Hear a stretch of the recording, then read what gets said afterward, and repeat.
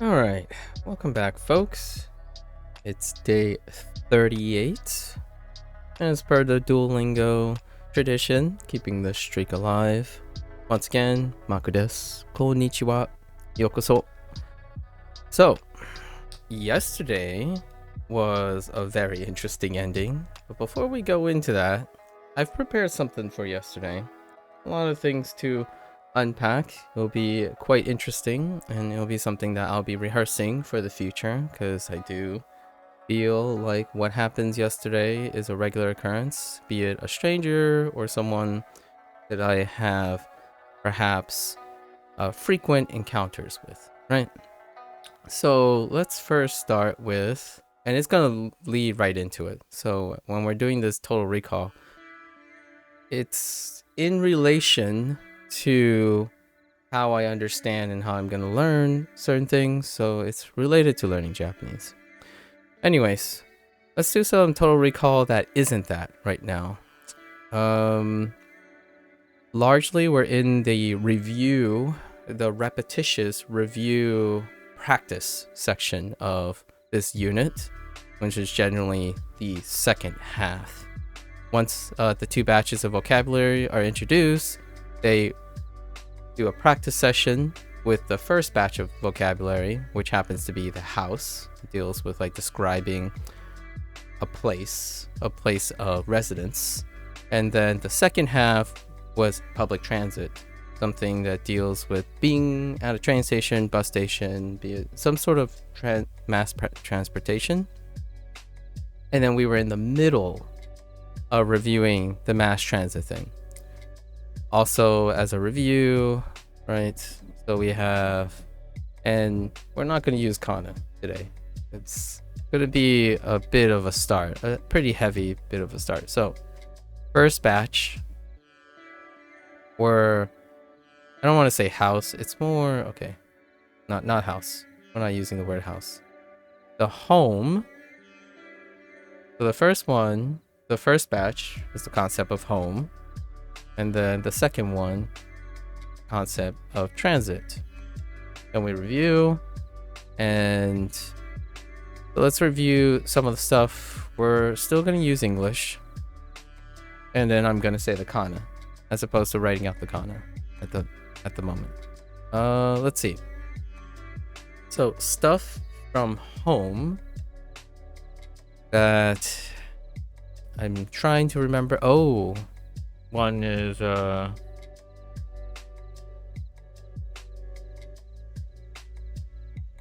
this one I should write out. I should write this one out.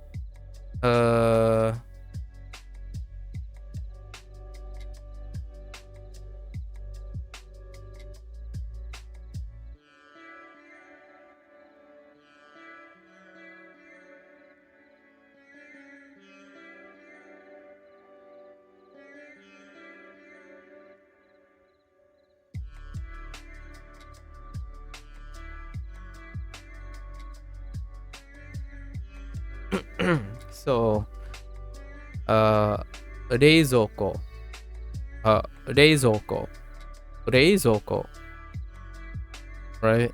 So, fridge.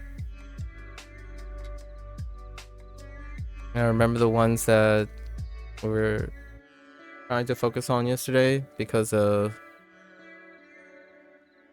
something. This thing is a little bit low, but that's okay. Something else that could be missed. Oh.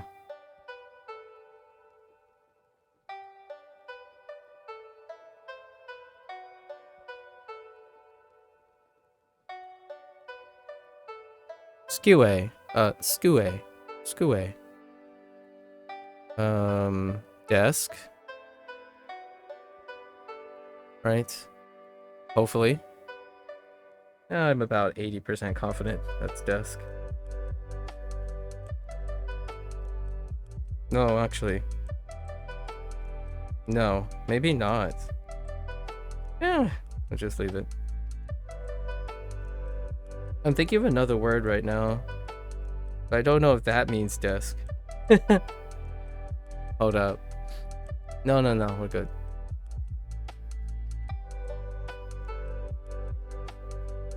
I see a 2-letter kana or 2 kana. It's kind of blurry in my head right now. I don't know if that means that. Oh, no. I know what it means. I can kind of see it. It's a little hazy in my...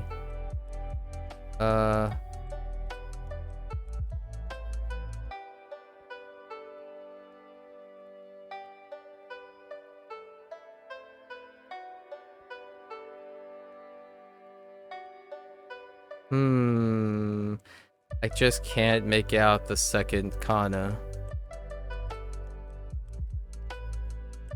We're gonna go with...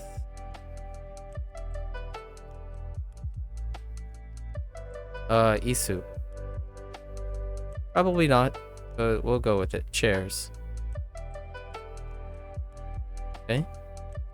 Probably those are the 3 that are a bit of a struggle. And they happen to be all hiragana, so... And you know, they're gonna have their respective kanjis probably, but...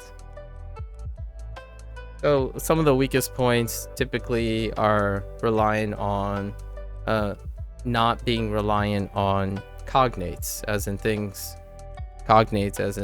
that borrow words, right? Katakana, when it comes to speech and listening, as a reinforcement tool that's already built in for its borrowed sounds. And in terms of katakana, the weakness of all the katakana terms is writing the katakana. So I'm actually kind of under... It takes me a lot longer to visualize the katakana due to its reliance or advantage with sound and writing, or sound and pronunciation, right? So hiragana has the opposite or a different problem, which the sound is great, the writing is pretty nice. However, the memory of the object, of what the object is referring to, is loose because of hiragana being something that I have to create new links with. So we're doing those things specifically, focusing on those things. So writing hiragana is easier, in my opinion, because it's abstract. It's far removed from something that's conflicted with the sound. And then katakana, it's conflicted with the sound, but that also serves as an advantageous memory aid for those words. Except for the one that I'm thinking of now, which I'm guessing it's not spelled out like that, but or it's not written that way. Renshi renji, microwave, right? So that one is an oddball for now. I'm sure they'll elaborate at some time, refine it, but renji, not sure. It feels it's half and half by its representation, but renji. That's covering the problematic ones. I think these are the problematic ones. And then, was there anything specific with the house? Am I satisfied with the progress after 38 days? I'm a journey person. I'm always satisfied with my progress. So I don't look... The only way you can estimate your progress from that type of... In my opinion, the only way you can answer that question is if you have a goal in mind way down the end. I don't have a goal down way at the end. So I'm always satisfied with my progress, for the most part. If I had a job which had a deadline, or like I'm pushing a deadline, then not so. However, I want to answer your question a little bit better, as in from a perspective that you're probably asking. So 38 days, where am I, right? So in order to use some, I guess, hyper objectivity to give someone, because my response is kind of unrelatable, right? It's not emotionally relatable. For me personally, I'm generally 90% of the time, I'm gonna say 90% of the time, satisfied, regardless of where I am. However, let's take my progress. So 38 days, let's use hyper objectivity. What is the average person competency at 38 days? I think the median was, let's just say vocab, like since Duolingo's strength is vocab. Personally, with Duolingo, there's about 480 words. And at my personal reservoir, I'm over 600 plus now, right? I'll end up reviewing this at day 60. Generally, I review things at day 30 and day 60, or I finish section 2 before day 60. That's when I'll review this stuff, but I've been keeping track. So just so that people are curious. So when we take the average, what is the average in 38 days? I think statistically, or like cursorily, I don't really data mine these things. To get to this point, at least in word count, the average is 2 to 3 months. So if we were going to compare it to average, right, or like 2 or 3 statistical average places wherever you get online, I am above average. So in that way, if someone was measuring themselves against a statistical average, then one would say that's a plus for satisfying. In terms of concepts, grammars, I did take a look at a lot of people talk about the JP, LT, and whatnot. And what is my grammar competence? Well, I did cover almost all of N5 myself. So not just Duolingo, but the points, I cover most of N5. And it still lines up to about 2 to 3 months. And 2 to 3 months dedicated. So 5 to 6 hours a day, which is about what I do in general. So right now I'm above average, if that helps with how I'm doing things. There's a big asterisk here. I'm not just using Duolingo, which that's the whole point. However, I'm also not using other tools that are popularly suggested, like Anki, LingQ. The other stuff that I'm doing is my own skills, my own learning skills. So whatever I choose to capture and actively participate is how I'm getting all the other stuff. So some days I'm just naturally curious about this pattern that shows up on Duo. It's not Duo that's teaching me, but it's Duo that's exposing me. So anything that I'm exposed to Duo, I have a natural curiosity to add my skills to understand what it is. It's not Anki, it's not another tool. So you could say that YouTube is a tool, or the Google Online is a tool. But there are many sites, many things. So if you want to know where I am at 38 days, I am about a month above average. And if you're asking me personally about my life experience, how does that rank in my progress? I have generally been, when it comes to learning things, like the learning curve stuff, right? If you're talking about learning curve aspects, this is maybe a humble brag or however I focus on learning a lot. So generally over the years, the skills that I acquire, I would say if I'm conservatively, I'm in the 85 percentile when it comes to learning curves. So I still believe that I am in the learning curve of Japanese, like finding all the foundations so that I can use Japanese to learn Japanese. That's, if I had a goal, the goal is to be able to learn enough Japanese to use only Japanese to learn more Japanese. That's when my learning period kind of plateaus, and then I'm in the practice period that shows steady acquisition. And during this period, I would say I'm in the 85th percentile. This is a little bit redundant, my bad. That means that if you take all the people in the world, in my opinion, this is not like hard science or anything, I would say I could learn faster than above average, more than 85%. of people, in my opinion. I don't know how accurate that is. I have often been characterized as an advanced learner. With that said, I'm not a mastery person, so I don't have a goal down in the line to like pass N2 or become fluent in Japanese. I usually move on. The learning process is what I'm interested in. So yeah, I'm pretty satisfied with some objective metrics. I am ahead of the game. With that said, if you're thinking about like someone who's focused on efficiency, so you also have a perspective. These are the two most common perspectives. The other one's efficiency. How fast am I learning? Right?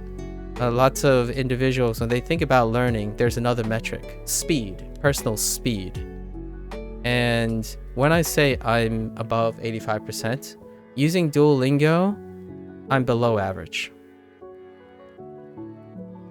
My personal average. So the way I'm learning now with Duolingo is slower than I usually am. I can think of many methods that I do normally, as in like have been doing, that would most definitely in 38 days, in how much time I put in, 5 to 6 hours a day, I would be way ahead of this. I would say I would probably strive for N3 by 38 days. With that said, that means I learn nothing. That's saying that I'm assuming I choose to learn nothing about how I learn. So what is slowing me down, you might be asking, why am I below average, is largely because I'm using techniques I don't use anymore. Like I don't use these techniques very much. So what makes it super exciting, so then the third aspect, the progress of progress, is fun. That's the third perspective that usually people throw in when it comes to how satisfied they are with learning progress. Fun. And fun is way up. Fun is way above average. The reason why it's way above average is I haven't ever learned anything like this, in this manner, ever. Like being stopped with unsolicited advice, being stopped by people who don't care for me, or being stopped by people who are my opponents, having discussions, having arguments, recording myself, being responsible, obligating myself to be really well rehearsed, having a mindset. Well, I haven't ever done it this way. I haven't ever acquired some sort of skill in formal education techniques that I don't use anymore in this manner. So it is absolutely fun. So overall, most things are telling me, even objectively, subjectively, I'm very satisfied. The top of the top, though, is that I love the journey. I'm always satisfied. 90%, I want to keep it above 90%. If it dips to 80%, then I start doing rehabilitation. I try to make sure that what is dragging me down. But generally, when I go to decide to do something, the goal is to make it satisfactory. So the long story short is I'm interested in all these different perspectives, but generally I don't choose to do things to dissatisfy myself. And that's not a young person's perspective. It's an old person's perspective. And I'm not that old, but I'm getting a half start. I'm getting a not a half start, a head start. I'm getting a head start in a quality of life where when I choose to do something, I don't choose to make myself suffer. And that is the ultimate goal. Every day must be as satisfactory as possible. Hopefully that helps. I gave some statistics and stuff and fun and whatnot because that is very important to people. So is Duolingo itself all these things to other people, I would say it's a mixed bag, and I'll talk about it at day 60. It's a lot to unpack, and I do have a lot of alternatives and psychological tricks, I suppose. Tricks, but suggestions that allow maybe someone who's dissatisfied to find something satisfactory from their use of Duolingo. Yeah. I have a lot to talk about today because yesterday at the end of the day there was another thing, so we're kind of just in that mood now, right? Because now we're going to transit, and this is a great time for me to stop recalling words because I don't think there's anything in transit that I've forgotten. Now, there's nothing in transit. So the real specific transit thing is these things. And now we're going to recall the vocabulary and the kanji of transit section. And I'll go into my digression for today. I've prepared something that will take about an hour to 2 hours of my practice in Duolingo to address. And it's a very important topic because it allows me to learn something about Japanese and the Japanese culture, or demonstrate something about the Japanese culture, in my opinion, from my foreigner lens. So for transit, we actually learn I think all 4 kanji in this section is related to transit. So let's see if we remember the kanji.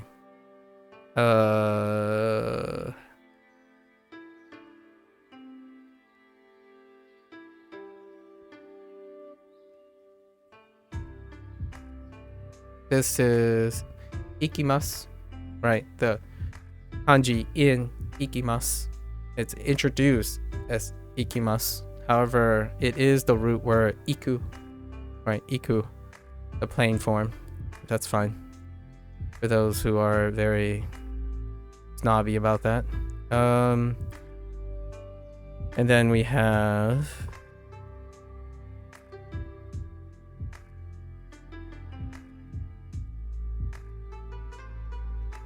no, that's not in proportion, but that's fine. And then we have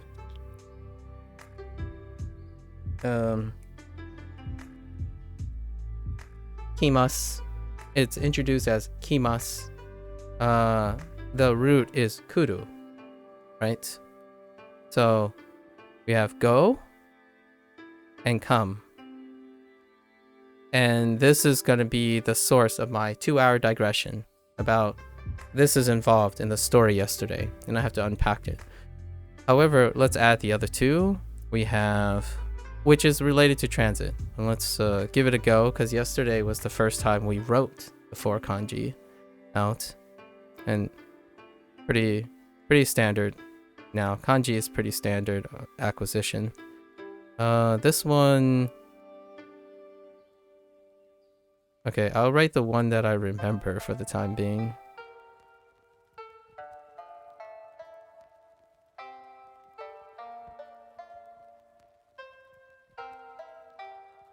Right.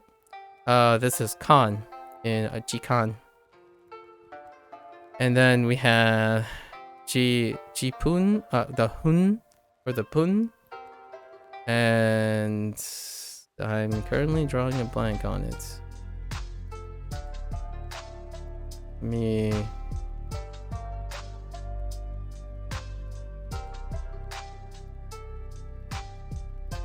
Oh, I remember.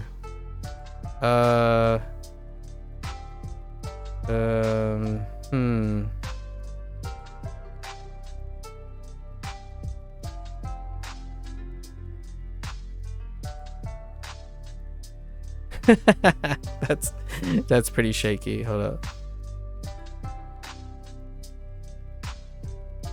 Yeah. So these are the 4 kanji. We have iku, kuru, pun or hun, because we haven't had enough Duolingo practice to see any new patterns. So the pun and hun, we have gohun, and jupun, jupun. And then we have kan, which only occurred a couple times. So we don't know if that changes or anything like that. All right.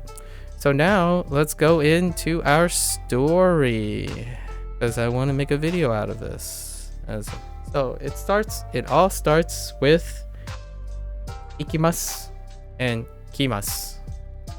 And it spirals pretty hard. So let's start with my digression. Hey Jamie. Whoa. So from time to time, I have deep digressions, and this time it's very deliberate.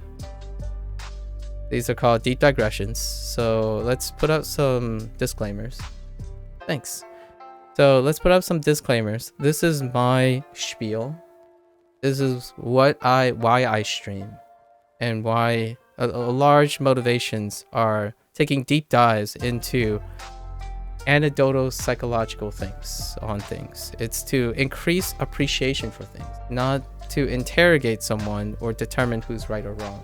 The idea is to provide enough discussion topics or rhetoric for other people to consider, because I don't like the idea that there are hustles everywhere and individuals don't take things for fact these days and rarely participate in the intellectual stimulation of thinking and challenging themselves. Like, it's not that fun anymore, or that's not entertaining. So these are my attempts to make it a little bit more interesting. At least for myself, this is the way I live. So this is like an activity I do nonstop all the time in my head. The only time when I'm not doing it is when I'm sleeping. Sometimes I have dreams about it, so maybe that's not the best example. So these are called deep digressions, and it starts with the concept of go and come. So yesterday we had a discussion. These were introduced 2 days ago, possibly yesterday, probably only yesterday. And that's the idea of going to something or coming to a location, okay? And so far, the way Duolingo introduced this stuff, it's no biggie. Like, so one of the concerns, this is a deep digression on, we're unpacking unsolicited advice. And yes, as a streamer, I expect this to occur. So in no way, some disclaimers. This is non-emotional, but also me being serious about this stuff. I'm generally very serious about this stuff.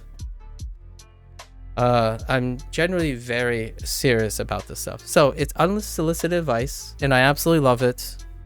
I might hurt people's pride and stuff, so I'm trying to give everything a fair shake. I really take this stuff seriously. It's the thing that makes me so excited about learning things. So, just as a heads up, right? I'm serious, but non-emotional. In regards to language, well, I have to explain this. So, you'll find out, Jamie, in a bit. So, Duolingo introduced go and come.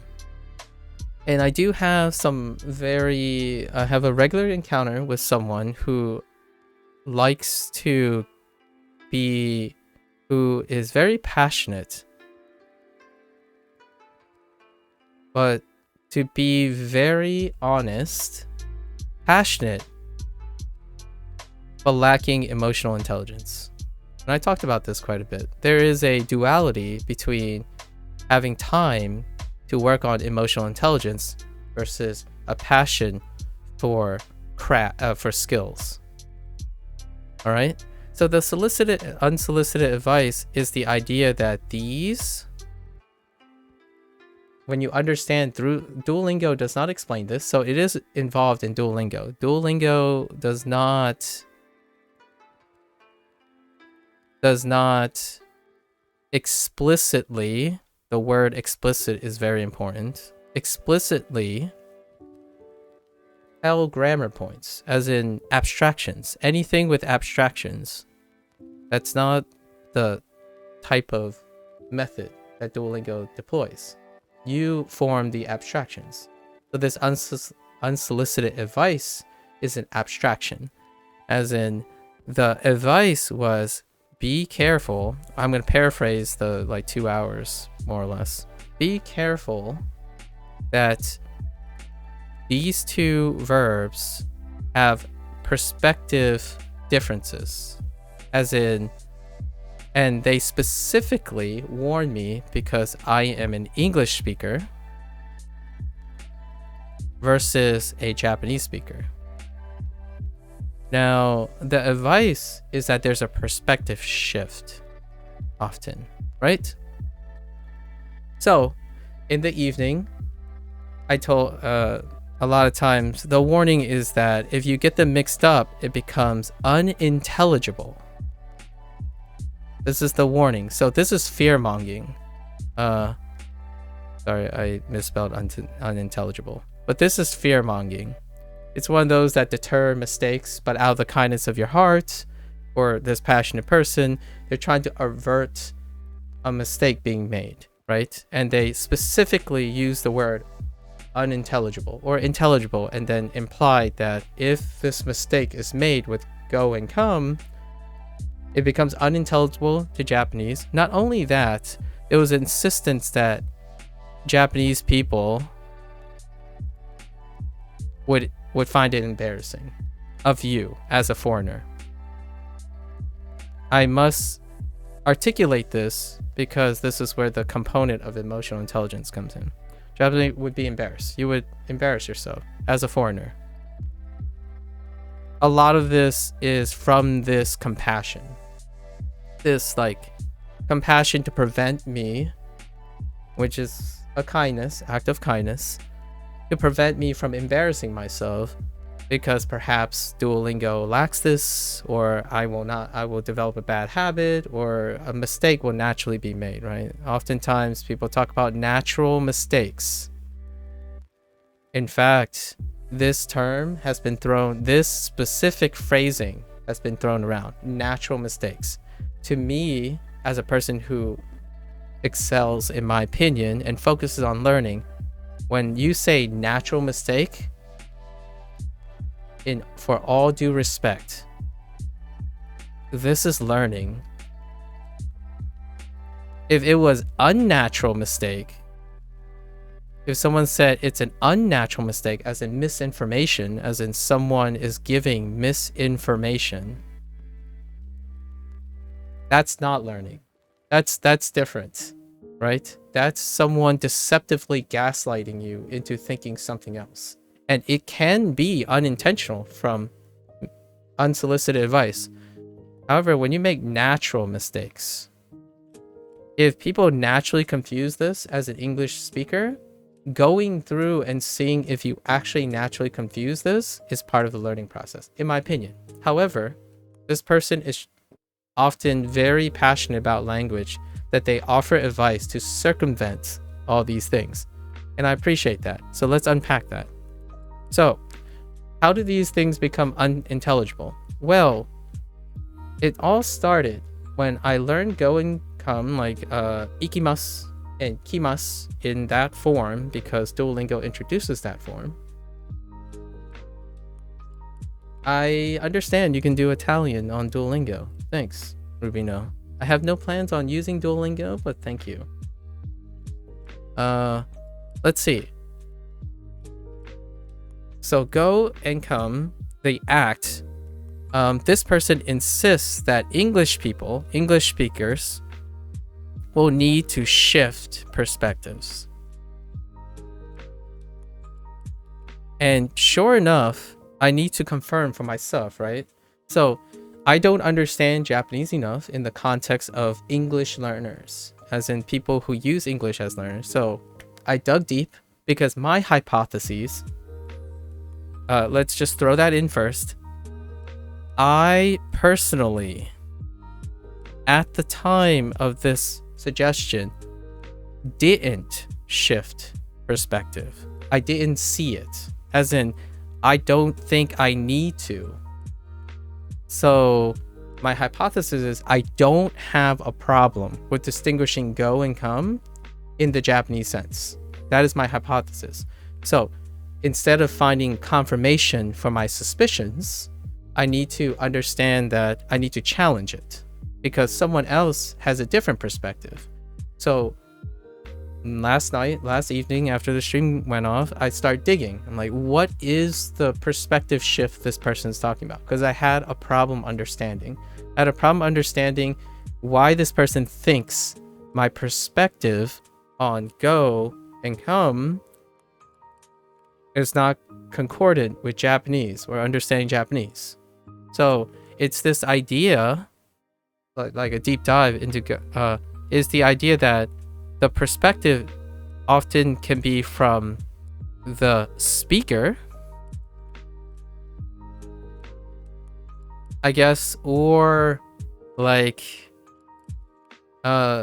basically it's that in Japanese it's always from the perspective of the speaker, right? So somehow again, I'm having trouble understanding this, but in English, when you say to go somewhere and to come somewhere, like for something to come somewhere, it's a different perspective, it's like a coming from a different point of view, right? And I can see that sort of. However, I don't quite understand it. Apparently this is a problem and I'm still having trouble processing it. However, there are diagrams, like the illustration would be someone comes to someone else, right? Like the idea is this is the mix that people use, and it's the example the person chose and another person I know, that more than one person. So I'm the odd man out. I'm the person that's being explained to. So where you have subject A can come to B. So whatever A is can come to B, right? That's not what imasu is. This is not imasu. This is ikimasu, as in to go. A goes to B. Fair enough. I had no problems understanding that. What I had a problem with was I don't understand how this is relevant to me. Okay? So here's the thing. This is the classic example that I saw everywhere. So it's confirmed. English people have this problem because I hear other people say this. Like, hey, come to me or come to my house, right? It's go to my house because it's from the perspective of the speaker. The speaker, like the thing, goes to the house, not comes to the house. I get it. I hear other people. But when I started speaking, I got challenged indirectly by saying, I'm saying I don't understand. For me, there's an idiosyncrasy about my English. I don't like using words like go and come. They're not descriptive enough. They don't show direction. They don't show intent. They don't show manner of movement. Much like Japanese, oftentimes I prefer to use more detailed words, and that led to a whole discussion about the discretion of using precision when you're asking questions and not. But what, for all intents and purposes, it was really weird for me to say when I read kimasu, like using kimasu is the train will come in 10 minutes. I do not hear that. That is ludicrously awkward for me. I don't say the train will come in 10 minutes. I say the train will arrive in 10 minutes. The train will depart in 10 minutes. So when someone was talking, it was very innocent conversation. The person was asking, oh yeah, that's kind of weird. I haven't known someone who don't use the word go or come. So they continue to give me examples like, are you coming to the party, right? And the idea is English speakers would use likely because of Duolingo introducing it as to come, they will use kimasu, but it's ikimasu because they're going to it, right? They are going to it as opposed to coming to a location. So I understand that. However, I don't see it as that. If I ask someone, are you coming to the party? I'm asking, are you arriving to the party? Like soon, or you need like more detailed things, right? You modify it with time and direction. So when I see the train is coming in 10 minutes, the 10 minutes is modifying the arrival of the train in the destination. So this is how I view kimasu and ikimasu. And sure enough, in my daily reading, this rule sticks to all the conjugations of kimasu and ikimasu. So not only do I not have a perspective shift issue, I got drowned out by people who think that unsolicited advice was relevant to my problem or my perceived problem. So here's my take on it. And yes, I did find converging evidence of using this technique. Okay, so we have ikimasu. You are departing away from the destination. And the destination is not a literal thing, it's a figurative thing, right? And then kimasu is arriving at a destination.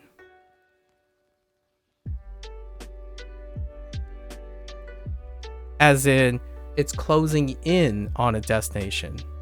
It's getting closer to a destination. And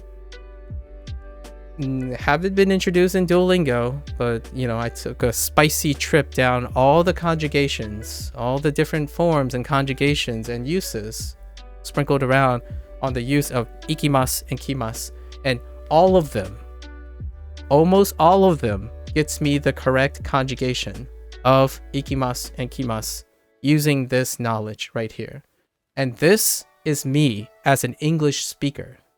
I see these words meaning this as an English speaker.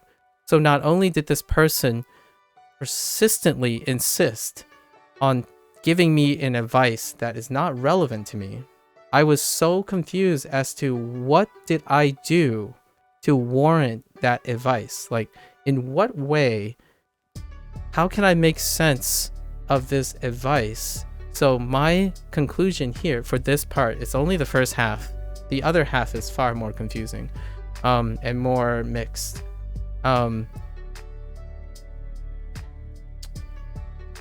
So this person, I understand the perspective shift. So I understand that, yes, it is confusing to English speakers. So thank you for the advice, right? Typical English speakers, maybe. I don't know enough about statistics, but maybe this is a common thing in English. All the sources that I've read indicate that this is a common occurrence, like a common occurrence of using the word come in the ikimasu perspective and not the kimasu section. I get it.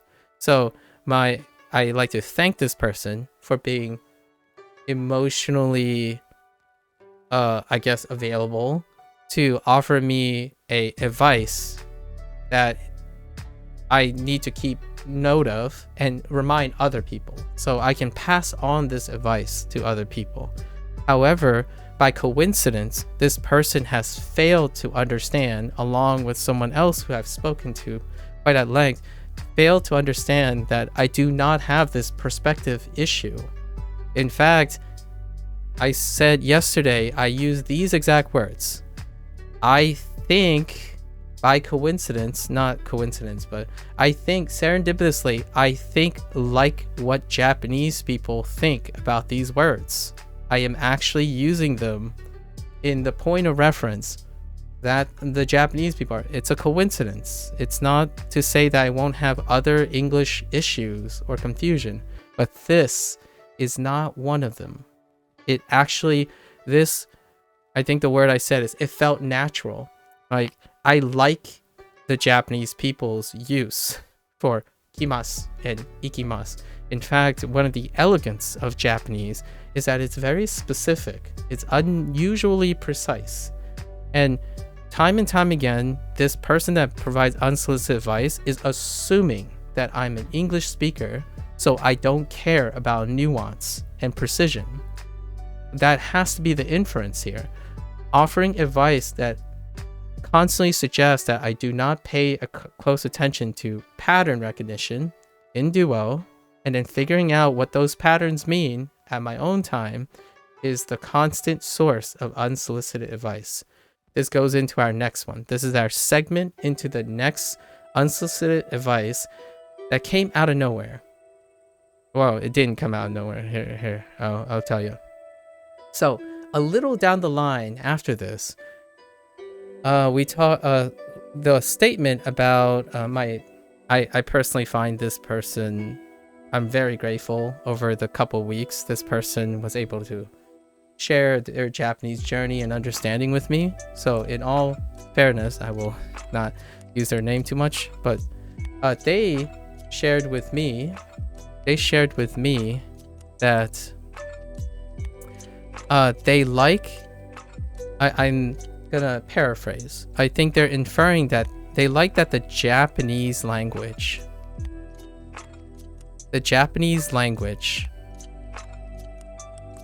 right, the Japanese language never, or tries to not assume third person feelings. I know this is not exactly what the person said. I'm trying to be very specific here because at the time we were referring to how the Japanese language averts or tries not to use their language to infer someone's feelings in the third person, right? And it was more spoken as a take on Japanese culture, in my opinion. That's how I interpret it. So I'm sorry if it was a misunderstanding of that person. We'll talk about this more with that person at some point. Take on Japanese culture. So for my take is the impression that we get from the Japanese language is that you do not assume or try to assume the third feeling. And that comes from a very specific phrase that showed up. And this particular person who offered this aggressive, unsolicited advice is again trying to protect me from misuse or misunderstanding, and that would cause me embarrassment in front of Japanese people, right? Which, for the record, I'm no stranger to embarrassment. I'm in the United States, I'm multicultural, so I actually embrace embarrassment. Embarrassment is how I learn. So I'm not engraved into a Asian face culture. And the face culture, the concept of face culture is going to play a big role in what I was trying to say yesterday, but didn't ever get to because of the aggressive nature of this unsolicited advice, right? So the advice is, you cannot say Ken-san, for example, Ken-san wa ramen ga hoshii desu. Right? This would assume that Ken desires ramen. Alright? I don't know where this came from. And right, I don't actually know where this exact example came from because I'm not even sure if I remember it. But there's a stickler for this, okay? So here you have the idea that they're trying to prove their point. So this is confirmation bias. So we're already working in the area of confirmation bias. So I'm already confused if this actually occurred in Duolingo, because they use Kensun, right? And Kensun is a name that is used in Duolingo, but I didn't actually see the sentence anywhere. All right, so that's had yet to be confirmed. So it's actually it's a jab on Duolingo, even though I have no idea where this is coming from. And this person, without a doubt, maybe they're not emotionally intelligent enough to be aware of their own prejudices, but all the time, all the unsolicited advice is targeted at something that either Duolingo doesn't do, or they are prejudiced against how it misrepresents, arguably misrepresents. And what I say by that is the previous discussion we had with this person is regarding the particle wa, how wa is being presented. And after, wa'ing all over the place for over 30 days, it's unfounded. I absolutely disagree that there was any indication that wa was being misrepresented, because there was a lack of information. So what this person was inferring is that English people will naturally misunderstand or misinterpret the wa pattern or the wa use because Duolingo didn't explain it. So here's the thing. Duolingo didn't explain it, so there's no misinformation. It's more of a lack of information. So that unsolicited advice was probably to be preventive, right? Preventive by providing more advice that Duolingo doesn't have. That's fair, but that's not how that information was presented. It was presented aggressively as saying Duolingo is making people bad learners, as in Duolingo is leading people to think that wa is something it's not. Well, yes and no. I can see how the pattern would play into English's tendency. However, for that, which was a deep cut way back in the first 3 weeks, I didn't have that. I saw the pattern and I only use wa in that pattern until I understand what that pattern is. So if you were evaluating Duolingo based on the pattern it used, wa was specifically used correctly, grammatically correctly in all of its instance. It's the user that is inferring the error.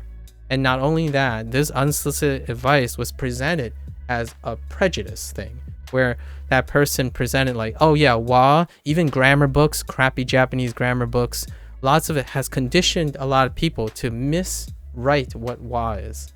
And for me, I had a counterpoint. When I went to dig for evidence of people saying that wa is a subject marker, that was the argument, which we'll try to cut short, but a subject marker, right? This person had an agenda. It was very visible. I don't know if they're emotionally intelligent to be aware, but they had a prejudice that they were very frustrated that people are saying subject marker. Wa is a subject marker. And I agree. Wa is not only a subject marker, but I disagree that it's incorrect. It is correct. It can be a subject marker, but it's more than that. I looked, probably up to like 3 days now, maybe 15 hours in the evening. Wa is being written as a topic marker, not a subject marker. And this is more of an English conundrum. A topic marker in this case is used to be applicable to a subject marker. So it's a subject marker, but it's really a topic marker. So in no way did I found 100 years or 50 years of grammar misrepresentation where they're saying wa is a subject marker. It's actually wa is a topic marker, which is inclusive of a subject marker.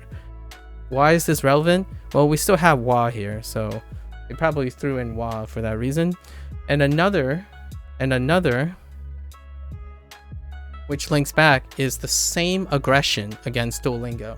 So Duolingo does not explain the use of hoshi desu, right? Ga hoshi desu, right? So what this person is trying to warn me is that this is being introduced as the predicate for want. So we're seeing a pattern here. The last time it was go and come. This time is want. And it comes from perspective. Again, the Japanese cultural perspective. So you cannot, it's very impolite, right? It's very impolite to assume someone's meaning. That was the idea of the comment. And it's also, according to this person, grammatically very, very literal, grammatically incorrect. So my goal is, I don't see a grammatical error here, like a non-feeling, non-culturally relevant grammatical error. So I spent the evening trying to figure out if it is indeed grammatically incorrect as best as I can. And I'm not going to say that I have a definitive answer, but for now, my response is maybe it's grammatically incorrect. Okay, maybe. The idea is that there's a topic that's marked, and hoshi desu having a object marker, ga onto ramen. So when you say, if you ignore this topic, right, you still have the grammatically structural, accurately correct ramen ga hoshi desu, which means I desire ramen. And in this case, this is politely, or this is behaviorally acceptable. As in expressing your own desires is behaviorally acceptable. So right now, my inclination to believe is that you don't use this because you try never to use it, because so it might as well be accepted as grammatically incorrect. I think that's where the impression was getting. It might as well be grammatically incorrect because you do not use this. It's very impolite. It's discouraged, right? It feeds into the notion that in the Japanese language, and maybe by extension, the Japanese culture never assumes or tries to assume third person feeling. And that's as good as I can get with being fair to this person, right? Now, here's the deeper cut. And this is relevant to my use of the Duolingo. I thought to myself, okay, where have I seen this phrase before? Have I seen Duolingo literally suggests this setup as acceptable? As in, is there any place in Duolingo that demonstrate a pattern that tells me you can do this? Okay? Because there's a difference between inferring and assuming stuff when you see a pattern versus literally knowing what the pattern is.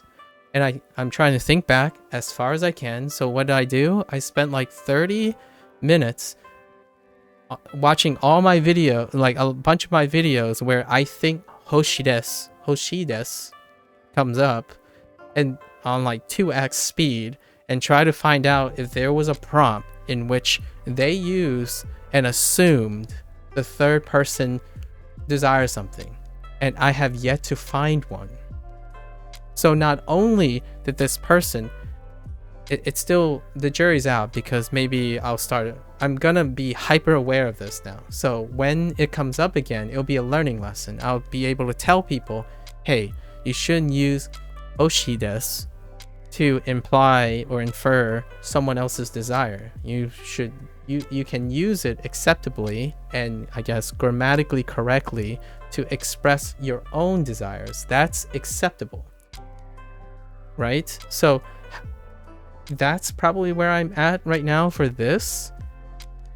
I don't think Duolingo actually has ever done this. Not that they don't so they still don't explain why that's the case. But as a person who used Duolingo, like myself, who's looking for patterns, there is no pattern that insists that I could even do this in the first place. I haven't ever seen it in raw format that Ken-san, Naomi-san, Hana-san desired anything. It has always been in the form of an object and a self-expression. Like, I don't know, in the house it would be takai hondana ga hoshii desu, as in I want a expensive bookshelf. Has the whole session yesterday, nothing was in third person. There was no third person. It was just you. You used to live in a old house, or like that's a live, sorry. You want a new apartment, you want a spacious apartment. Like me, I want a spacious apartment. I want a new air conditioner. I want something. It has always been I want. So when I read this again yesterday and I sat down and I thought, I don't remember ever writing this. Like, I don't think I've ever translated a word in Duolingo that said, Ken-san wants ramen. It felt so weird. And guess what? Because I'm willing to bet this format doesn't even exist in Duolingo. So not only did this person insist that this is wrong, and it's to prevent people from using this wrong, I get it. It's kind of like the whole go and come situation. You're assuming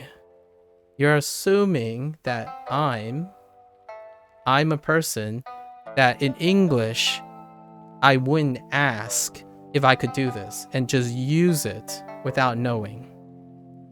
So once again, it's to be protective of common errors that English people make.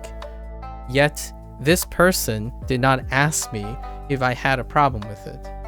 However, they were also motivated to, in my opinion, slander Duolingo once again, because Duolingo doesn't explain anything, and this guy likes to explain some things. Sure, I like it, so now I can inform people if this ever happens, like, oh yeah, you shouldn't use this.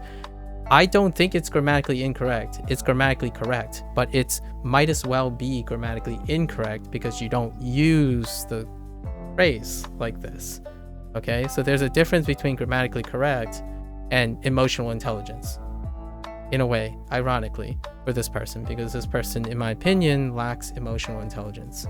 They throw emotional intelligence out the room all the time for providing unsolicited advice. Yesterday's confusion was that I did not understand why the advice is relevant here, because I'm in agreement. Like, all the things that person said was like, yes, that's exactly what I think it is. Thanks. I know. Am I doing something wrong? But it's really because this person wanted to emphasize that English speakers make these errors. Great. And I happen to be an English speaker who's also saying that I don't have these problems, and I agree with you the whole time, and I was baffled. I still don't understand why this person continued to press a point that I agree with them. And then now I'm going to talk about the point I wanted to make, because it's a really, really good one.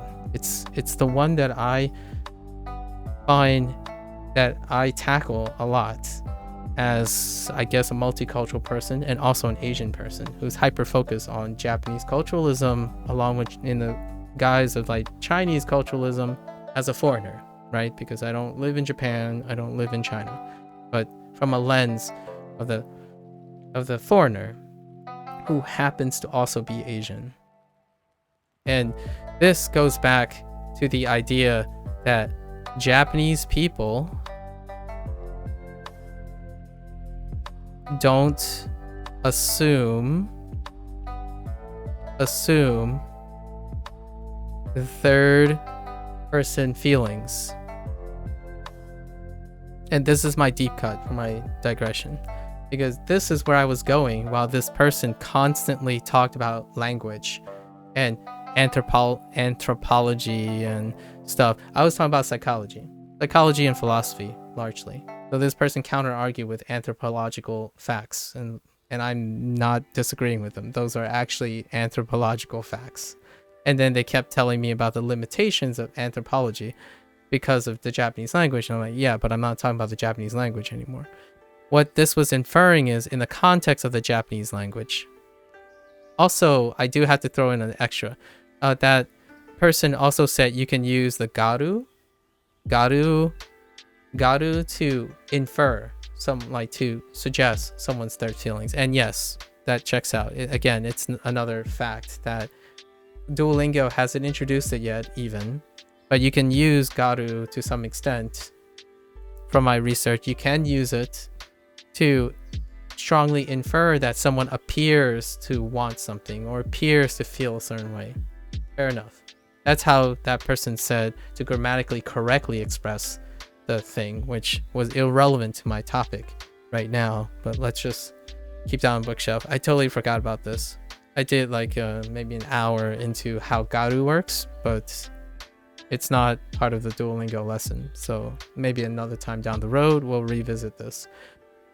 So Japanese people don't assume third person feelings because this is inferred in their behavioralisms through their language. And a lot of times I always talk about learning a language is also learning about the Japanese culture, right? Or like learning a country's language can be very eye-opening and lens through other things. The difference here is, in my opinion, we're inferring that Japanese people don't assume third-person feelings because their language strays away from that. It's very indirect. Sometimes it's very polite, right? Like there's lots of dictations to remove misunderstanding, things like that, right? Yeah, markers. Oh, garu helps me mark that I am expressing something in a certain way. Directionality in language and stuff, and it was contrast to the English language. The basis is that we're English users, and then English culture, by comparative sake, don't assume third person feelings. And then I get that. I back that idea, especially from the language, Japanese language perspective. Absolutely. And that's the elegance of the Japanese language. The intent is built into the language far more than English, in my opinion, debatably. So compared to English, right? Now I stepped away from the Japanese language and I was thinking about psychology. All right. It's like the intersect of psychology and anthropology. Oftentimes there's a lot of overlap between these two. So my take was that I wanted to offer an alternative rhetoric.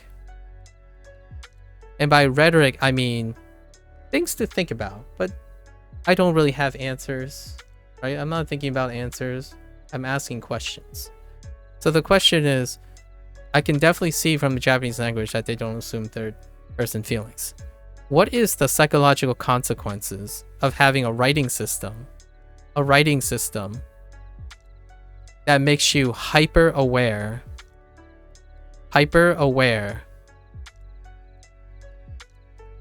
of other people's feelings?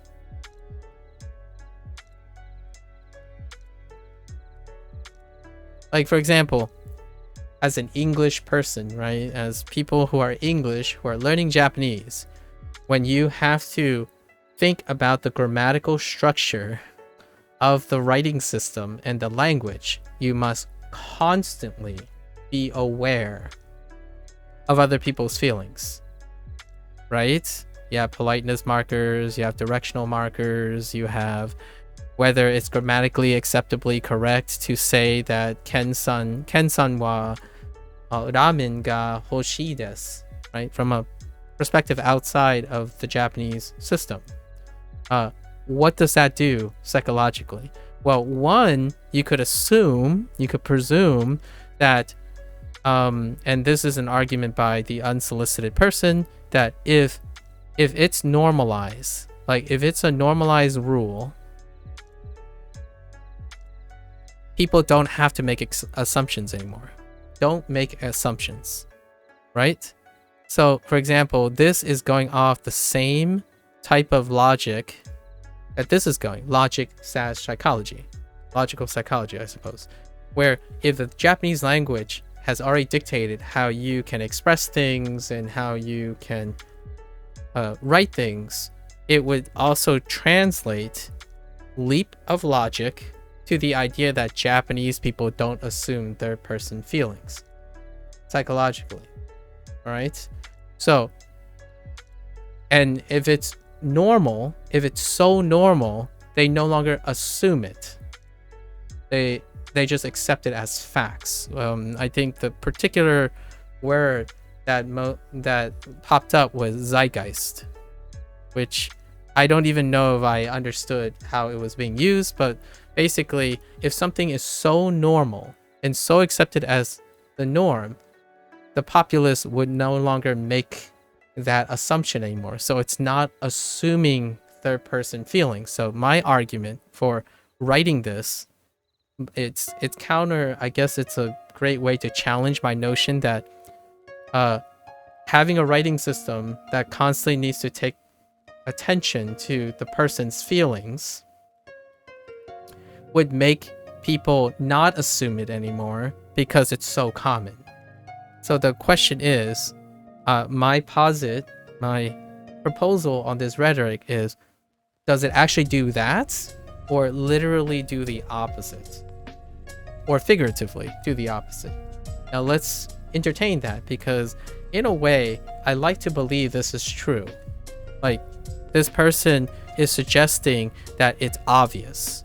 The way this person holds themselves is, it's obvious that this is true because of the Japanese language, because they are, in my opinion, consumed in the realm of facts regarding the Japanese language.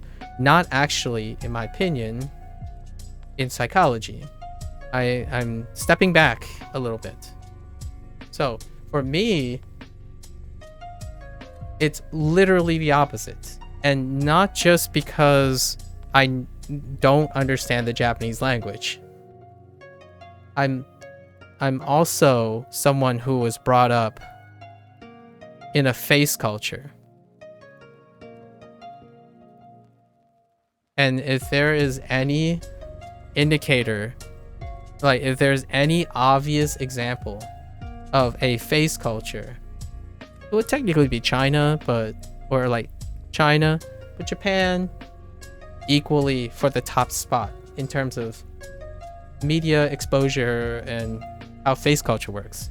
And to sum up, to be not too superficial, a face culture is a concern for others' feelings.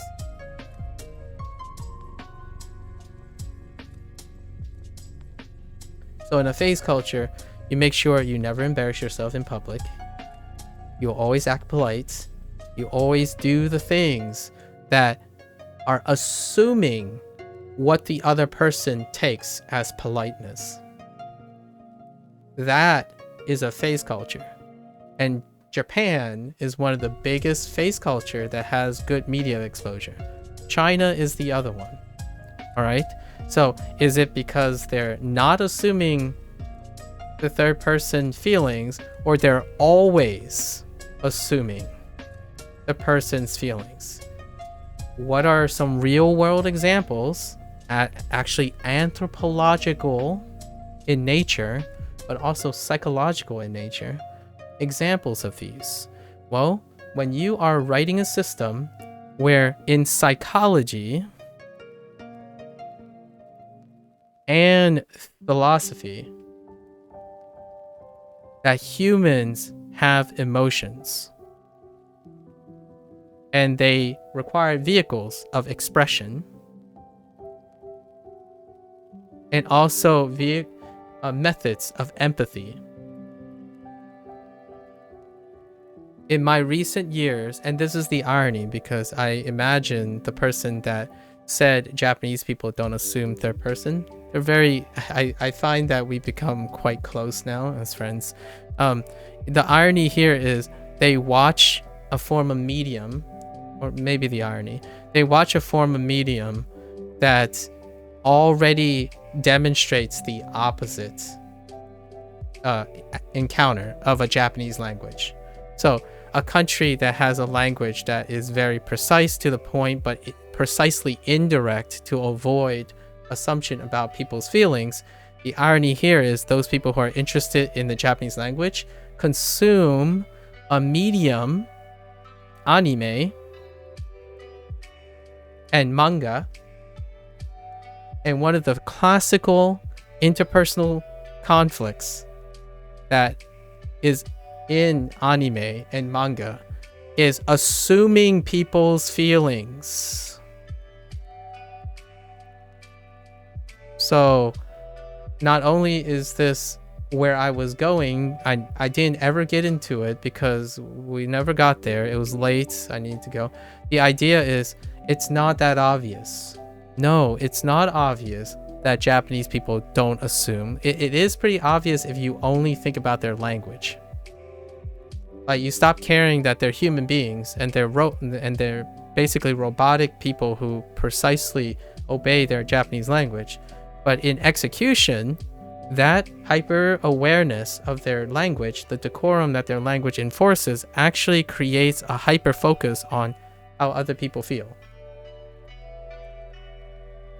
How does this show up? Think about the nightlife in Japan. Think about the salaryman and what they talk about when they talk about the lack of self-expression.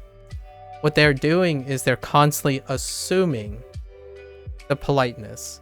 They're assuming what they have to do. Constantly being reminded of what they're keeping and what they're assuming the other person is feeling. It's a country that doesn't use self-expression a lot of times, and precisely use self-expressions in very specific cases.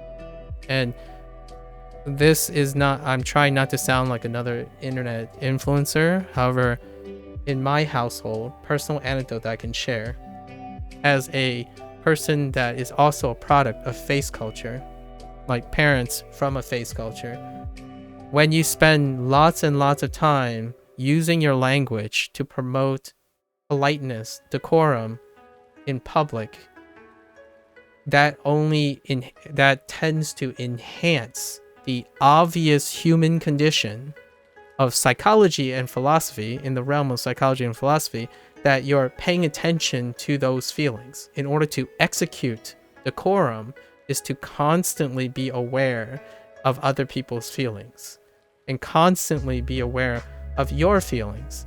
But you can't express it because that's the language decorum. Like, now you have a language that does that. Right?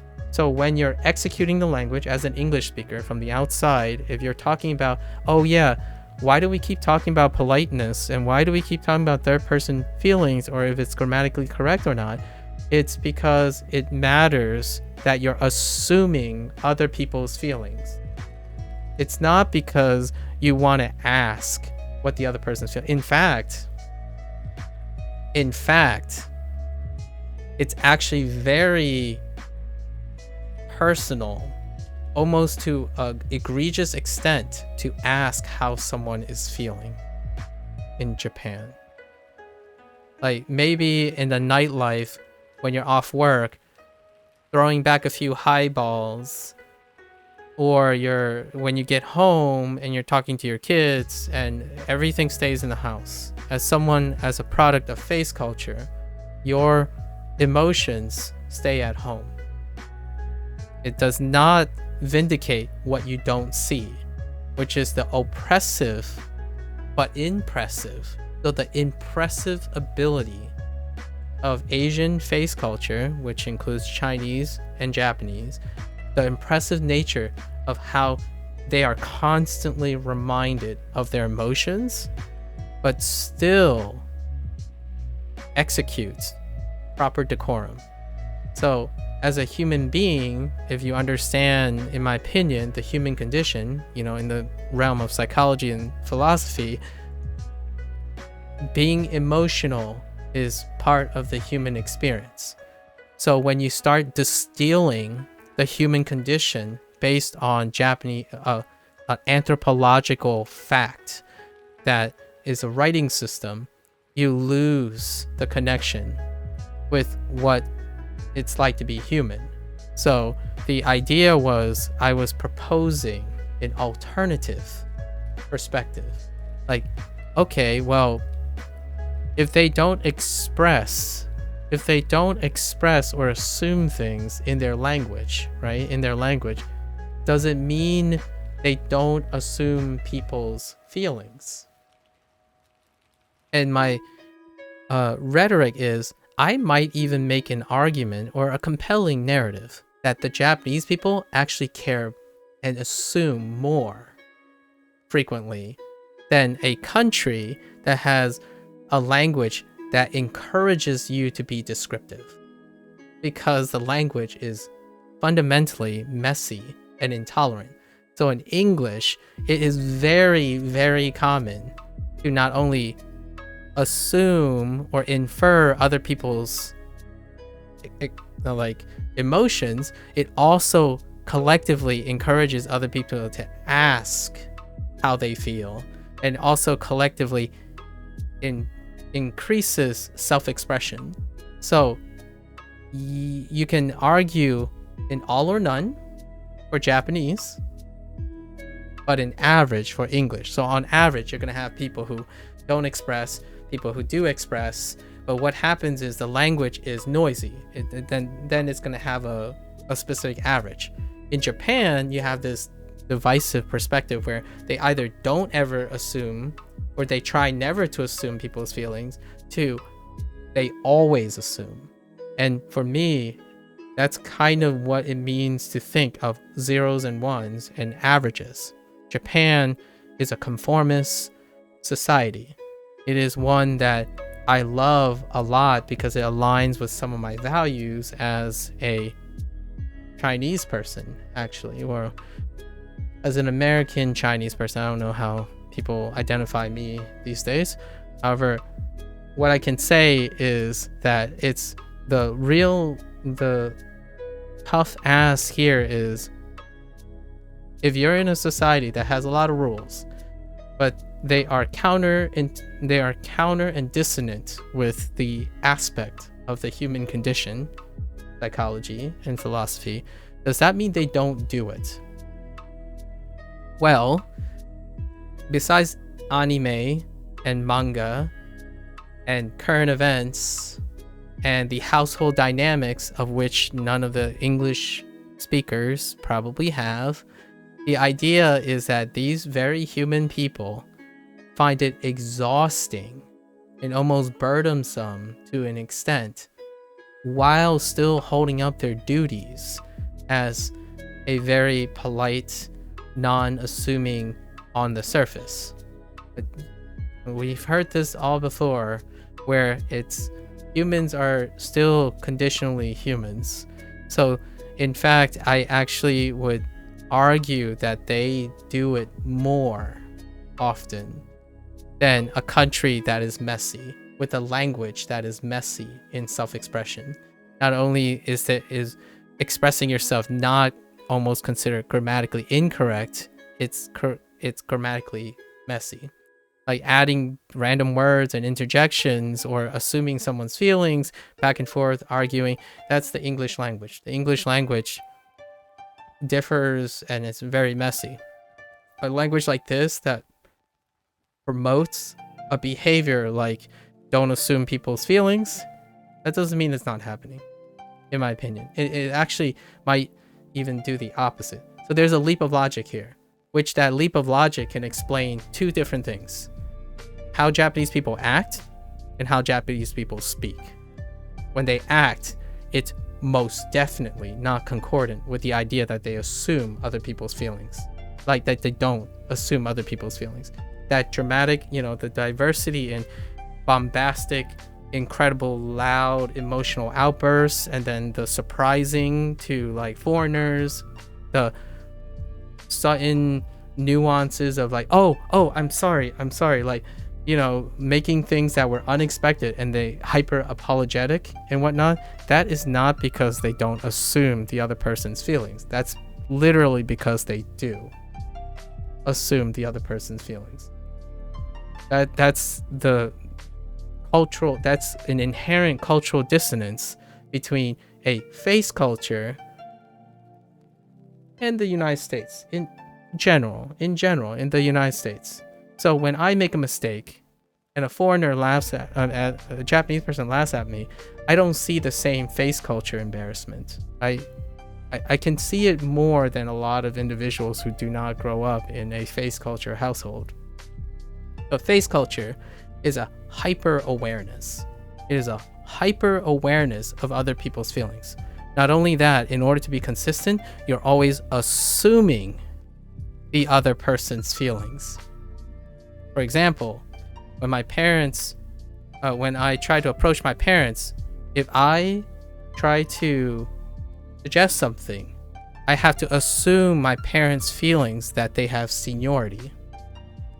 So I have to be careful and polite to not elicit something that would be construed as rude.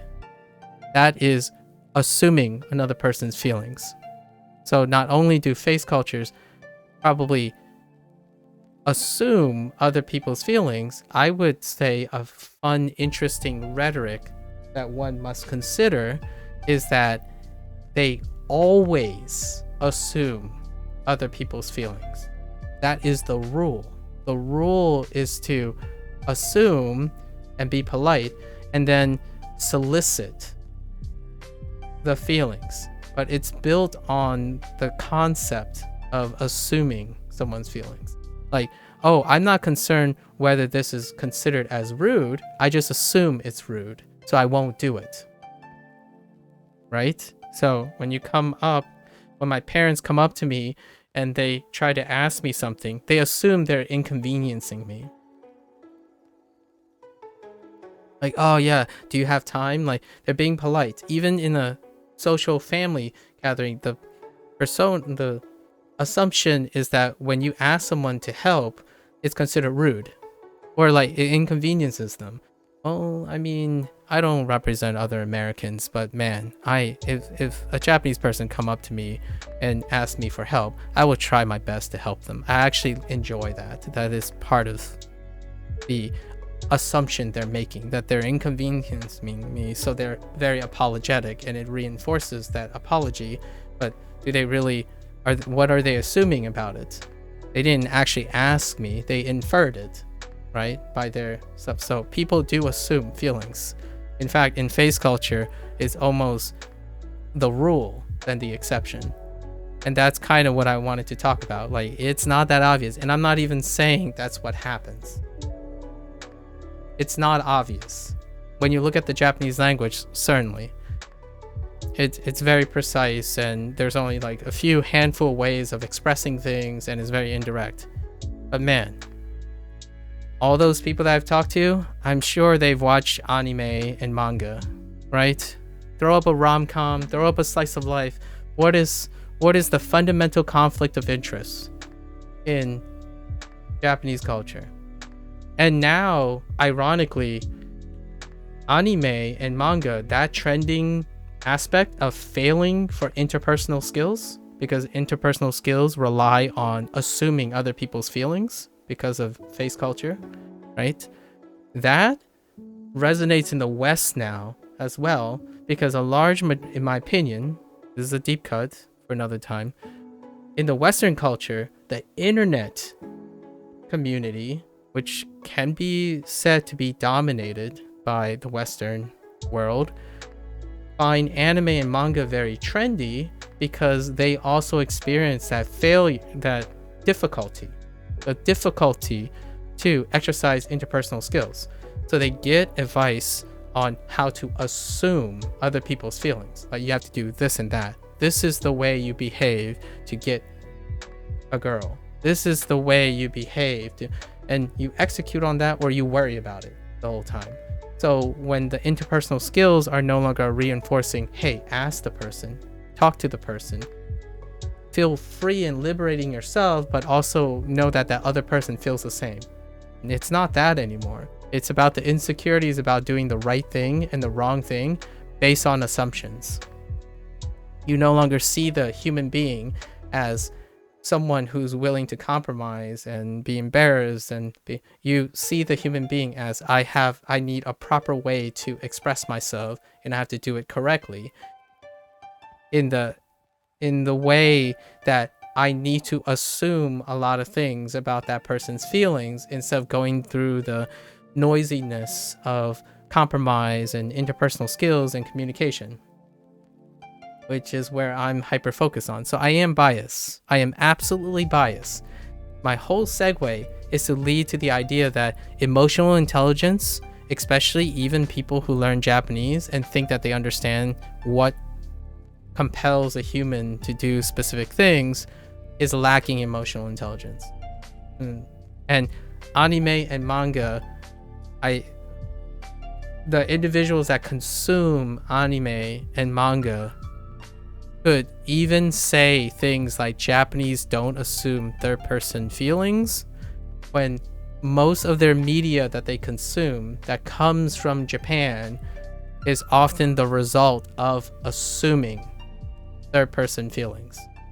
You watch that, anime that went 3 seasons long, and those two people still haven't talked to each other about how they feel because they just assume how they feel, right? Instead of openly talking about it and removing the consternation of, oh, what is the feeling of this? It becomes avoidant. So what is likely? A country that has a language that's completely avoidant of emotional expression, to the point where you have people who learn and say, oh yeah, Japanese people don't assume people's third feelings because you have to consider that in their writing, and it might as well be considered grammatically incorrect, to a country that is littered with an explicit language that requires that everyone assumes, infers, and expresses their feelings. The likely case, in my opinion, in my humble opinion, is when you factor in psychology and philosophy into the anthropological existence of a Japanese language, or even the linguistic approach, the outcome is that the vast majority of people still can't exceed or live beyond the human condition, which is feelings. So I would argue the more you suppress and oppress your feelings, give it a writing system or stuff, the more likely, in order to make that possible, and that's where I was getting at, it is possible in a monocultural setting where everyone assumes the rules about feelings, not because it's so normal that they become unaware of their feelings. Japan no longer exists in a vacuum. It sends ripples. Japan is a tourist haven. Like, they get a lot, and they are constantly reminded of their face culture, and they will continue to be challenged by the idea that they are reminded that they assume other people's feelings all the time, to the point where it becomes burdensome. It is part of what I admire about the Japanese culture, where they are able to do this, like, not be tempted to go beyond this, like, look at self-expression, inquire about someone's feelings at all. So weird. I don't know. That was the point I was gonna make in the 2 hours I was trying to spend wondering why this person is constantly suggesting that I'm talking about some sort of Japanese language, or the misuse of hoshi desu. There's, in my opinion, still at the moment, no perspective shifts for the use of kimasu or ikimasu to wrap things up, and I still can't think of an instance in which Duolingo used hoshides when describing a third person's feelings. But that's fair. That is very fair, because one day I might end up using it, since Duolingo didn't suggest it's wrong. Well, for me, it's possibility, but I'm a person who observes something and must confirm what I'm inferring. So since I haven't ever seen hoshides, at least not to my knowledge, not to my recent knowledge, that hoshides had a topic modifier that was the third person ever, it's not enough to be salient in my mind to say, oh, I'm confident this is how you can use it. I might have a chance to glancingly say, oh, can I do this? Because as an English speaker, personally, I would ask first, how do you feel about this sentence, Mr. Japanese person? Can I say, Ken-san wa ramen ga hoshii desu? And they would say, no, that is unintelligible and maybe possibly grammatically incorrect. You would want to use garu, or perhaps in another way, you would ask how they feel. And guess what? 9 out of 10 times, I would probably ask the person how they feel first. Because unlike the narrow-minded, closed perspective, for better or for worse, passionate and maybe very skilled knowledge of someone who's hyper-focused on something, when you step back, it's the full package. When you're constantly ignoring feelings, you are hyper-aware of other people's feelings. It's both. You need both. And then in an English culture, when they're constantly like expressive and they're constantly talking and assuming other emotions, they are also constantly aware of asking and talking about emotions. It's both. It's not whatever your confirmation bias wants you to think. Basically, oh, English people always assume people's feelings more than Japanese people, so therefore I should offer this unsolicited advice because my perspective is so small that it only restricts to the anthropological facts regarding Japanese language. And that's my spiel, right? For better or for worse, I don't know if this is true. These are observations, right? Like what I mean is my rhetoric is that these are the thoughts that I have to think about. When I learn a Japanese language and I put it in the perspective of an English speaker, this comes up all the time and it's brilliant. I think this is the part of learning a new language that feels missing in a lot of people, where it's generally about the raw vocabulary and the stuff. I like to think of the implications, right? Implications make it interesting. Like, I won't forget Hoshi desu now, thanks to that person. So I'm not ungrateful at all. I actually find it very fun. Like, I have very fond and endearing feelings about it, because now I get to tell the story of Hoshi desu, and I get to explain some of the things about kimasu and ikimasu, right? And there you have it. That's I actually finished a little bit early. It only took me about an hour, but it's probably because I skipped garu, what I learned about garu. But garu is an alternative method of expressing third person feeling. Maybe Duo will introduce that, maybe it won't. One thing for sure is confirmation bias,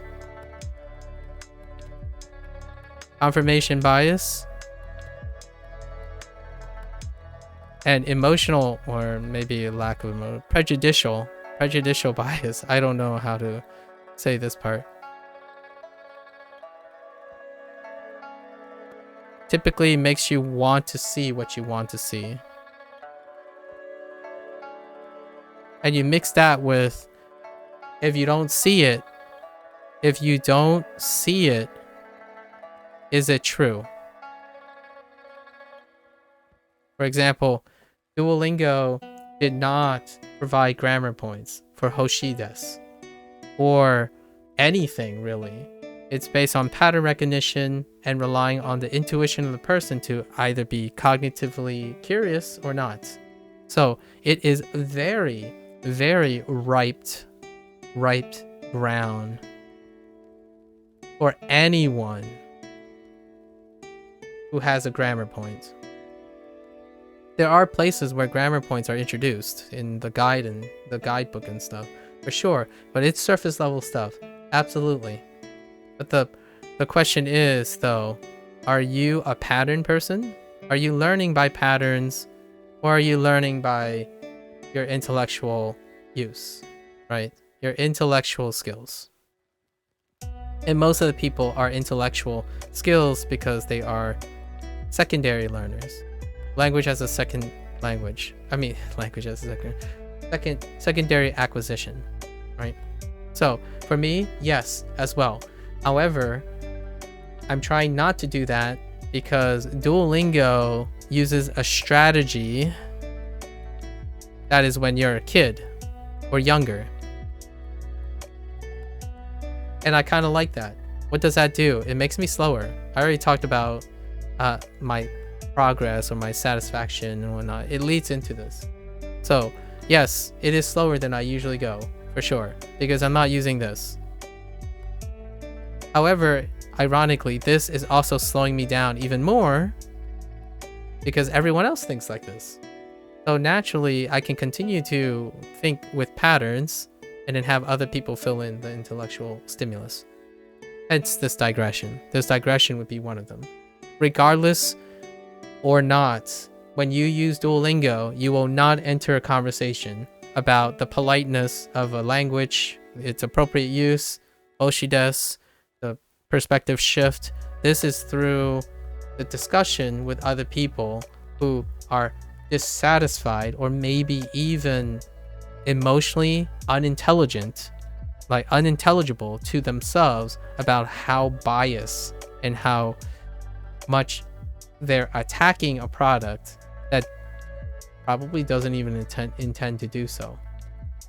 And then using that frustration to project onto another person, which by coincidence, from my perspective, don't even share those misconceptions. I often feel like in this case, because I speak American English, I suddenly stop being Chinese and stop being someone who's interested in the Japanese culture.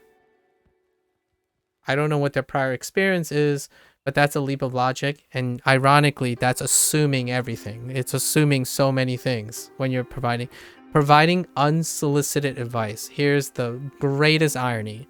Someone who's so interested in the Japanese language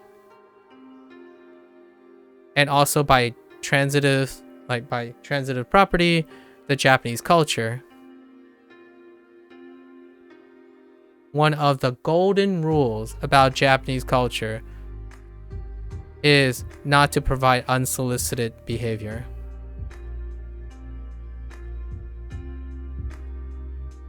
As a human condition, if you're providing unsolicited behavior, you are either assuming and projecting your own emotions, or you are assuming and inferring another person's emotions. So if you naturally understand the Japanese language and perhaps the Japanese culture, this would be one of the top 5 things about unsolicited behavior, especially in the form of advice. It's ironic because the hoshi desu thing, the one common misuse of hoshi desu that I found on the internet is advice. Advice ga hoshi desu. That's asking for unsolicited advice. Like, the irony here is an English speaker would find it normal to ask that other person, hey, do you desire advice? Like, do you want advice? It looks like you need advice. But at least that is more than someone who goes on and assumes that person needs advice and do it anyways. That is the irony. Like, it's so unpredicted, right? So yes, one can be incredibly knowledgeable, and I'm super appreciative of that. Like, I love knowledge. It doesn't necessarily make you emotionally intelligent. It doesn't lead to emotional intelligence. It generally doesn't. It might actually make you less emotionally intelligent because you're no longer sharing the same experience. This person doesn't see me as a person that is learning Japanese, who also is Asian, or possibly grew up in a face culture, or even have predilections that may be in line with the Japanese culture. They were focused on the fact that I didn't know Japanese enough, or more than them. And that's called a lack of emotional intelligence, in my opinion. So, there you have it. It's not the best ending, I would say. However, I still welcome everything. It's something to think about, right? I most definitely do not know more about the Japanese language than pretty much everyone I've encountered. Generally speaking, you have to understand the situation of Twitch, right? Twitch, commentary from Twitch is predicated on the assumption that the advice places you at a higher competency. So when someone is compulsively trying to offer unsolicited advice, they're at a higher position of knowledge. And I'm okay with that. I actually love that. In the Japanese culture, ironically, that is a big no-no. Especially if age comes into it, seniority comes into it, maybe even title comes into it. That's unacceptable. And you have to consider all that. Japanese people constantly consider that. I don't. So not only do I find this incredibly engaging and pretty much non-offensive, it's very telling about the people I'm talking to, or the classical people I'm talking to. Twitch people, when it comes to a learning stream, they come in, offer unsolicited advice because they project higher competence. And by all means, go ahead. I absolutely love it. I take the advice and it becomes part of me. So how much of Duolingo provided my grammar points? Duolingo pretty much provided like maybe 7 grammar points in 37 days. How many grammar points did I get? Like as a consequence of streaming Duolingo? Probably over 50 grammar points. In fact, I don't think I'm ever going to get to like 30% of the things I've read about grammar due to using Duolingo and not Duolingo itself informing me. The act of doing Duolingo. So in the Japanese sense, the act of doing Duolingo led me to a lot of grammar points, not Duolingo providing me the grammar points. And this is one of them. So there you go. Ikimasu. Ikimasu. And hoshii desu. Right? Those are our current ones. We already learned a lot about the plain form, even the ta form, the nai form, or like the nai, you know, different conjugations, nai, shita, like te form, what have you. There's so many, but they're not here. They're not even introduced yet in Duo. So we have a head start. So that's a wrap. I wanted to make an honest attempt at unpacking that situation because I was incredibly dumbfounded. I was so dumbfounded that I needed an evening to really collect my thoughts. So I'm sure we'll have more and more discussions about the intricacies of the Japanese language and how it's used in the public, since I don't live in Japan and I won't be using that type of thing and having those encounters. With that, I'm going to take a quick bathroom break. I'll be right back.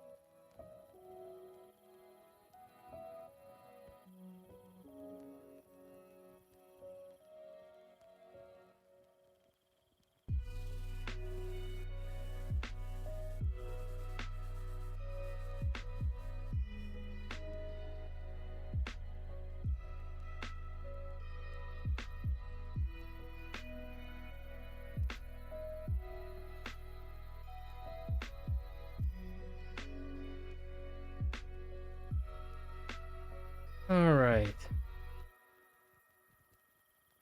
Now we're gonna start it.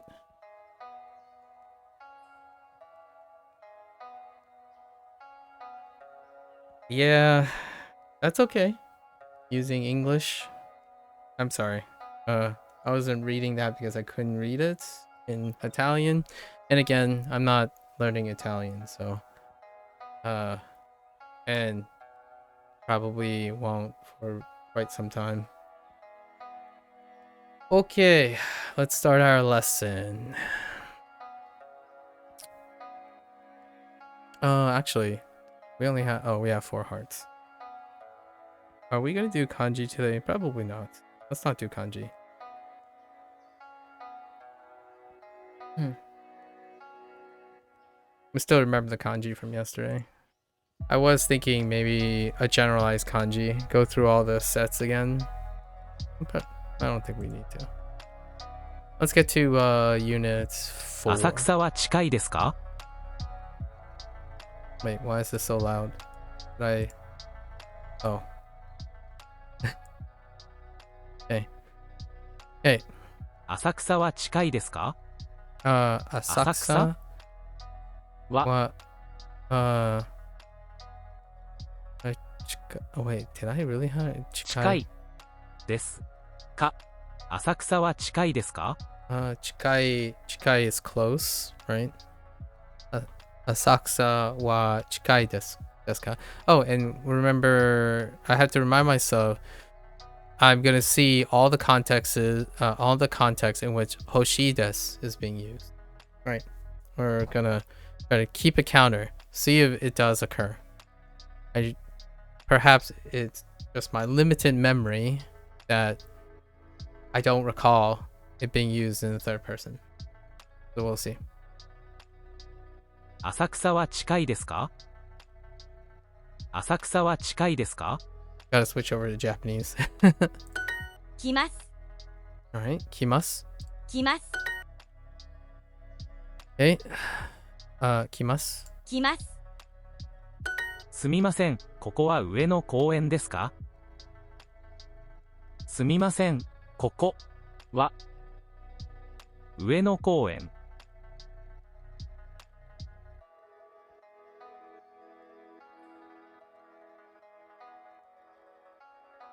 ですか? すみません、ここは上野公園ですか? Yep. Excuse me, it says Ueno Park. Ueno Koen. あのバスは上野公園に行きます。 Okay.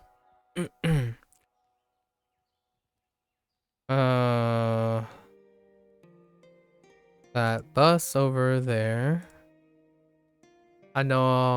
バスは上野公園に行きます。Does that bus over there?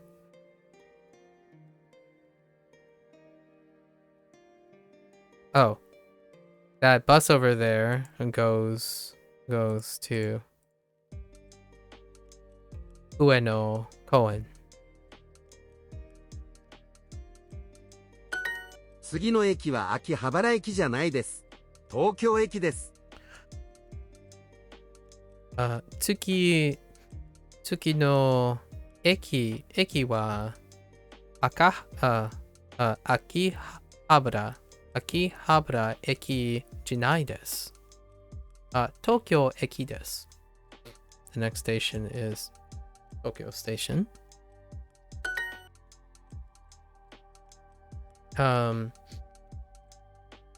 あのバスは上野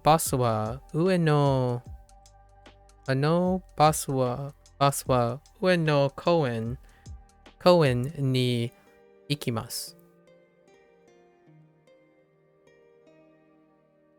あのバスはに上野に行きます。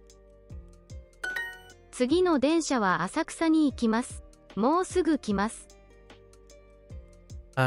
次の電車は大阪。Wait. That's not it. Asakusa. Asakusa ni ikimasu. Oh, Moscow kimasu. Kimasu. Moscow is soon, right? Moscow. Let me hear what they say. 次の電車は浅草に行きます。もうすぐ来ます。 Yeah, Mosuku. I guess you could emphasize that. So Mosuku kimasu. Okay. The person is at, and we have Densha. Train station. A blank wa object. Probably. Object wa itsu.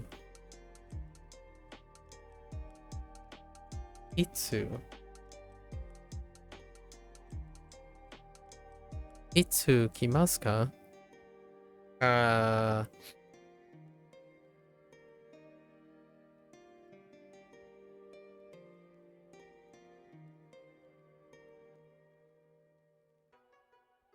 When? Itsu. When? Mosuku desu ka? So we have a choice of Asu, Eki, and Dekuchi. Dekuchi is exit. And Eki is station. Right. Yes. They're talking about something arriving. So.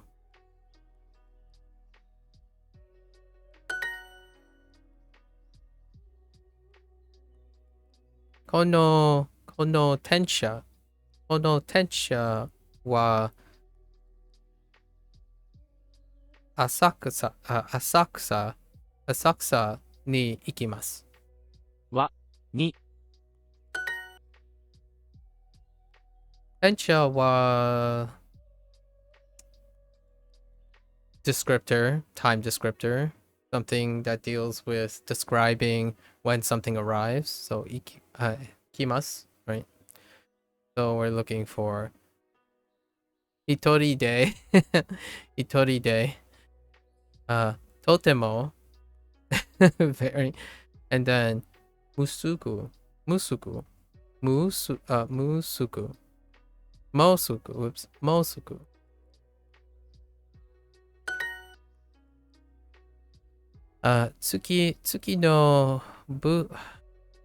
Tsuki no bus wa Yuano Koen ni ikimasu ka? は、に、 It'll be interesting how many particles it extends just instead of rearranging the exact number of particles in the future. Okay. 日曜日。日曜日、来ます。来ます。私。私、 10 10、 and 行きます。行きます。ここは浅草ですか？ここはは浅草浅草でですすか？か？次の駅は横浜駅ですか？次の駅は横浜駅ですか？ is the next station. Well, I guess I'm kind of curious if you mix up the stations because one's capitalized and one's not.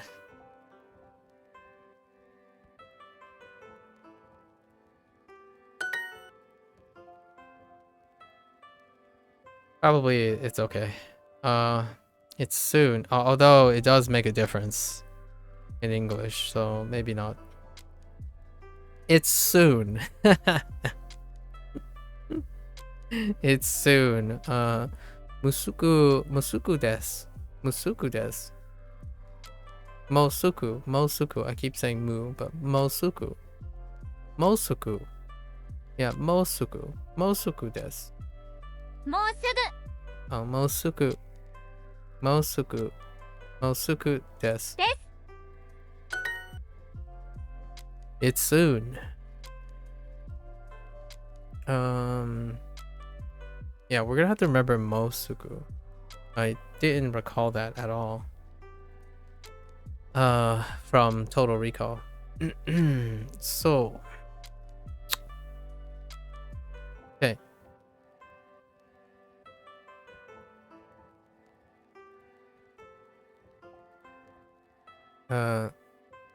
Tsuki basu wa itsu itsu imasu ka? Itsu wa no, itsu kimasu ka? So, 次 バス basu は wa いつ itsu 来ます imasu か ka?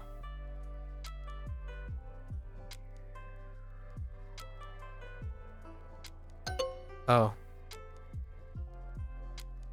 Oh, I forgot the no. Whoops. Yeah, the possessive. I think we made that same error yesterday. 次 Sugi No. no バス basu は wa い itsu つ来ますか Okay. Number 38. 10分 Good point. Oh, hey. Hey, we finally got to the review of see if we get other different numbers associated with un or hun. 10分10分タクシーは早いですか？タクシーは早いですか？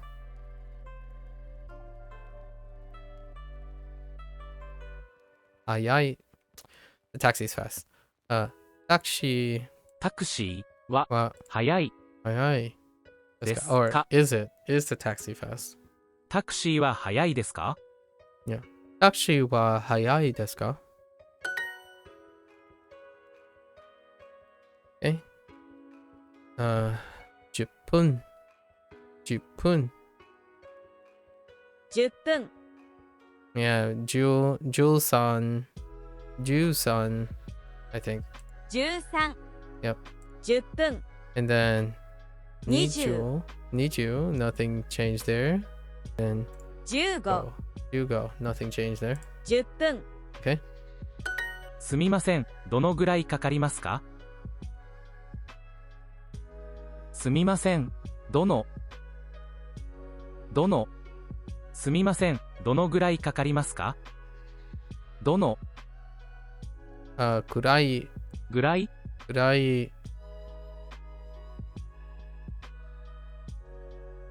すみません、どのぐらいかかりますか？ Yeah, and we did not use kakarimasu yesterday. Didn't get to this review. So it's been a whole day. More than 24 hours to take a certain amount of time, I suppose, in this context. And then we have Gurai Gurai for about, and then Dono for how much in amount.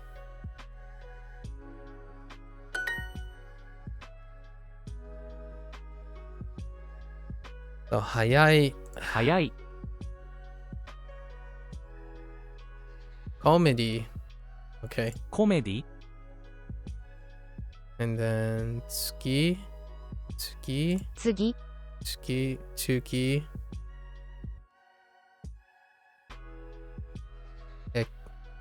Eki. 駅 And hiroi. 広い、渋谷駅ですか？多分10分ぐらいかかります。とても近いです。 Okay. So let's try this. Shibuya. Shibuya eki desu ka? This is Shibuya Station. Tabun. 10分 多分10分ぐらいかかります。It probably will take 10 minutes. It'll probably take about 10 minutes. とても近いです。It's very close. It is very close. Shibuya Station is very close. Or 5 minutes away. Oh, Shibuya. Oh, wait. Not 5 minutes away. I see what you did there. Not 5 minutes away. 10 minutes away. Neat. Very neat. どのぐらいかかりますか？ Don't どの know.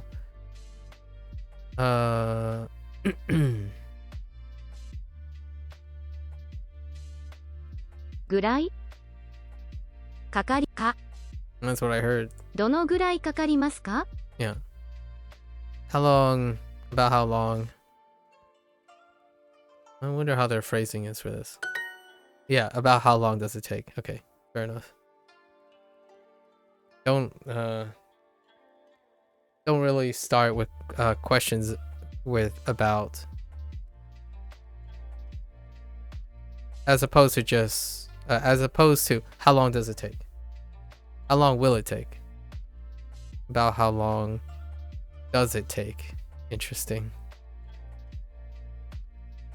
すみません、このバスは浅草に行きますか？どのぐらいかかりますか？すみません。このバスは浅草に行きますか？ Excuse me, does that bus over there go to Asakusa? Oh, what bus? No. Does that bus over there go to Asakusa? And don't know. どのぐらいかかりますか？ So how long about how long does it take? And they're basically just asking for a bus. Basu. 10分ですか？これは blank ですね。This is adjective, right? 早い、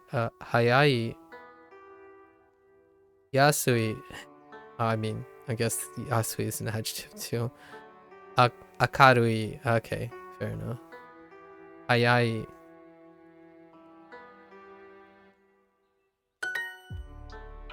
They're talking about time, so. 10分は、whoa, 10分. Oh. Wait, 10分は, oh yeah, 早い. Dang, that's really awkward looking. It's just as awkward as the last time I seen it. Perhaps some kanji, there might be a chance kanji will leave that, but Interesting. 10分は早いですね。ね。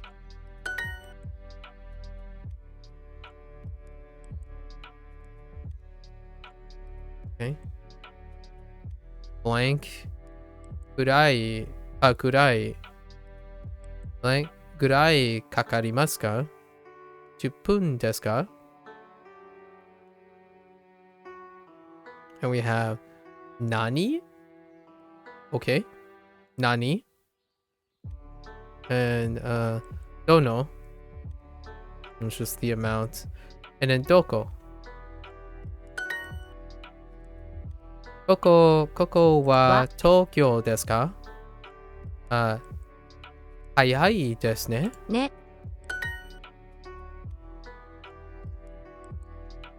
行きます。行きます。行きます。話します。話します。10分。10分。来ます。来ます。4時。4時。Okay. どの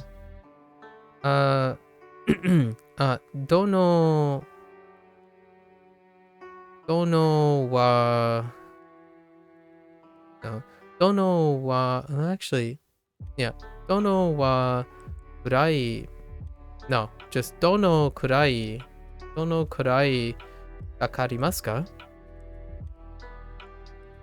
yeah どのぐらいかかりますか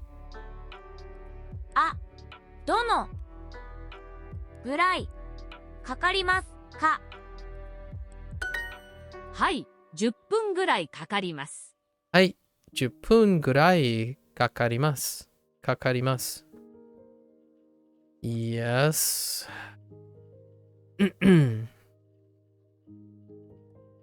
It will take about 10 minutes. 10 minutes is very fast, isn't it? 10分はとても早いですね。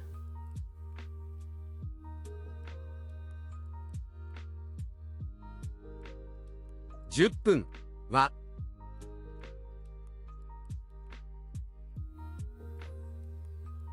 とても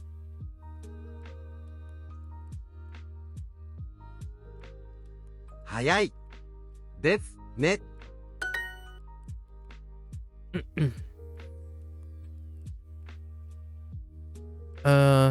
田中さん。どの I gotta get used to this. 田中さん、どのはぐらいかかりますか？田中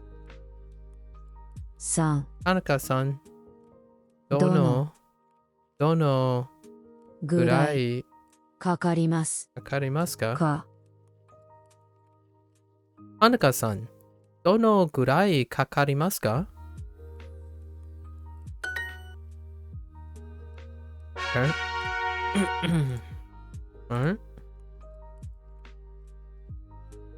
時間。 Okay, this is the second time we're going to be using 時間。 Yeah, Tokyo, another day of the week. 火曜。 Kayon. 時間。 And then, 新聞。5分ぐらいです。5分ぐらいです。5分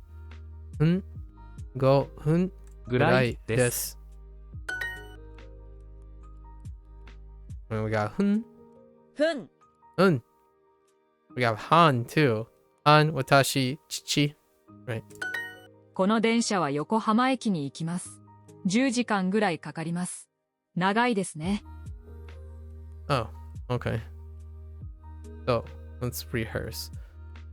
この電車は Yokohama eki ni ikimasu.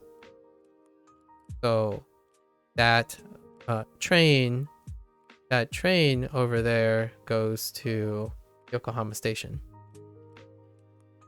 And 10時間 10時間 Oh, curious. 時間時間 10 Okay. この電車は横浜駅に行きます。10時間ぐらいかかります。Okay. 長いですね。It's so fun. 10時間ぐらいかかります. It'll take 10 hours. Whoa, that's a long time. It'll take about 10 hours. Wait. Wow, that's a really long time. 時間 Okay. Where are you traveling from? Or where are you traveling? I mean, where are you traveling to? Oh, like, where are you departing to? What the heck?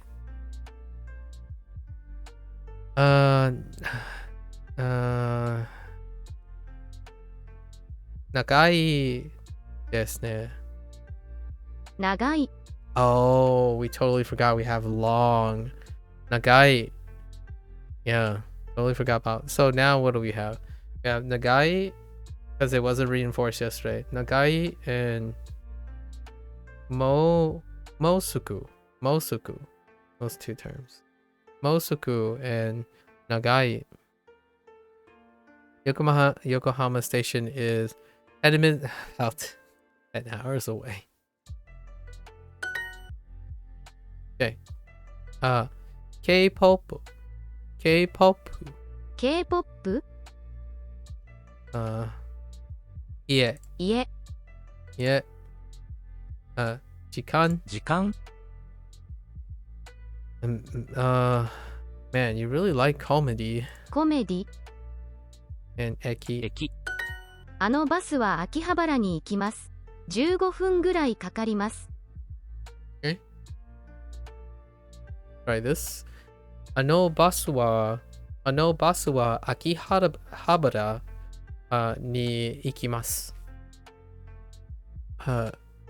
15 5分 分 Okay, because of the goal. So 15分 still only have tens and fives. Hey, Indy. Yo. Genki.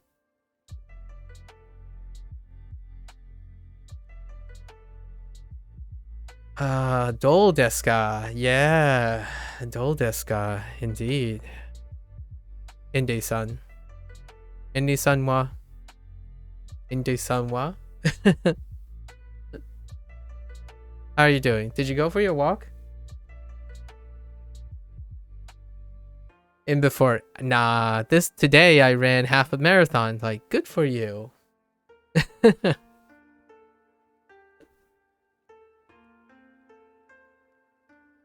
How's your walk? I'm making an inference that you went on a walk today. Trying to keep it regular. If you didn't go for a walk, I would like to know why you didn't go for a walk. If I'm so bold to ask.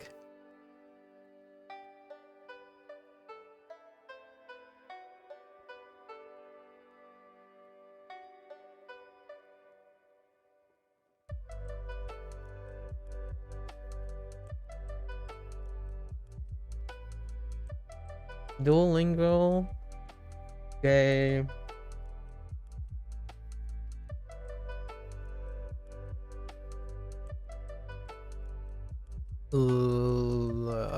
Learn.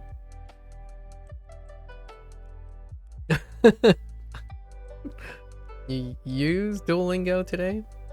There's a lot of possibilities. Although I do see the ending, the stay mas, which it's like a continuing, like you're in activation mode, I guess. So you're currently using it? Is that activation mode? I don't remember. Is stay activation mode? If you know what I mean.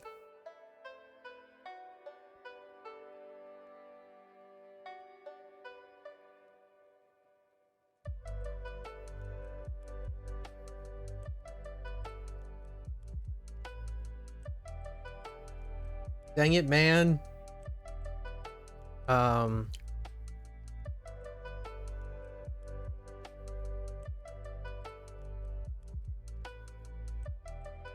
still don't remember that.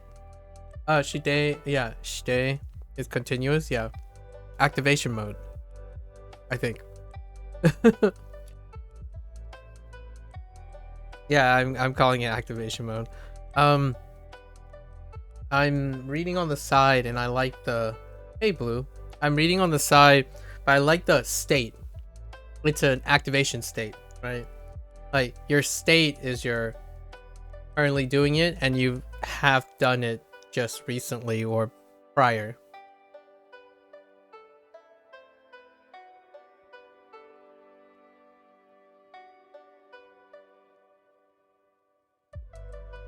I like that thought. I enjoy that thought. That's what I read yesterday. In terms of the Tay form. Or the continuous Tay form. You know what I mean? I'm sure you heard it somewhere, read somewhere. Where like the Tay form is a change of state. And then there's like definite, transitive and intransitive states, etc. But yeah, activating. But what does that actually mean? Really? And I've forgotten the kanji for the thing before ga. Is that Nihongo? No, that's not it. You understand it your way? May I hear what your way is? How'd you go about it?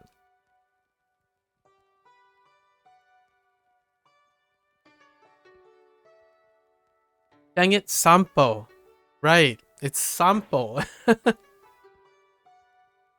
He went on a walk. Dang it. He walked and came back. I got it. Dang it, I keep forgetting sampo. Okay. One day. I think I need to write sampo down. But the kana, whenever I hear the kana, it works. It helps. Thanks. Eventually. One day you're just gonna tell me sampo, right? Sampo ga ii desu, right? Sampo ga ii desu. It's a good walk. The walk was nice. Huh. Do you remember anything from the walk? Come on. You gotta have noticed like a dog doing backflips or. I'm kind of curious. Do you walk through like a park? Street side? I mean, you're in Central. You walk around a lake? Something? Did you notice the dog doing a backflip? Did you see an influencer trying to do backflips or something? I don't know what's my fascination with backflips. I default to backflips when I'm trying to think of something interesting.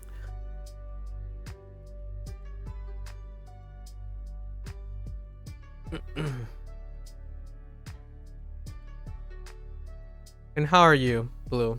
What's up?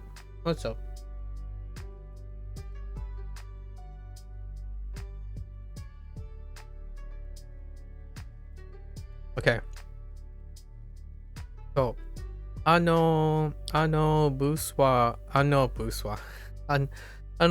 wa, bus wa, Akihabara ni ikimasu. 15分15分ぐらいかかります。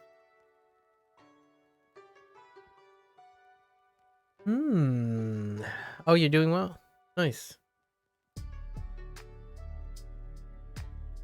Hanashima, no.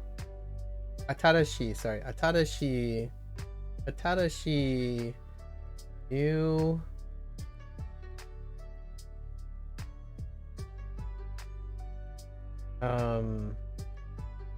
path.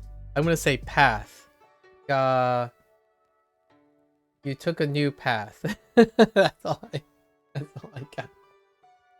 Did you walk a new path? Is that what you're trying to say? Did you walk a new path? Or is that walks took? Maybe you took a new path? kind of look.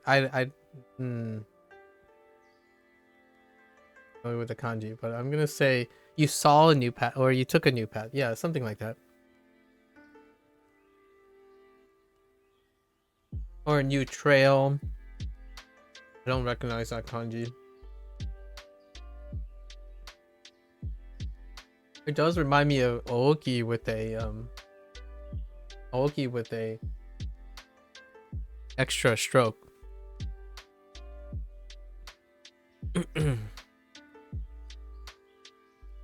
Okay, so Akihabara is 15 minutes away.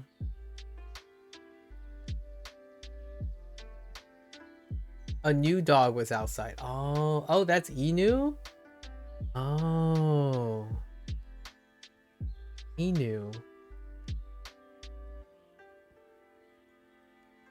And what is the outside part? How do I know the outside part? Can you deconstruct the oh wait. Oh, is Inu the second kanji and outside is the first? No, that doesn't make sense. That's the new dog. Yeah. And then outside is the second kanji. Sorry. The outside is the second kanji. No, or is it so ni? Oh, okay, there's the outside. Okay, so ni. Okay, there's the outside. Okay, so okay, so now you're pointing and then is that just was? It's conjugated in the ta form, which is the past, right? Past plane or seeing or being, or is that the being? That's data is being, right?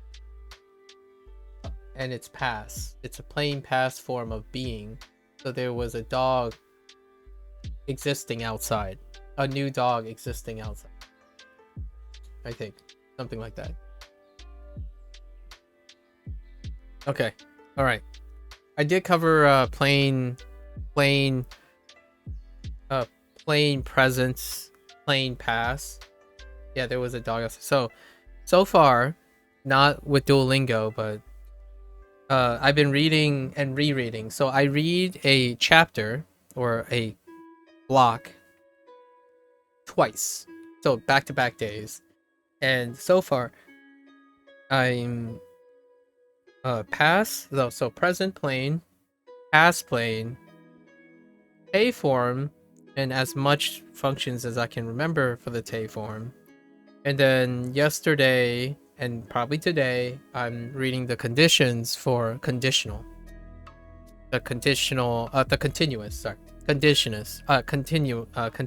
And sure enough, it did make sense why two different separate speeches of English lines up with the continuous, because it's either or depending on the context, which means less things to worry about. Honestly, instead of worrying about like the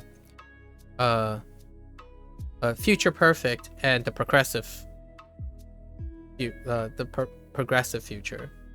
All right, it's kind of like all three, like future perfect, progressive, or like present future progressive, or like something that started in the past into the future. Like, so the continuous one is a really long one, a really long section. And that's what I did yesterday, by coincidence.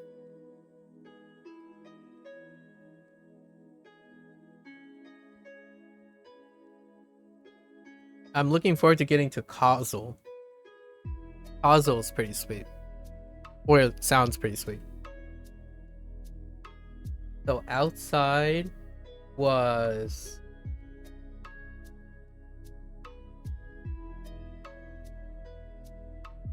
so there's a ni that's modifying that. So outside was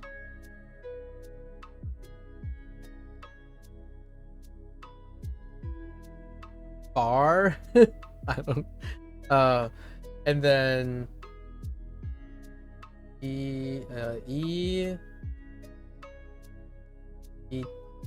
Itaita. What could that mean? Was it like cold outside?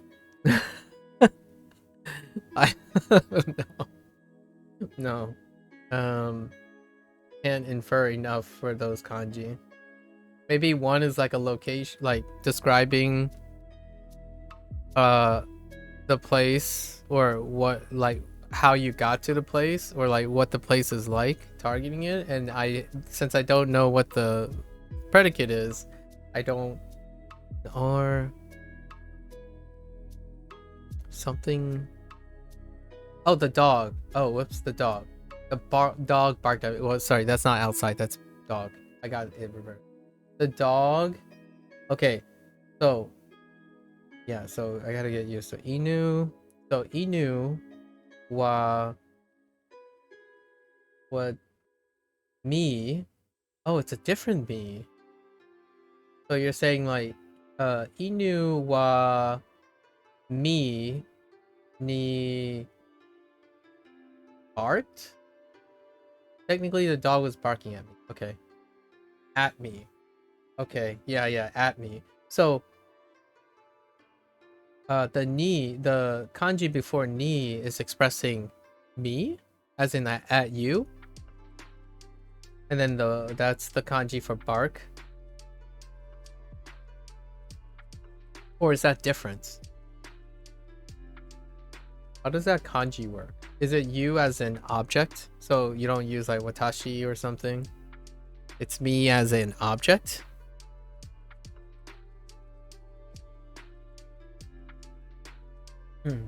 Why was the dog barking at you? Were you being a creeper? I'm just kidding. That kanji is boku. Oh, okay. I forgot. So how does boku work compared to so how does boku work?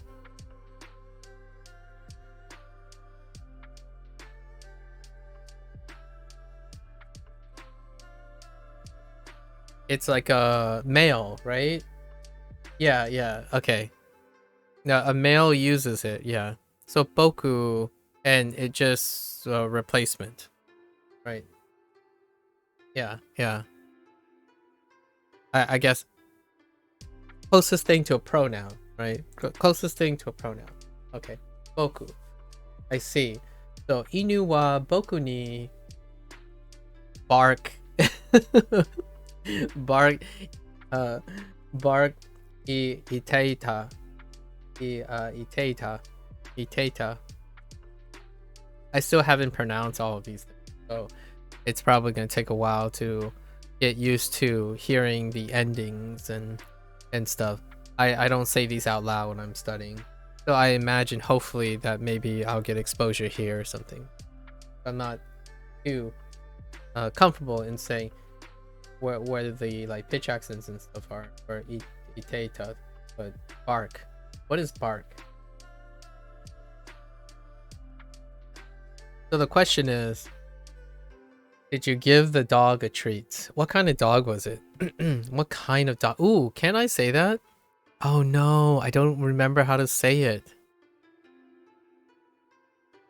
I can kind of. Oh wait, does that phrase? It's actually the word for animal noises. Oh, okay. Can I use that phrase I learned, what kind of or what type of, to describe a living thing? Or is it just to describe an object? And I don't remember the phrase. I'm gonna have to hear it again. But I know I've learned it because we described hobbies. Like, what type of hobbies? What type of hobbies do you like? And it was in the context of skitas. Ga skitas. Or was yeah, ga skitas.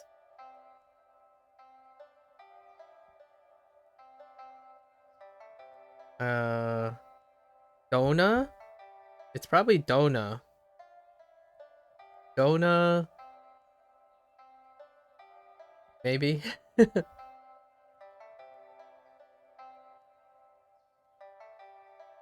Oh, you use the same word for bird singing? Ah, animal noises. Yeah. It's like dona inu des ka. I guess. What is this question format? I've never seen this before. You've never seen this question format? It's my favorite part now. You're not good with dog breeds? Okay, that's fine. But is it dona? Guys, help me out. Is it dona? And I don't need a particle, right? It's dona inu desu ka? It was a medium-sized dog? I see. Or am I making up the word? Because I don't remember in Total Recall. It's been a while since I used what kind or what type. Oh, it's... Oh, don't... na is the modifier. Oh, right. Na is the oh, yeah, that's right. It's the first na. Yeah, you're right. You're right. So, yeah, dona. Yeah, dona inu desu ka? It's kind of in the back of my head right now. It only showed up in that one section, and I haven't hit practice on it, so kind of a little rough. It was from the last section or last unit. Yeah. So you guys don't have Lotus, you don't have this section? I absolutely love this section. Like the introduction of this talking. They actually get a little tricky too. It's kind of funny. I like this a lot. But also this conversation is happening in the past. Like, oh, true. Yeah, I had to conjugate it. Yeah, you're right.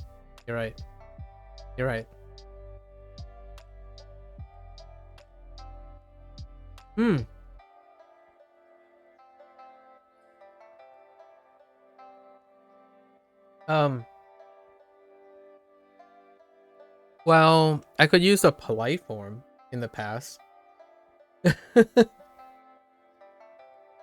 I could use or I mean, wait. Oh no, this is different. That is a little complicated.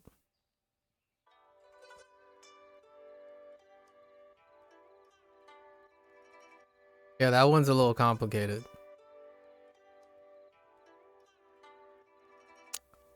Denata ka. Oh no, it's mashita. Oh no, masha, but isn't it denataka? Or something like that? Denakta? Sorry, denakta? Huh? Dona inu denataka. Denataka. I'm trying to think of the oh, it's just wa? Oh. Or really? Huh. Oh yeah, you're right. Yeah, and then I could have used mashita. Mashita is the one that I remember, or the polite one. Dona na inu wa arimasu ka? Oh, okay. True. You could say that way. Oh yeah. Yeah. True. Well played. I was thinking about that, but I was thinking of the word think. But then I was thinking of having. So you could have just went with have. Makes sense. Like getting it so that it's the present time of you thinking of the continuous, like the person persists to have it. So you can ask in the present if you're asking for something that they still continue to have. That's fair. Like at the present moment. That's fair, actually. Nice. Well played.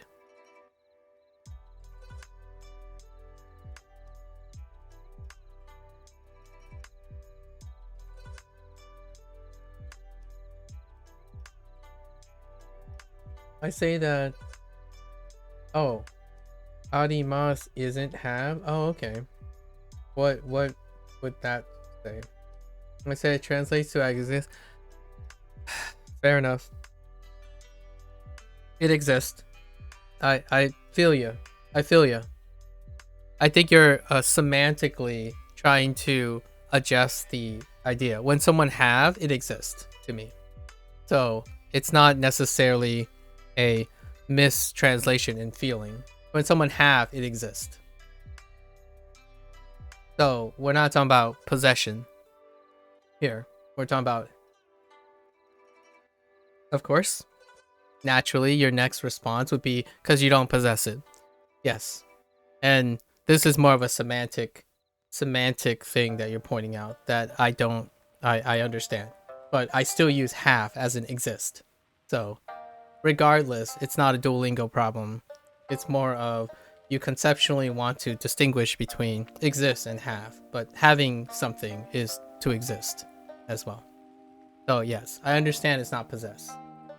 As in, I wouldn't use arimasu to possess something, because there's another word for possessing something, and other ways to elicit possess. But it's still have for me.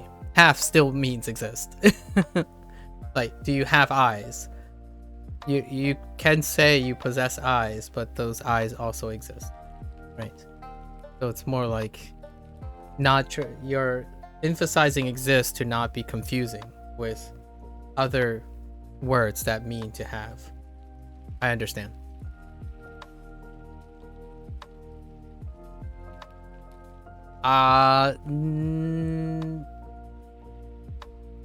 Never mind.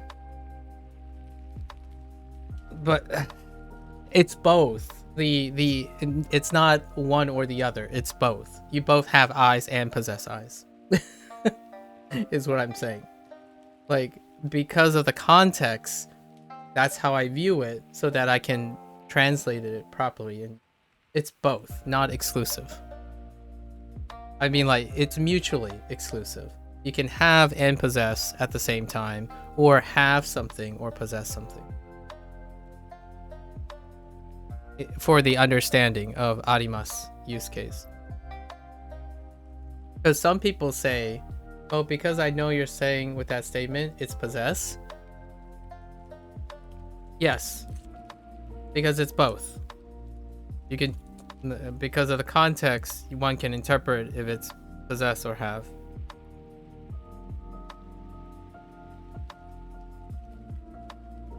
I have no idea what that left side is. Okay. Oh, is that possess? Yeah. I just went over teru. Yeah. Yeah, moteru. Yeah. Okay. Yeah, I just went over teru, which is it was part of the alternative use of the te form. Yeah.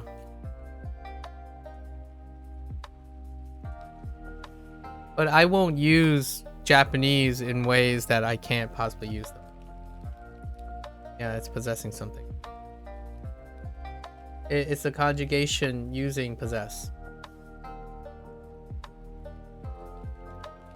But here's the thing. Oh, true, motsu. You're using, is that, yeah, that's just a plain form, right? Motsu. The plain form. Okay. Here's the thing though.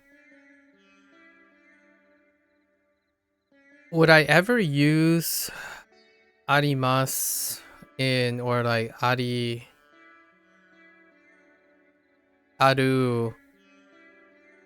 to possess something? I'm not sure if I would have a miscommunication in something existing and not. I'm curious. So someone told me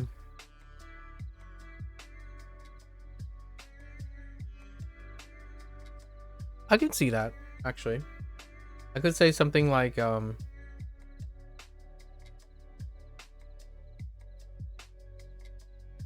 we had an instance of this.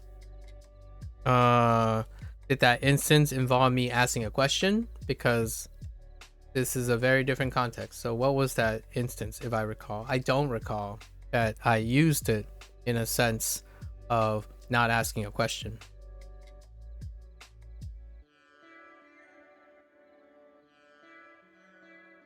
Oh, do you want to teach? Yeah, but I wasn't in this discussion. But yeah. Do you want to teach? Or I remember Asterix was here. Asterix was in this question.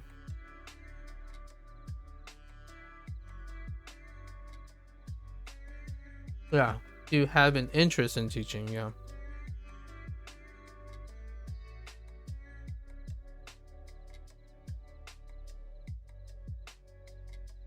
And then how did that work out? I don't remember.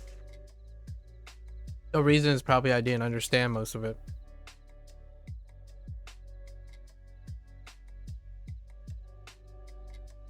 It's more to say you have ideas and not concrete stuff.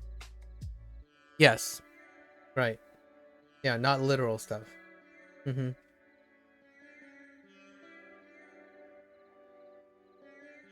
So, does that mean would you use Inu? Would you use arimasu for Inu in this case? I guess the idea is that that person still has the dog.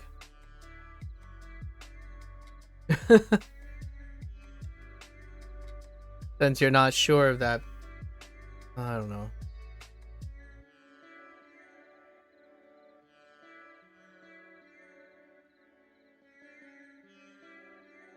It's weird to see this from the opposite side. Indeed. What we're here for. When you talk about animate stuff, you use imasu, okay?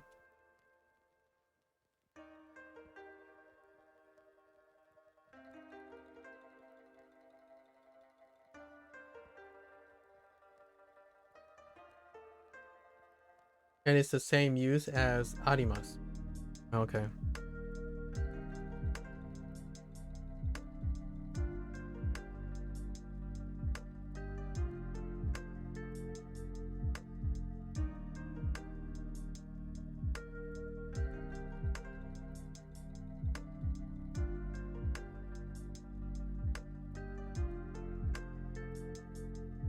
Mm-hmm.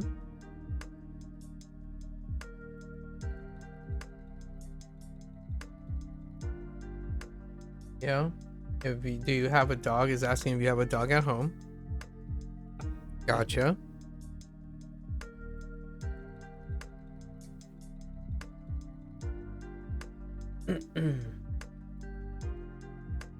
And then you're using imasu to ask if is there a dog? Yeah. So to your recollection, which is an idea.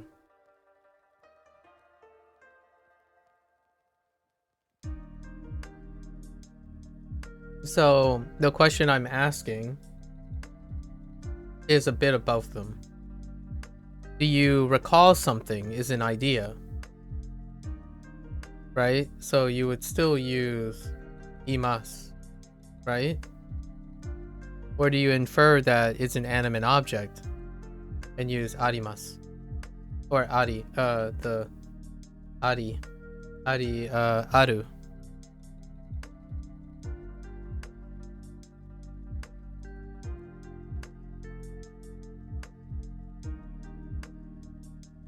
Like if I'm asking you to recall something, that's still, you know, if something is if something is animate or inanimate.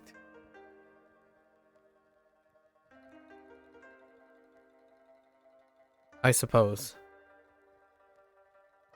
So since the dog is animate, you're gonna use aru.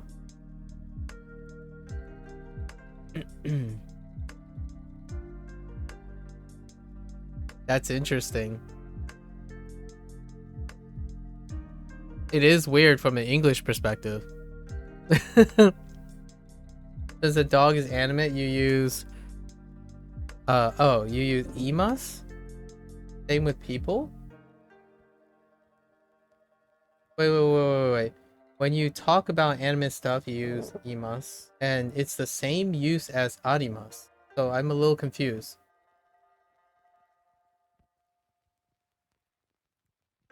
So what do you mean by it's the same use as arimas? So it's a different use as arimas. Same with people? Yeah, I get that. I get that. There's just a lot of assumptions being made here.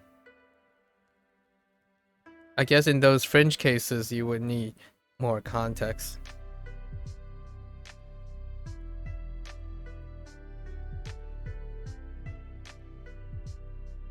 Yeah, don't use it. Yeah, don't use it for animate objects. Yeah.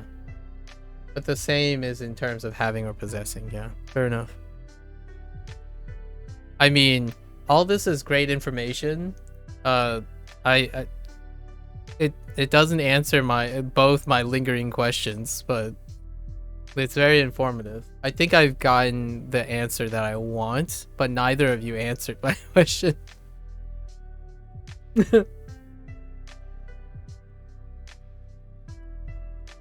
When someone recalls something, yeah, well, okay. If we're going with the having and possess, when it comes to using the stuff, it would be, from my perspective, it's very difficult to use arimas incorrectly based on how I'm learning these predicates. They are constantly associated with objects of particular things. They are connected with those things. So using it outside of that would be very uncomfortable. This is the same problem with Hoshides yesterday with Hideyoshi. And I still, guess what? I'm still proving that to see if it's true. But I don't think it's true. As in, I don't think Duolingo ever gives a third person association with Hoshides. So, like arimas, all the stuff that arimas is attached to right now is none of those things. So I wouldn't be comfortable in using them associated with things I haven't seen being associated. So my comment is, it's very informative that you're giving me all of this. And then my thought was, would I do that accidentally? The answer is no. And also, for the existing thing, right, to like the idea thing, is an idea of something the same as the literal thing? So when I asked you, do you recall a dog? You would, because I have? When did I do it?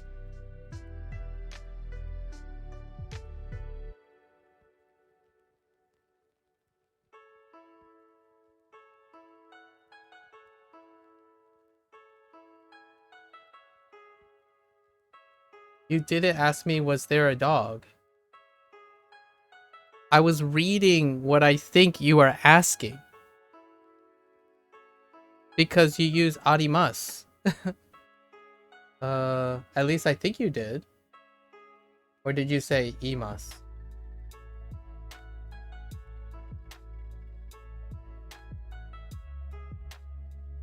Yeah, you use arimas.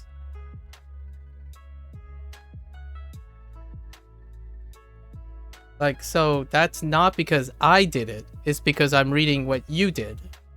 That's an entirely different story. Please do not be confused with that. You use arimas. And then I asked, can you do that with the idea of a dog?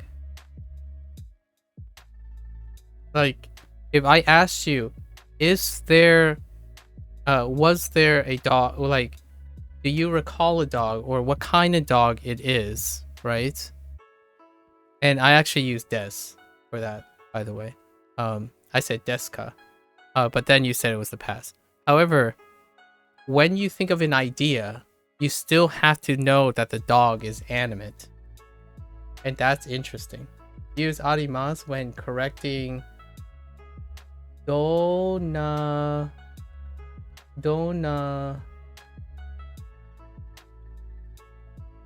ine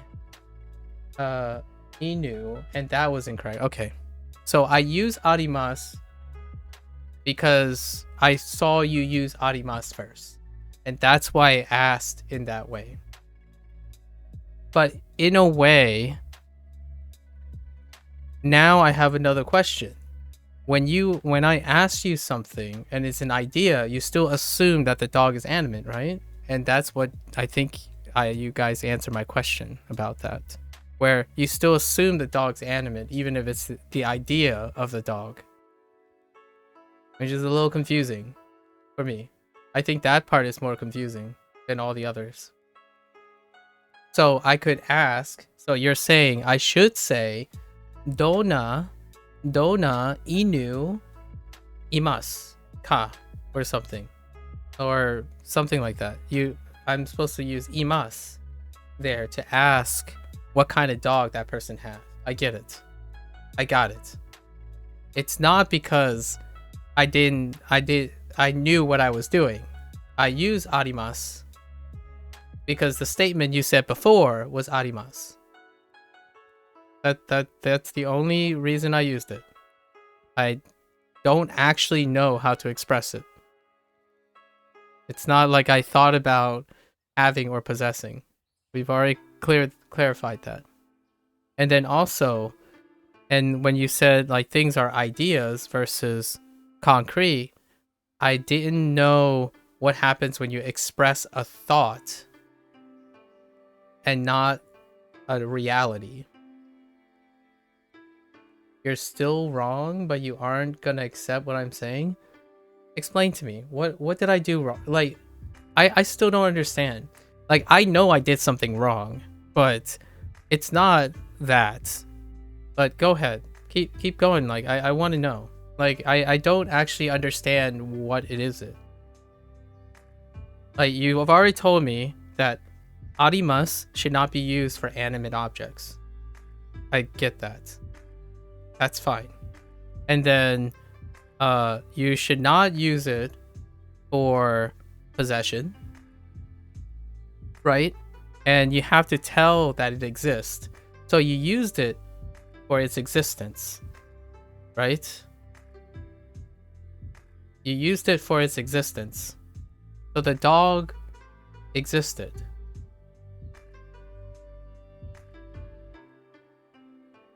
Dona inu ga imasu ka is what kind of dog is it? Okay.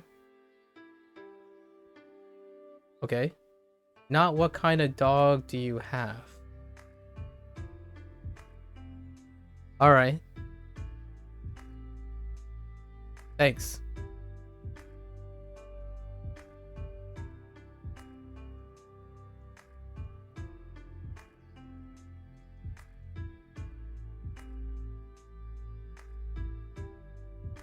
Do you want me to accept something? Like yeah, okay, I got it. So what kind of dog is it?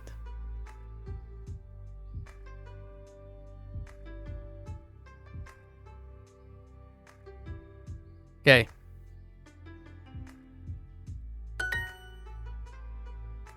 I think it was pretty pedantic when you suggested something, but it's fine. If you want to ask, Dona inu o, and that's have, right? So what do that person possess? I'm guessing that's the own. What kind of dog does that person own? Fair enough. Neat.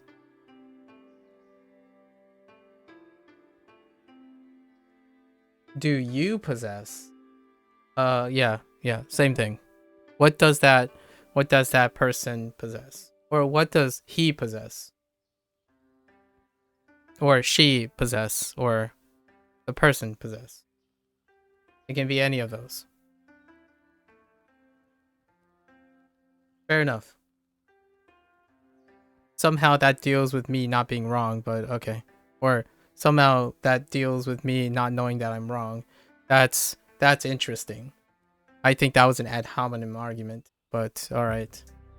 And also, obviously, that still does not vindicate the idea that you use arimasu and I use arimasu in response, not knowing that I can't do that. All right. So you are more concerned about explaining how it's right versus how I'm not accepting that I'm wrong. Okay. Or the other way around. I think the uses, you'll get them as you go. Yeah, I will. The thing is, this is the point I've been making for a while. I can't possibly know what I don't know yet. So when someone is so focused on whether I'm wrong or right, and then I'm asking questions and they're focused on telling me what it is, I get it. Like, I'm taking this information in, but man, does it feel really interrogative when one says, you did something wrong. It's like, well, no dip, I did something wrong. Because how did I say arimasu when I said inu wo nashita deru? Because how did I... Where is my...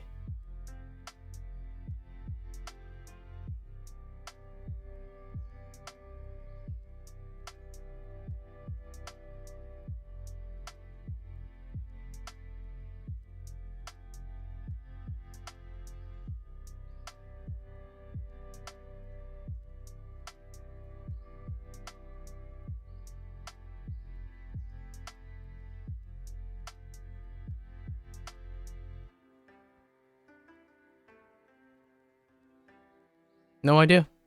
You're right. You literally said the dog barked at you. Yeah, but I was talking about this part where we're talking about how to say stuff.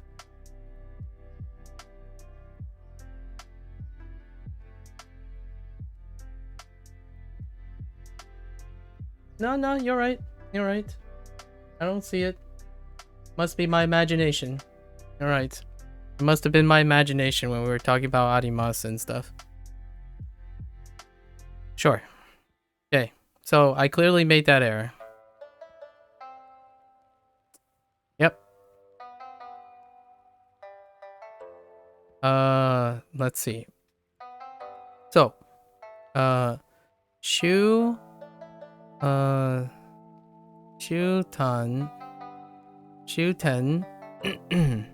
Which one's shuten?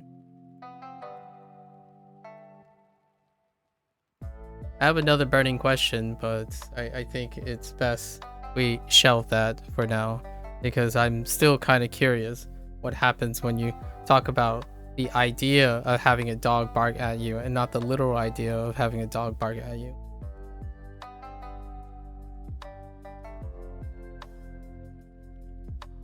Yep, I read a different line, I suppose. I must have read arimasu when you were typing arimasu somewhere else. Okay. Shuten.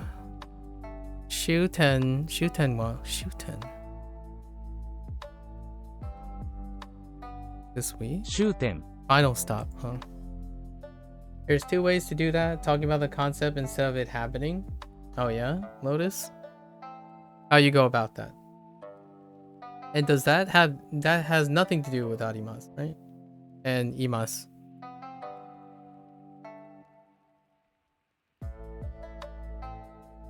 Or do you still use arimasu and imasu? No, both. If there's a dog barking, it could be figurative because you're recalling the idea. So if I'm asking you questions about what you recall, I guess you just use the word I think as opposed to, and then like if you think the dog, the owner possess a dog, you should just use the possess. Like everything just goes with I think, right? You would modify it as I think. Inu wa something u oto ga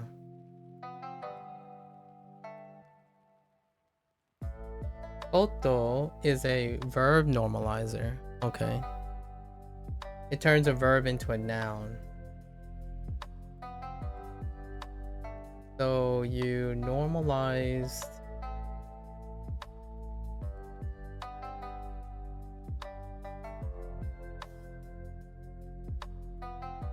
so my sentence above is a dog barking occurred. Oh, okay. Okay. Now what happens when you think the person has a dog?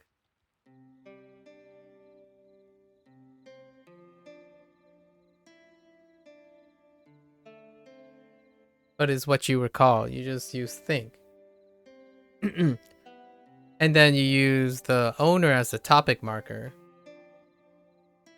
Like, for example, no, that person, you use the dog as the object. You modify the object, the dog, with the possessive of the owner, and then you say you think. Inu ga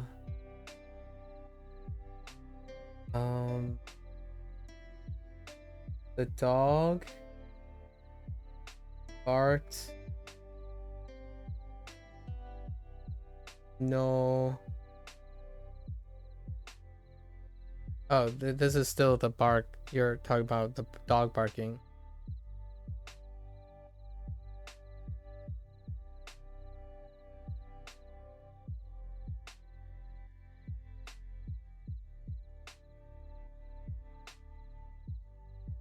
Yeah, no, that's using what I know. Indeed, literally, that's what I just did. I use what I know. Then use like you think or something. Got it.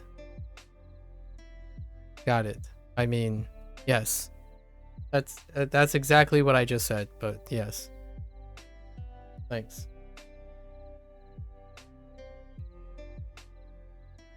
To omoimasu. To omoimasu. Okay.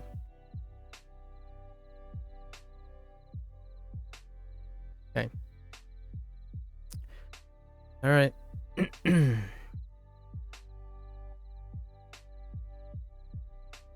Okay.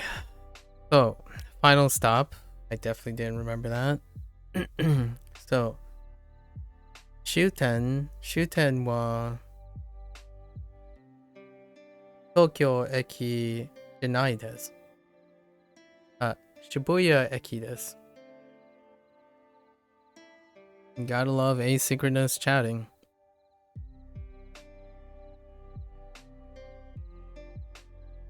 What are our other choices?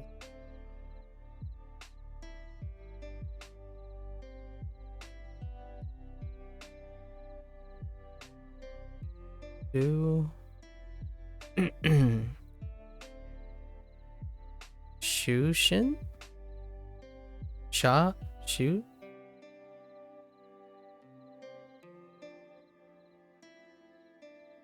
Shushin?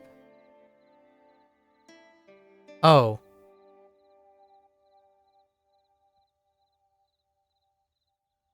The next stop?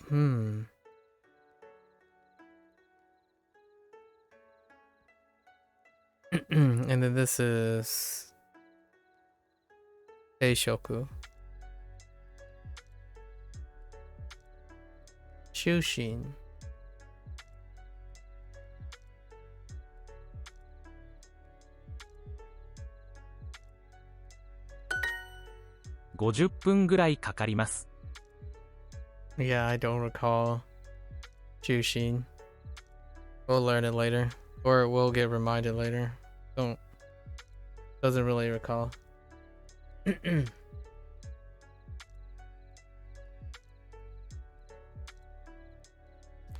Yeah, it can be tough. I mean, like, I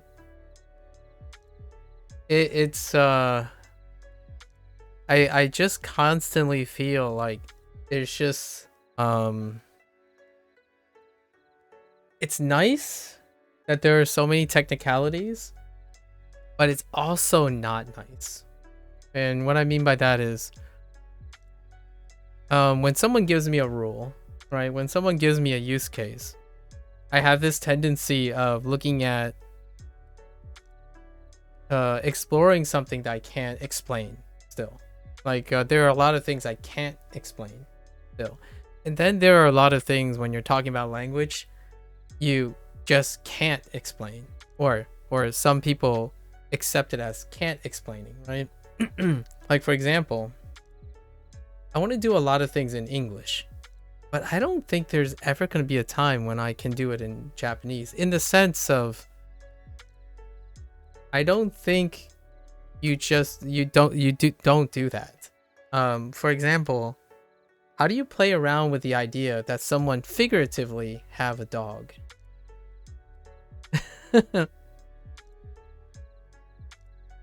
And this is more of an English thing, right?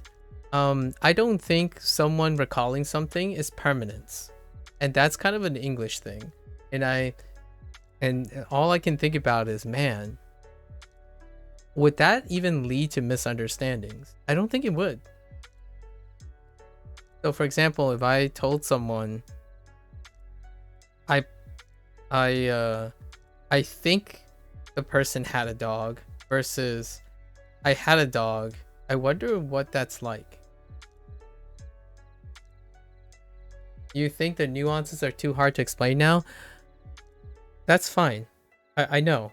That's exactly the sentiment. It's too hard to explain right now. But I am going to go further and say I don't actually think we'll ever get there. Because I don't think I'm interested enough anymore to go there. Which is the idea of figurative versus literal when you're referring to animate and inanimate, right? There's a lot of assumptions being made that I don't comfortably make that type of assumption. And that's kind of the weird part about Japanese use case. It's what we were talking about yesterday. There's a lot of assumptions being made, and you have to remember them. You do understand why Duolingo translated those two words as they did, so there was something productive out of this? Yeah. Me too. Me too. Now, the question is, do they introduce own? I'm pretty sure they do, right?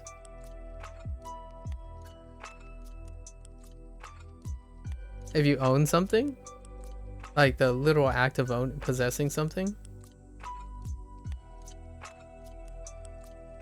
If they do, I still don't think. Yep, they say own chickens. Okay, so here's my take on it. And I'm not saying that I may or may not make an error, right? It's not that. That's not the problem here.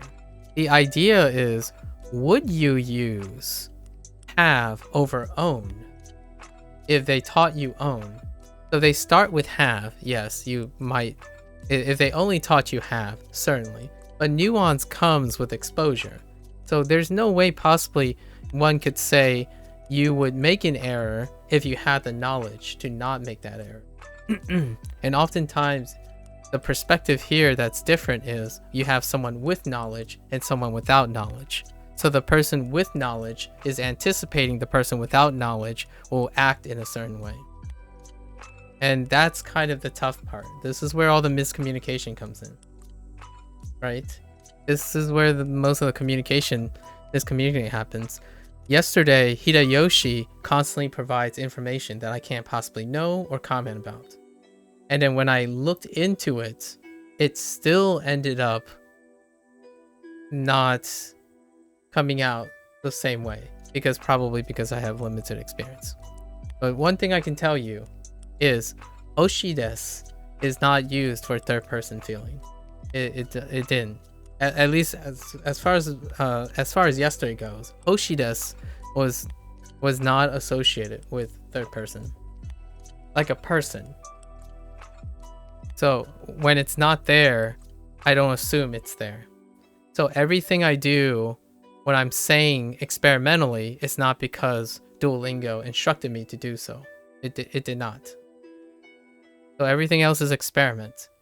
So full-heartedly, when I take that chance, I'm accepting the consequences of being wrong.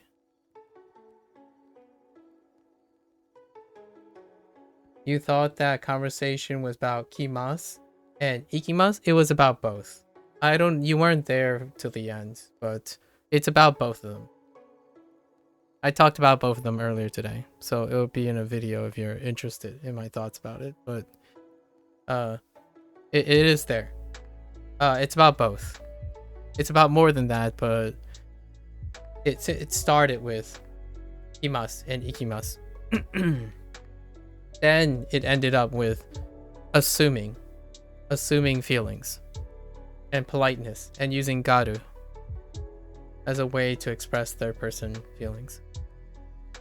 Sure enough, I didn't watch A Sign of Affection yesterday, Indy, if you're curious. I know I'm guilty of this too, but definitely trying to contain all the nuance from the start is demotivating. It really is. It is. I didn't get a chance to watch A Sign of Affection because I learned how garu works. I learned how Hoshides works. And I learned that the way I think about ikimas and imas is among the most popular way of thinking about it. That's what I learned. So I was looking for what his gripe was, and I did find some in like forums and threads, and I can see why people make a mistake, right? But it is really funny.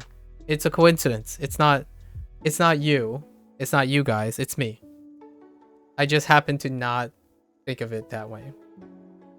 I thought of it from the destination, with respect to the person talking.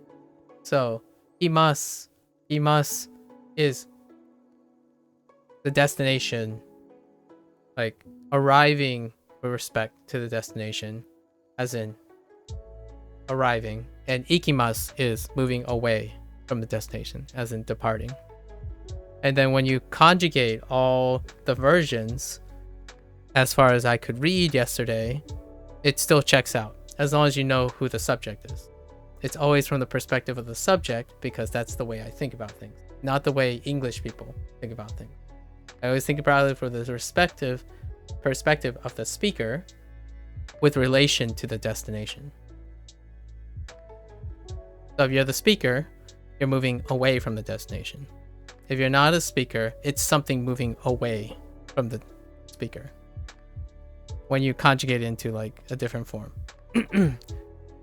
And then kimas is the other way. And then kimas is also coming in, returning.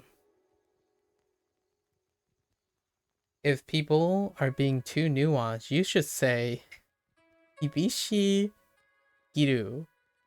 Too strict. Wait. I need more guys, you're gonna have to drill something.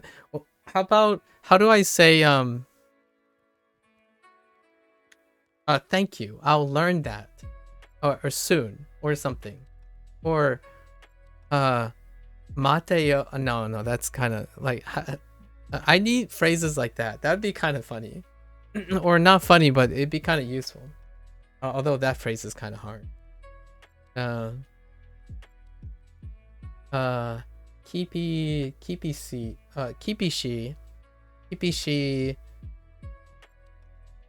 Sugiru. Interesting. But yeah, I talked about it, so don't worry. I unpacked a lot of it. I still love this stuff, by the way, so you guys can keep going for sure. Literally, thanks for teaching me. Oh shit. Oshiete. Oshiete? Oshiete kurete. Oh, arigato. Okay. Oh no, the pronunciation is bad, hard. Or oshiete. Oshiete kurete. Kurete. Kurete. Kurete. Kurete. Kurete. Arigato. Let me type that in. Hold up. Hold up. Let me type that in. I like that one.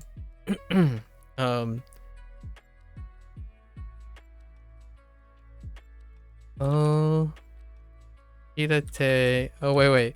Tell me, guys, how do you feel about Google Translate? Okay, hold up.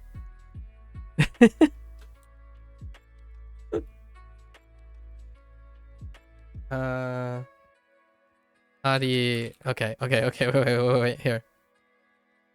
教えてくれてありがと Okay. Oshiete kurete arigato. Okay.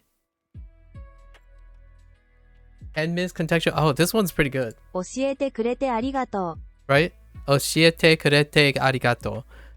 I definitely like it when I hear it. Imitating is so much nicer when I don't know what I'm saying. Well, in this case, I have no idea what I'm saying. So, oshiete kurete, that's all kind of new. I guess kurete is a te form conjugation, like two te form. I don't actually. Oh yeah. So, it's two verbs, right? Linked by te, and then you use the te form to say the current thing, and then you're thanking, and then those are two verbs. Well, kurete. No, I actually don't know.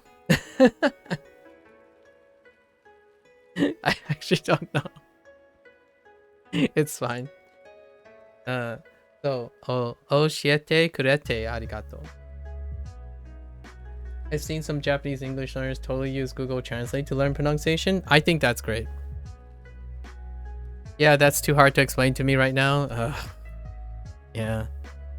Of course it's too hard to explain to me right now.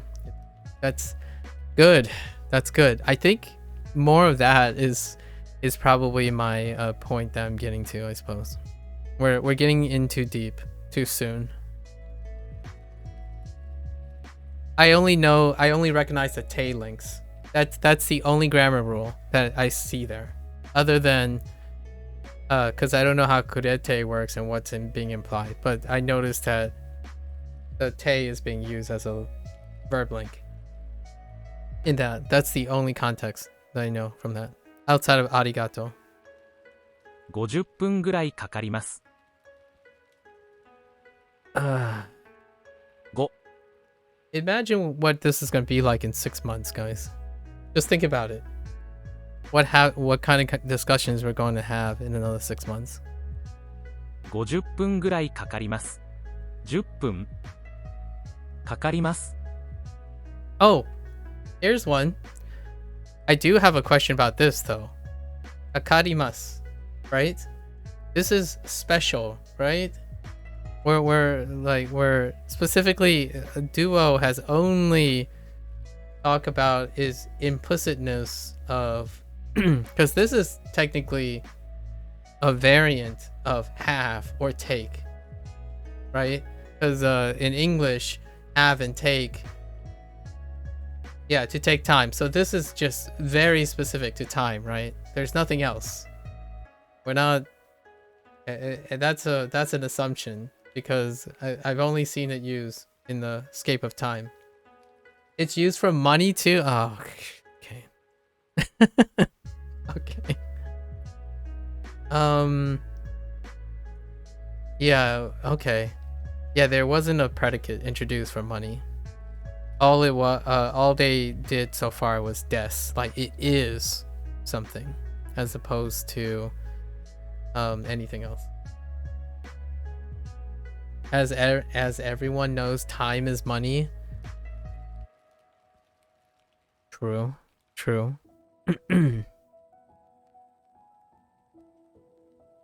as someone who is wanting to be different, time is value. Value. Money is under the umbrella of value. Time is value. Sometimes people value more than money. Just money, right? But yeah, time is money. 50分ぐらいかかります。 I just thought of another question in Japanese, but maybe that's too complicated to explain too. How do you figuratively, non-inclusively say something is?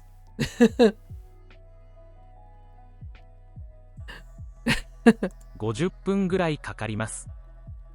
50分かかります。Wait. Oh, I missed something. ぐらいぐらい。 50分ぐらいかかります。 Yeah. It'll take about 50 minutes. Dang.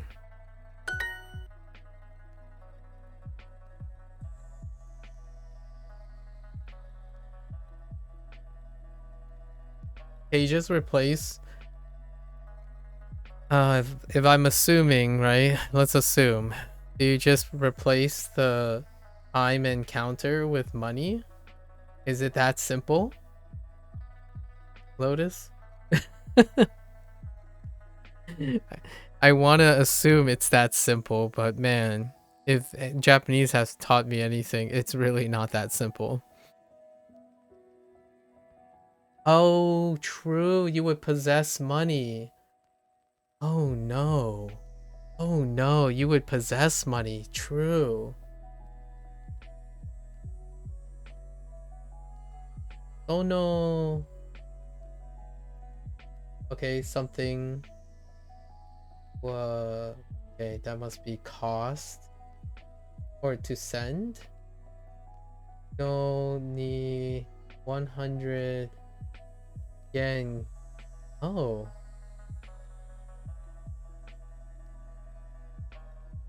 I know. I mean, I'm not gonna stop from reading it, Lotus. Holy heck. Lotus, this is how chat works. But yeah. Interesting. So, if it would take 100 for you to send the letter, this letter, or that letter, maybe not that letter.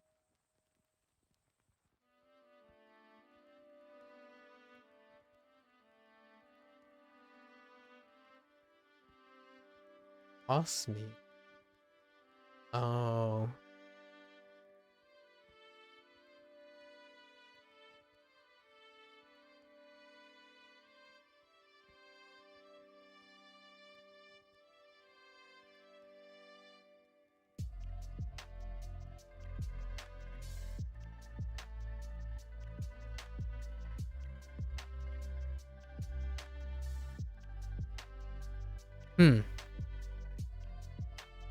Okay, the final stop. Whoops. Shuten. Shuten wa doko desu ka? Sure. 分時間行きます行きます。来ます10分10分。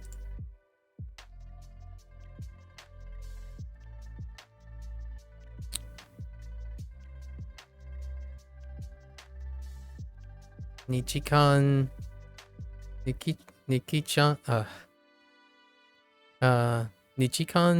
時間は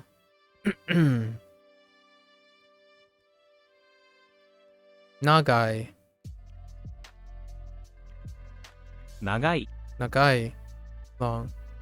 長いですか okay 長い so what is it 長い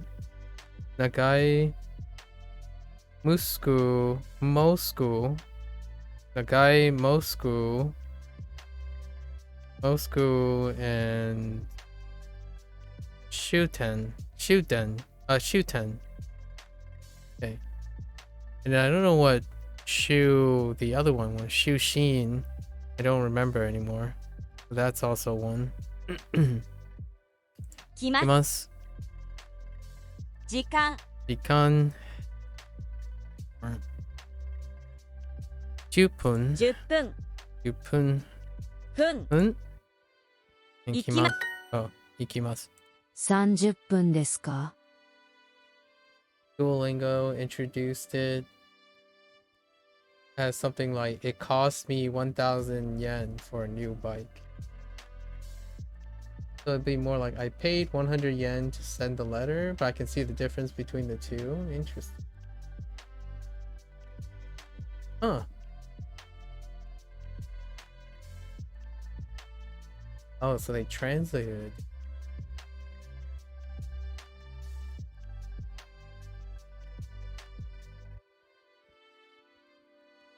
What the heck? Why does that kanji look so similar to... Oh, cost me. Oh, I get it. Or, I mean, it kind of looks like watashi with an E there. I'm sure that's where that cost me comes from.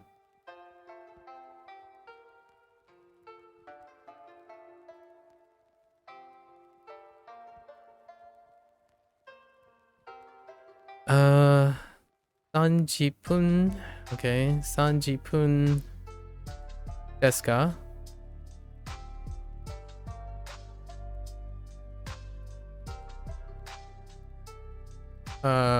It is...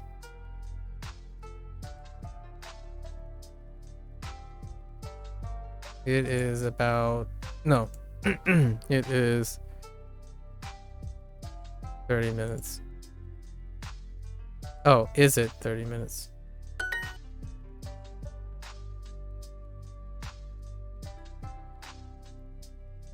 Okay. Go. 10分。10分。10分。くらい。くらい。かかります。かかります。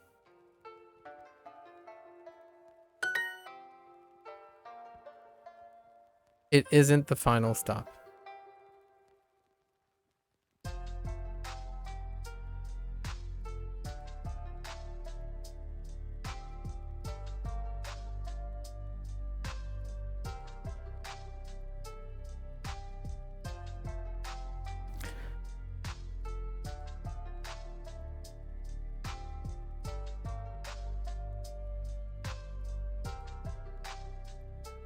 You know what's funny when you guys use the word nuance?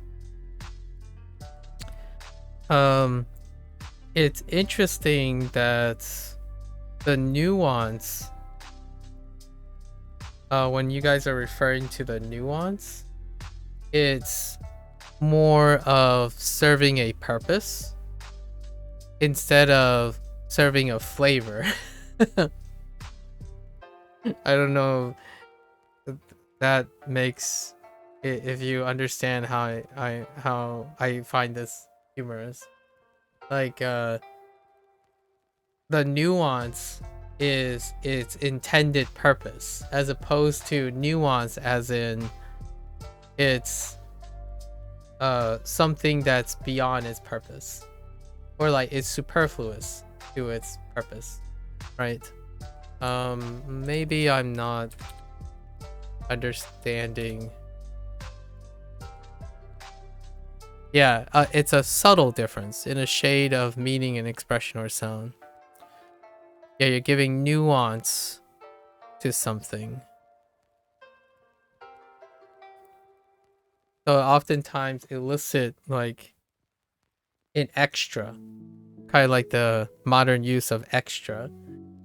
In this case though, when you guys say nuance, you're actually literally saying something a lot of times like, this is just the way it works.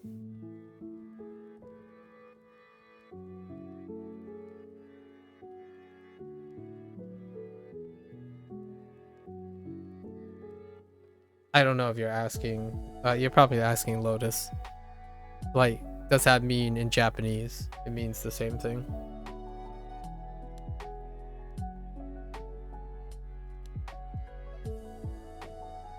In English, it's not the same thing. So, oh, you're asking me? It's not the same thing. But it is nuance.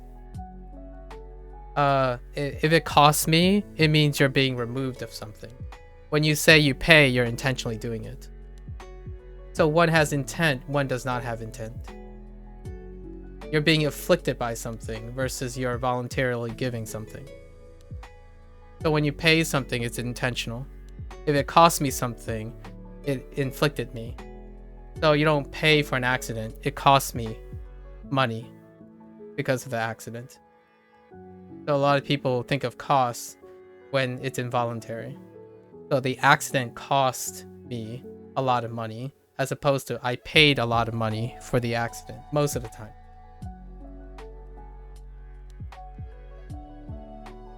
The nuance of nuance, so meta, yeah. However, that's a nuance of English. That's what I mean by how you guys are using it. In Japanese, the nuance that we're thinking, that you guys are introducing to me, is literally how Japanese people use it, right? Like, they you want to use it this way, otherwise it doesn't quite make sense, or like it doesn't make sense. In English, you could say, I paid a lot of money for the accident, or it cost me a lot of money for the accident. However, one is victimizing, one is a victim, and one is a intentional action. So when you pay for something, like you pay for something you buy, you're voluntarily doing it. But when you get accosted by something, it costs you things. So that's what, no one needs to know that to use English, is what I mean, in my opinion. So I'm curious where, when the boundaries of Japanese reaches that thing. And it, because if I use, we already talked about the whole arimasu thing. That is just not correct. Like, that will make that's not, you don't do that. So that nuance is mechanical, and I would say that's something I need to know, as opposed to a nuance of the Japanese language. It's kind of the funny feeling that I get when you guys say that. You don't need it for talking to someone. You could need it for listening in a conversation, because natives, I think. Yeah. I think, yeah. I'm giving the impression. So I suppose more accurately in what I'm saying is, I'm given the impression that I would be ridiculed for doing these things, if you know what I mean. Yeah. So, like, for example, I don't know if you notice these things. I'm kind of curious, genuinely curious about these things, about you guys. When someone says, have you ever given a gift, or like you ask someone like, oh, you got the groceries, how much did you pay for it, or how much did it cost? There are two different feelings, like, but it's just it's a nuance of flavor. It's not a nuance of, it's not a nuance of mechanics. Groceries definitely cost. Yeah, exactly. The substantial amount of people would use how much groceries cost, because it's a burden. It's something that you have to do. But then you could say you paid for a keyboard, or you paid for a movie ticket a lot of times, because it's something that you voluntarily look forward to. Like, you voluntarily did it. Last little rabbit trail and then I'm off. Okay. Last little rabbit trail. It's pretty good though. But the Japanese word for cuisine is ryo. Okay. Ryōrui. The kanji are literally cost plus logic. So food is a cost of thinking.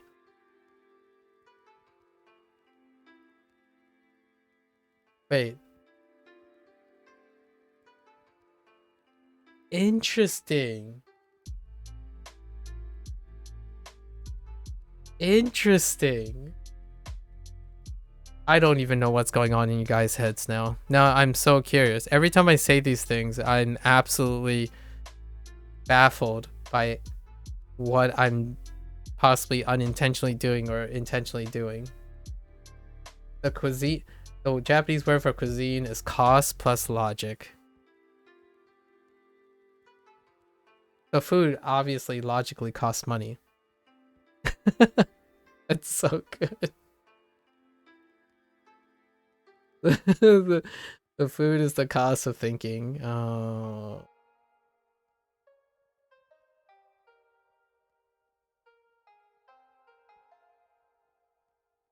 right. Good luck, Lotus. Good luck. Okay. Real talk, Indy. Real talk. Have you found an example? All right. This is an important thing. And this is something that has already been learned by both of us. Have you found an instance in which the example that Hideyoshi gave yesterday existed in Duolingo? Have you ever gotten an example of Naomi, Anna, or Ken-san wa insert any noun, let's just say ramen, ga hoshii desu? To your memory, do you remember any instance of that? That would be something that both you and I can be on the same page about. That isn't too difficult to explain. They either did it or they didn't. Because I really want to know if somehow I forgot that that's where the person got the idea from.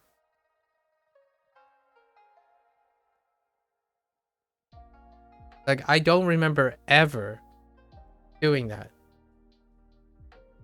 You don't think there's a difference in that? What do you mean by a difference in that? Because he was using it as an example of it being grammatically incorrect. And due to my digging, my conclusion is it might as well be considered grammatically incorrect because you don't use it that way because of what you said. I want ramen and Hana wants ramen are the same words. Yeah. So here's what I dug up. Just to give you a Spartan Notes version. So most people don't the grammatically incorrect thing was that you're inferring that that person desires something. So in a way, you refrain from ever using oshi desu to express anyone else's desires, and you only use it in the first person. So he went out of his way to say it is grammatically incorrect. But I think what the sentiment was that it's so accepted as normal not to use it in that way that it might as well be grammatically incorrect. You see what I mean? So that's where his point was. So I get it. I actually get what the point he was making when you were making the comment about don't assuming, like their language don't assume third person feeling. So I get that. And that's what they were trying to do. But the question is, did Duolingo ever do that? Because if you read in between the lines, the person is giving advice on what Duolingo is teaching me, right? That's why the arimasu thing came up, and the imasu, or the ikimasu, and the kimasu thing came up. It's what Duolingo doesn't tell you. which it's not supposed to. It wasn't designed to do that. It was not their goal. The nuances, the nuances are very complicated thing. So I asked myself, where did he get that example? Where did he get Kensan wa ramen ga hoshii desu? Where did he get that example? It's not from Duolingo. At least I don't remember. And I've seen it a bunch of times. I think hoshii desu showed up here for rooms, apartments, desks, like, that stuff. And it showed up from food. Yeah, it showed up for food as well. Well, it wouldn't be said like, I know, I'm giving an example. Sorry, I'm giving an example, right? I don't remember the exact example he was doing. So all I know that his point was that it's someone else's thing. Would you like say something? Would you like ramen? Yeah, culturally, you would say that. So here's the question. Here's the reason why I was having trouble understanding that, and you weren't there to the end because I know you probably went to bed or something at some point. I was really looking forward to your input, because in the end, culturally, for me, I think I understand the Japanese culture well enough. I would ask an open-ended or more open, inferring question, like a direct question, as in, you would naturally ask the person. You wouldn't say that person likes this. The idea is, some people think, and in English apparently this happens, right? For English speakers, like the situation is, would you want some advice? Or do you like some advice? And that's where hoshii desu was introduced. And that's what I think he was referring to. As in, like, you see someone in trouble, and then you say, advice ga hoshii desu. Hoshii desu. You see what I mean? Like, do you want some advice? Or do you look like you desire some advice? And that is, the point is, you don't assume, Japanese people wouldn't do that. That's the point. And in English, it would translate to, do you want some advice? Or do you want some help? Or something like that, right? And advice is a placeholder. Like, it's a concept. Like, help could go there or something. And that's something an English speaker would think of, just like arimasu. When you said that if you keep using have, you're not going to distinguish between existence, or like existence and possession. Hoshii desu follows that same trend.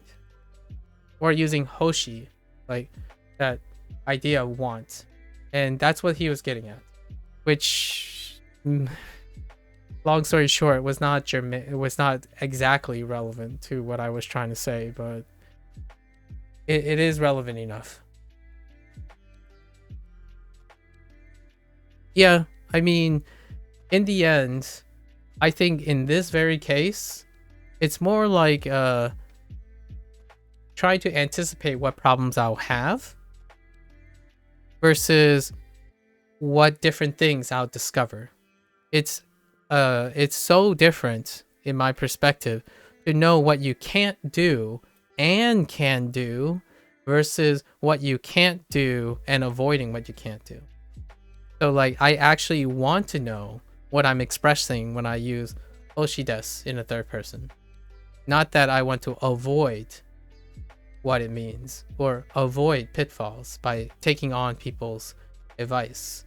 So in a way, I would love to ask someone, what do they think when I say, like, how does the Japanese people, like a person I know really well, how do they feel?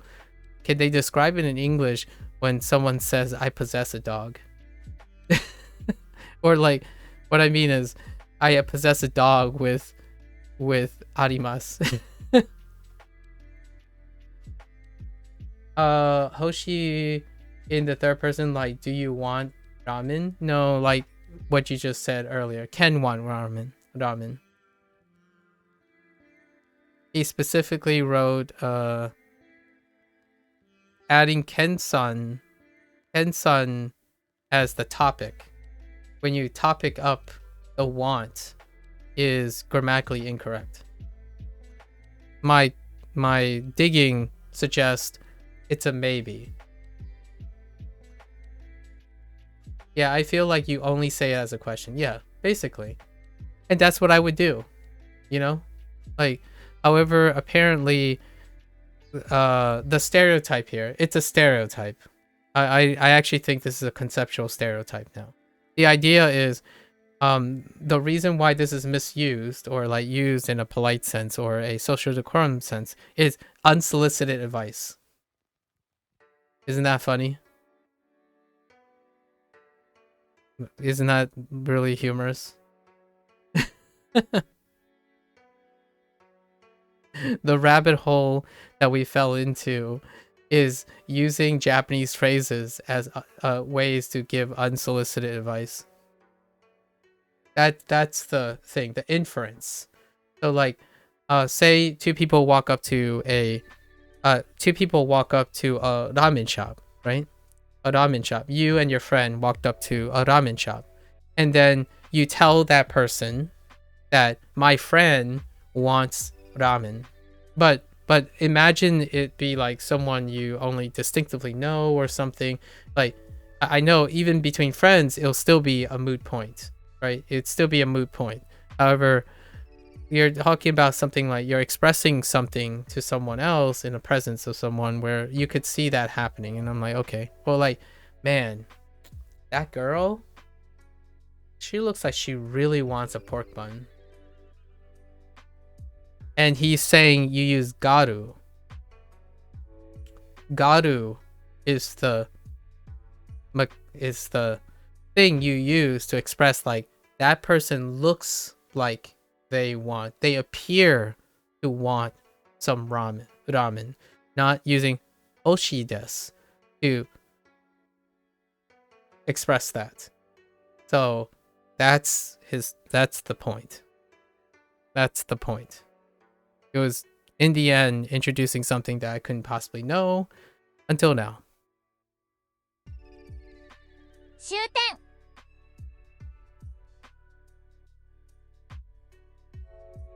It's like Hana wants ramen in the sense like I'm speaking for ramen and she wants ramen. Yep. That's what he's saying. And the comment is, I'm like, I don't see it as a grammatically incorrect thing, and that's what makes it confusing. However, the whole point he was making is that it's so accepted that it might as well be considered grammatically incorrect. And there's the Japanese language. That's it. That summarizes our arimasu conversation. If you know what I mean. Like, it's not, to me, I don't think it's a nuance. It's a necessity. And oftentimes when I think of nuance, it's like you don't need to know the difference. And that's where like English happens, right? If I said that I'm feeling really bad right now, right? If you don't know the nuances of really, bad, and how they relate to each other, it's really not necessary. It's different because it's between two words and not the meaning behind it. The arimasu and or you're talking about like our conversation about arimasu and own versus hoshi and garu.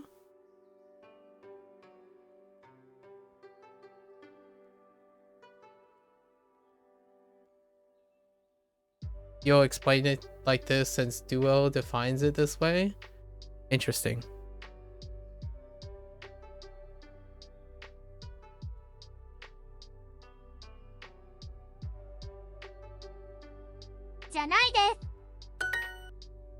We're on different two wavelengths right now. I just want to hear what you want to say about this though. So, arimasu and ikimasu is there are and it is, or imasu. So I'll learn imasu later, obviously. Or unless imas is no. Yeah, I wait. Do I have imas? No, I don't have imas yet, but I get it.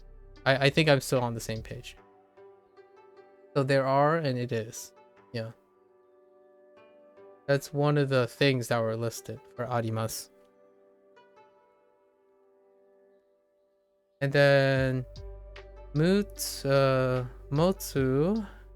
is to have, to carry, to possess.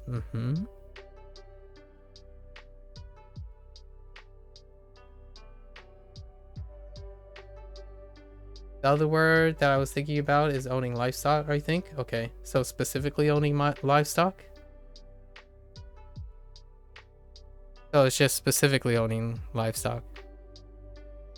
5 5分分ははとてもとても早早いいですね。ですね。 I think what we're talking about is far more interesting at the moment than reviewing this stuff. It's not even a こ competition. こは京都ですか？ここは京都ですか？京都。So I said 京。ここは京都ですか？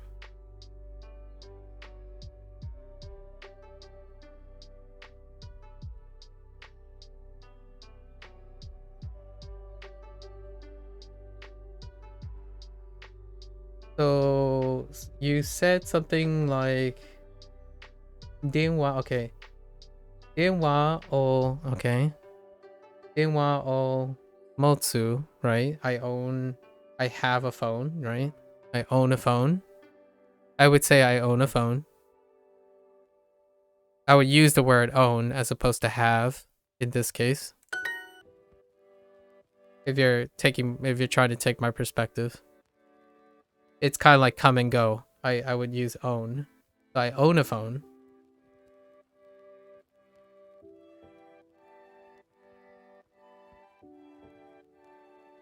At least unless Duolingo tells you it means have. Okay, then 電話があります. There is a phone. And then because of the way Duo is teaching now, it would be I have a phone. Right? So it would be I own a phone versus I have a phone at the moment. Since that's how, like, that's the way Duo is doing it. But it means there is a phone, as in the phone exists. It is a phone, yeah. It is a phone, yes. That's the distinction between existence and possession, yes. Oh, without using day, it is a phone. Okay, so there is a short. Okay. Yeah, so that's the difference. And I'm telling you, the difference is between I own a phone and I have a phone due to the pattern nature of Duolingo. Unless Duolingo literally introduces it as I have a phone, then ultimately, when I learn what motsu means, I would say I have a phone and then I would be confused. Yes, I agree. And that's why it's similar for hoshides.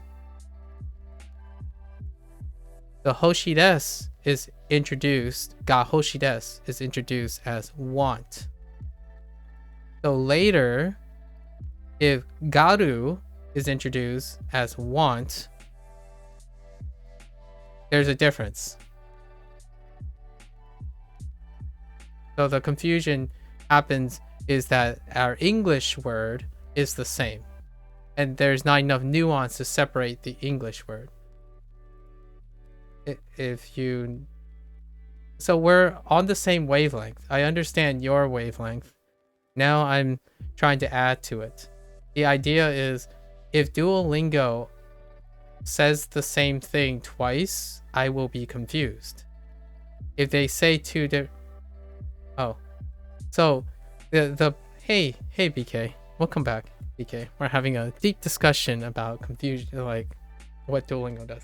So, right now, the only definition, like the separate definition of arimasu is to have, or have, right? The have phrase. And if motsu is introduced later and it also says I have, then I'll be confused and I'll naturally try to figure out if they're different, right? Because they have to be different in some way. So I have to look for the pattern difference. So naturally, for me, if I had to predict what I'm going to do, is that I understand what is arimasu associated with, and then what is motsu associated with. It will still cause confusion. If Duolingo introduces motsu as have, this has happened multiple times in Duolingo. Like for example, now for time, it's urai, right, for about, right?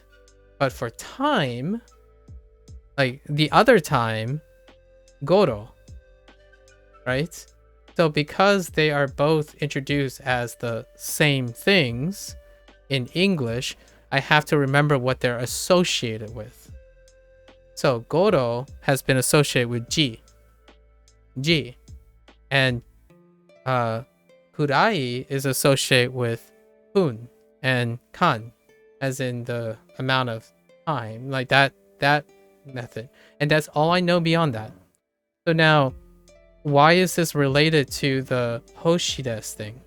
So there is a chance in the future that hoshides is going to overlap with garu, which may be something that expresses want in this, just the word want. And you have to understand and Duo won't explain any of this. They will only have the associations for you to differentiate between.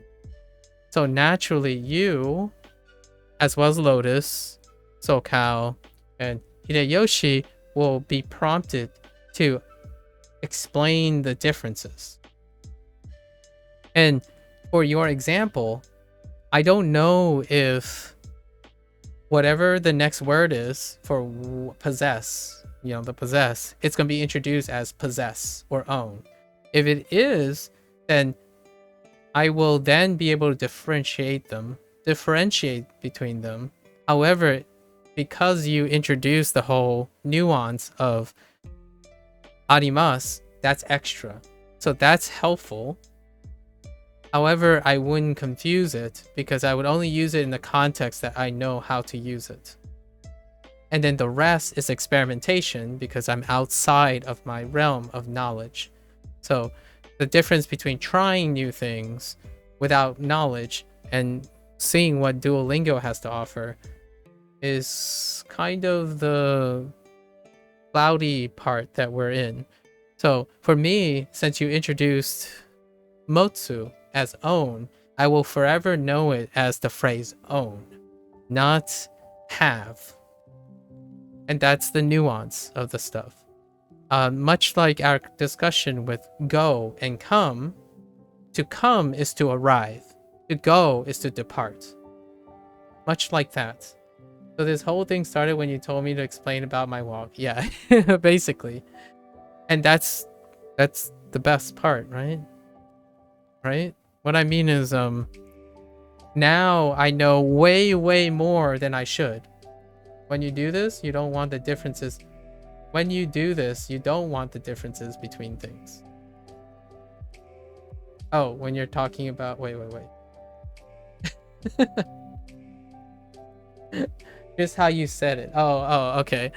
Yeah, so now I know way more than I need to know, which is great. And I think that's... Well, here's the thing. I think I need to know it, Indy. That's the difference. I feel right now, I think the difference, the feeling between talking about Japanese and English is every time someone presents an English question to me, you don't really need to know it. It doesn't feel like it's urgent to need to know it. No one's gonna look at you weird for saying, oh, why do you keep saying things cost you things? But to me, your word choices is what I'm hyper focused on. So in a way, I can get into your shoes, how maybe frustrated you can become talking to me, or like Lotus talking to me and SoCal and stuff, because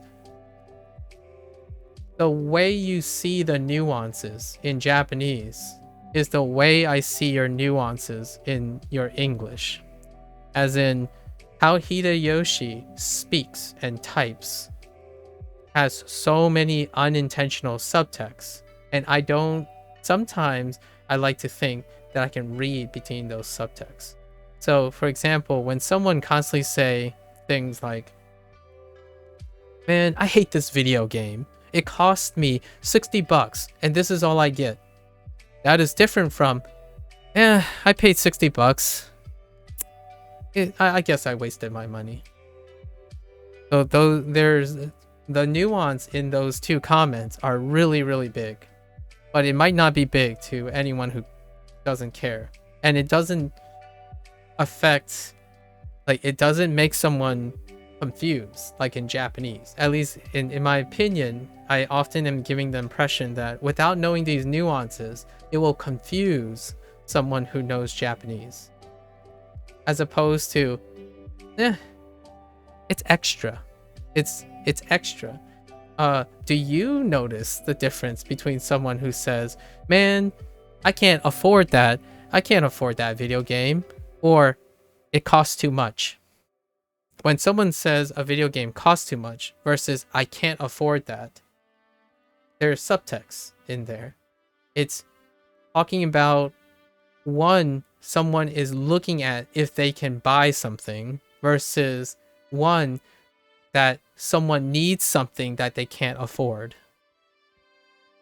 Like, but it's not the exact words. The one that the person that's saying they can't afford a video game is empowering themselves to think if they can purchase something, versus, oh, this is going to cost me $60, as in they feel like they have no choice, but they can't afford it, which would be the other way around if you're not reading into it. I think you learn more when you look at the nuances between how questions are asked and statements about the same thing. True.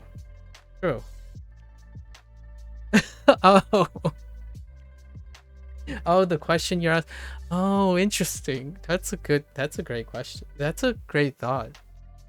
I haven't had anyone who was candid enough to tell me how I think. Like, what I mean is candid enough to not tell me what I'm thinking, but how I'm thinking about it. That would be great. You are, I know, this might be getting old. Just tell me when to stop, but you do have a psychology degree. This would be a perfect time to use all your psychology. Hey, I know you're probably not. I don't know if you're using your psychology degree, but that would be pretty, I would love it. Here's the thing. If there's any encouragement, I think it would be pretty swell if you had enough time in your day to like review your psychology stuff and explain to me things that I do that you've learned about already. Honestly, I haven't ever talked to someone who was even remotely interested in being open enough to psychoanalyze each other. Like, what I mean is in an openly way, because I definitely know that I am very vigorous in challenging any notion of anything. So be it argumentative or not, when it's between people I know. So like you said, right, you start off general, and when you become very familiar with the person, you become very specific. So naturally, the reason why you're in my opinion, the motivators of you constantly introducing and being more open about the nuances of the Japanese language is because of how frequently and how familiar we are becoming. Otherwise, you wouldn't give two buttons and a cuckoo's nest about whether I use arimasu incorrectly or not, right? So reading into that, there's no amount of gracefulness. I mean, I don't know how embarrassed you are all the time, but if you ever watch any other videos that I use something you said as an example, it always follows with the idea like it's nice to have someone who actually says those things as opposed to no one at all. So hopefully you understand that this is the nature of a relationship, right? Even even like a semi casual colleague relationship between people who just like to think about the details. And you already told me yesterday that you could talk about this stuff for days, so you better mean that. I'm telling you, you better not be capping me. Yeah, we gotta be ready to talk about this for days. Throw in some psychology too. I still wanted to tell you yesterday though, Indy, I still want to tell you yesterday, when you said that the Japanese language, like I think it all started was when you said the Japanese language, you like that about at least the Japanese language, by extension the culture, where you made the comment where Japanese people don't assume people's feelings. Like you like that, it's very conservative, it's indirect, and I like that about the language. I don't know if I can earnestly tell you that's what happens, right? Language is a facsimile of explicit communication. But remember watching anime? Like, think about all the anime you watch. What is the major source of confrontation in the anime you watch? They assume feelings, so they never talk about it. Like one of the major confrontations in romance comedies and comedies or drama is that they assume everything. And I'm not saying it's just a rhetoric. It's something to consider. Like behavioralisms is another element of language. Language is trying to capture emotion and feelings. But man, in reality, when you put it back into psychology, that hyper awareness that you have, like this is my hot take from earlier today. I did like a 1.5 hour. The hot take here is when you have a language that is so rigorously reminding you to understand what you're saying based on the assumption of how that person's going to feel about it. In the end, that translates to a hyper focus on assuming people's feelings. So what keeps Japanese people incredibly polite in public is the fear of offending someone. And that's assuming they're going to offend someone if they behave differently. And that's one of the underlying things of the pressure that the face culture, like Asians face every day. So yeah, when I look at people like you, Indy, or like people around me in the United States, I see healthier people who are not constantly concerned about assuming how other people is going to feel. It's the culture that Japanese and Chinese people and the like cultivated, the face culture. And it's due to constantly assuming that the worst. You always assume that you're going to offend someone. So you do everything possible, including your language, to make sure you don't offend anyone. And it's kind of the whole, like, it's a funny paradox of perspective. I am raised to always assume the worst, the things that I could screw up. And ironically, nowadays, the Western world, because of the internet, it's remarkably becoming very Asian in a way. Like they're constantly worried. You're constantly being made to think you must worry instead of communicating and like asking, what do you like? But even in Japan, that is so casual. You don't go up to a stranger and say, hey, would you like some ramen? Would you like to sit down and let's talk about our feelings? Like that doesn't happen at all in Japan.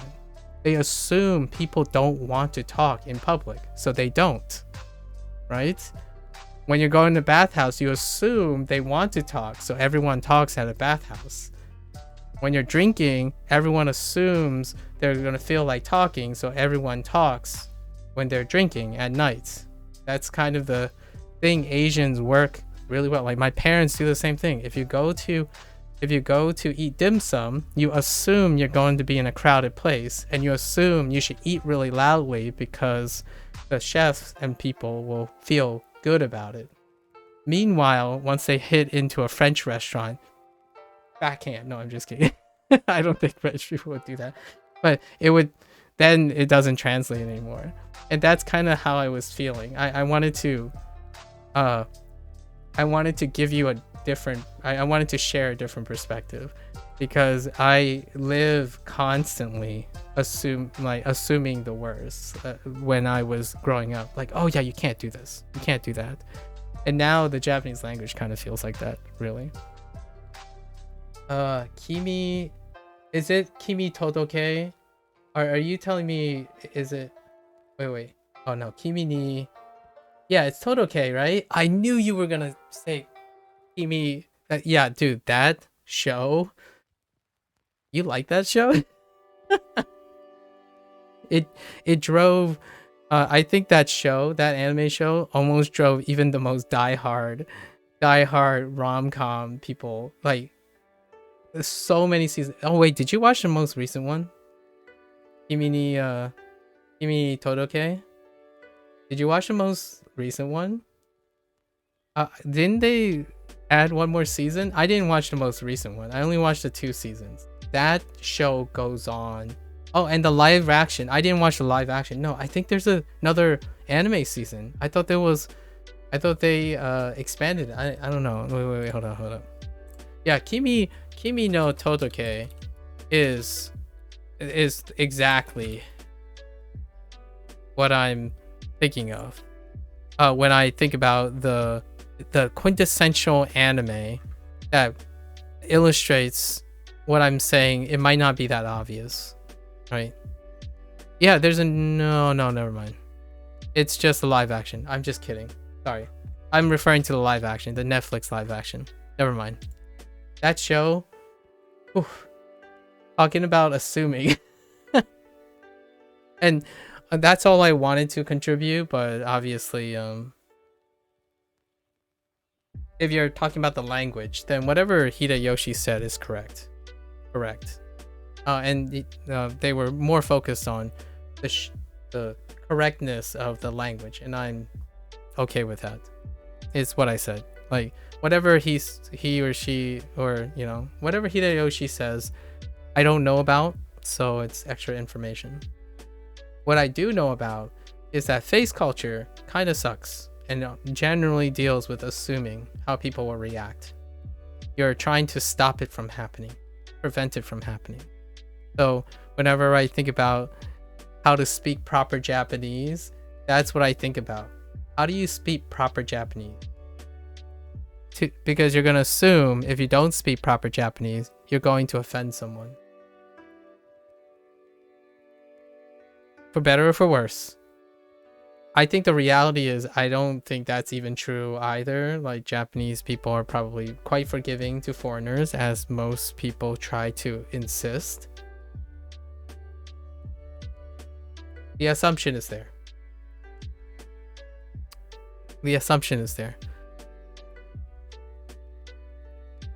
I always wondered what it's like if Japanese people who are learning English feel the same way about, like, say, American English people. When they come here and when they come and visit the States and they say something like, oh, how do I do this in Japanese? The dog ball I like, right? Or the dog ball I want. And immediately the question is that offensive or is that funny? English people are more harsh than Japanese people, you think? Interesting. You know what's funny about that? I lightly agree. in a way, hear me out here. English speakers are more expressive.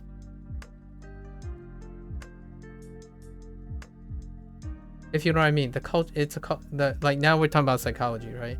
Let's think about what is considered more harsh, right? Since Japanese people are meant to conditionally be polite in public, right? Their decorum is to be polite. And English people are expressive, right? Expressive. How do we equivocate the harshness in English compared to Japanese?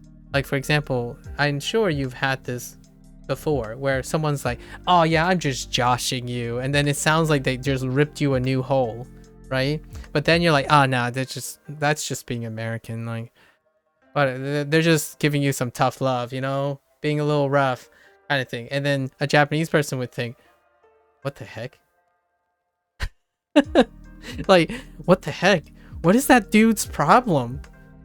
And then, you know, then they would walk to the next person and it's like, you know, when the Japanese person would approach, there's more inconsistencies, right? In English, you approach is like, oh, hey, hi.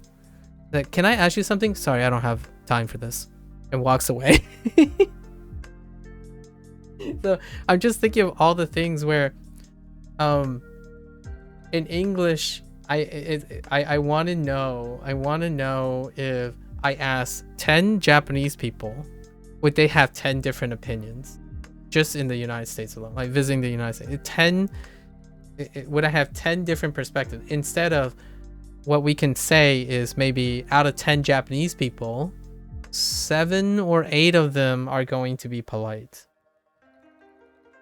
You know what I mean? And then you might get unlucky and run into like someone who's having the worst day of their lives and they gave you a little bit of attitude. So then we think about language learning. Now we go back to language learning. If someone says something different, like if Japanese people say, like fish,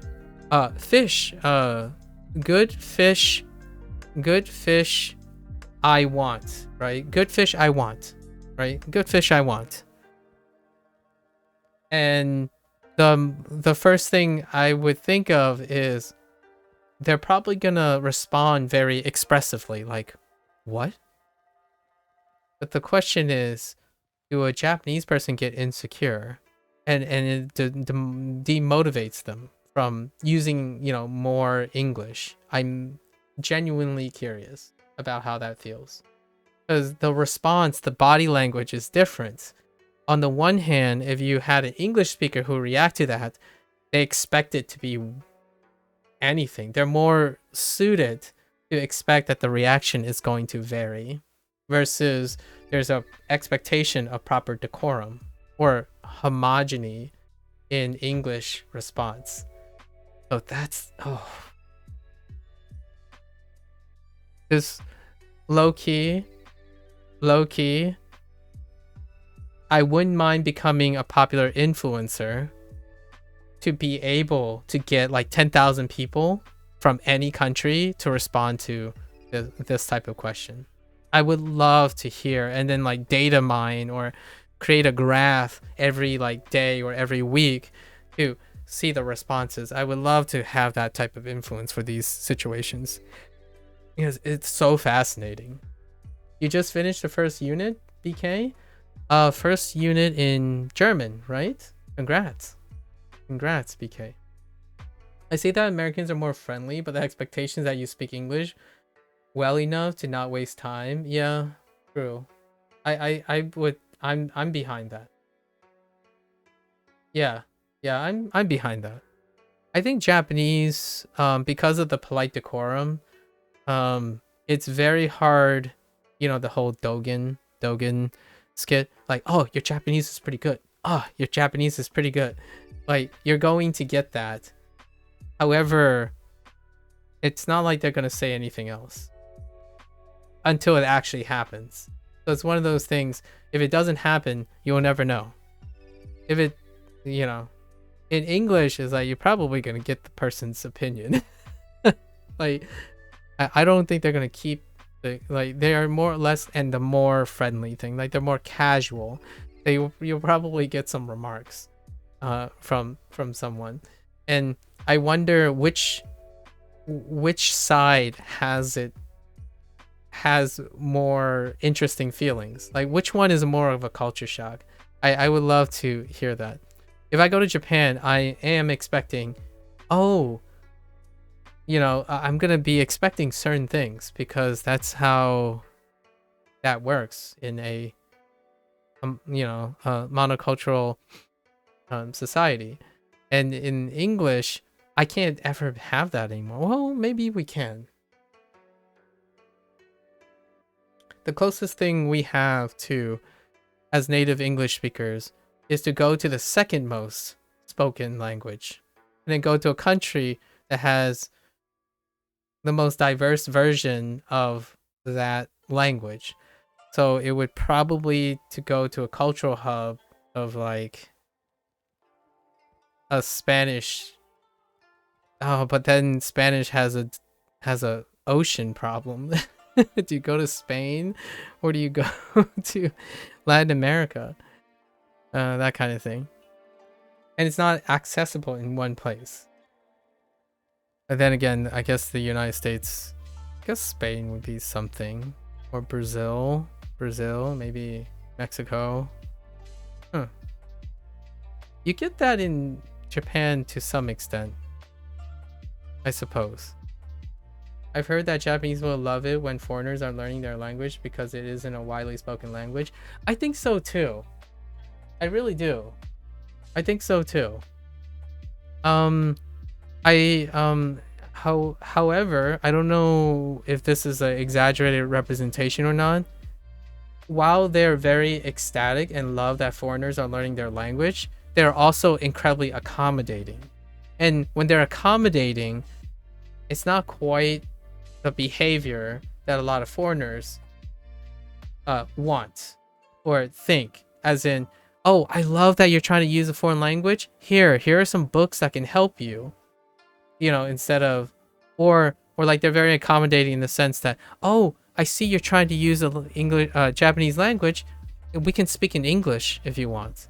So you know what I mean, like that can happen because I think their accommodation, their predilection for accommodation, still continue to exceed beyond their expression of personal emotional expression. Like instead of being ecstatic, they want to be accommodating first. So like sometimes you get that noise, you get that back and forth where if you go to a store clerk and you see the person, like if the person sees that you're trying to use the Japanese language and they're like, oh yeah, but that person's kind of need more, and they would suggest something, and that's where like the whole do they assume things or not come in. Do they assume things or not? Well, when you try to accommodate someone, you're trying your best to assume the best way to act. And that's how I feel about, at least me personally. My Chinese side has always told me that when you're in a public place, you do all the possible behaviors that work on assumptions. So you say things, you say polite things. Those are the polite things require that you make a lot of presumptions. Nowadays, I just ask, and you'd be shocked. Asking can sometimes be burdening. So the onus is on the person to be perceptive enough to not ask too many questions. That's where I'm getting here. It's such a weird, it's a weird paradox. To be considerate, you could ask a direct question, but then that would be burdening the person with the question, and then that would also be revealing that you're not perceptive enough to know and predict what that person feels like, and then you're screwed. I kind of described all the Gen Alpha and Gen Z internet kids that have trouble speaking to a person that they like and approach them to talk about it, right? Or the whole premise of kimi ni todoke, basically. the entire premise of Kimi ni Todoke. The whole season is that. How do I approach the person to talk about things and just assume that's like, oh no, but they wouldn't. Nah, no. Like, what if they not? Okay, let's just not talk about it at all.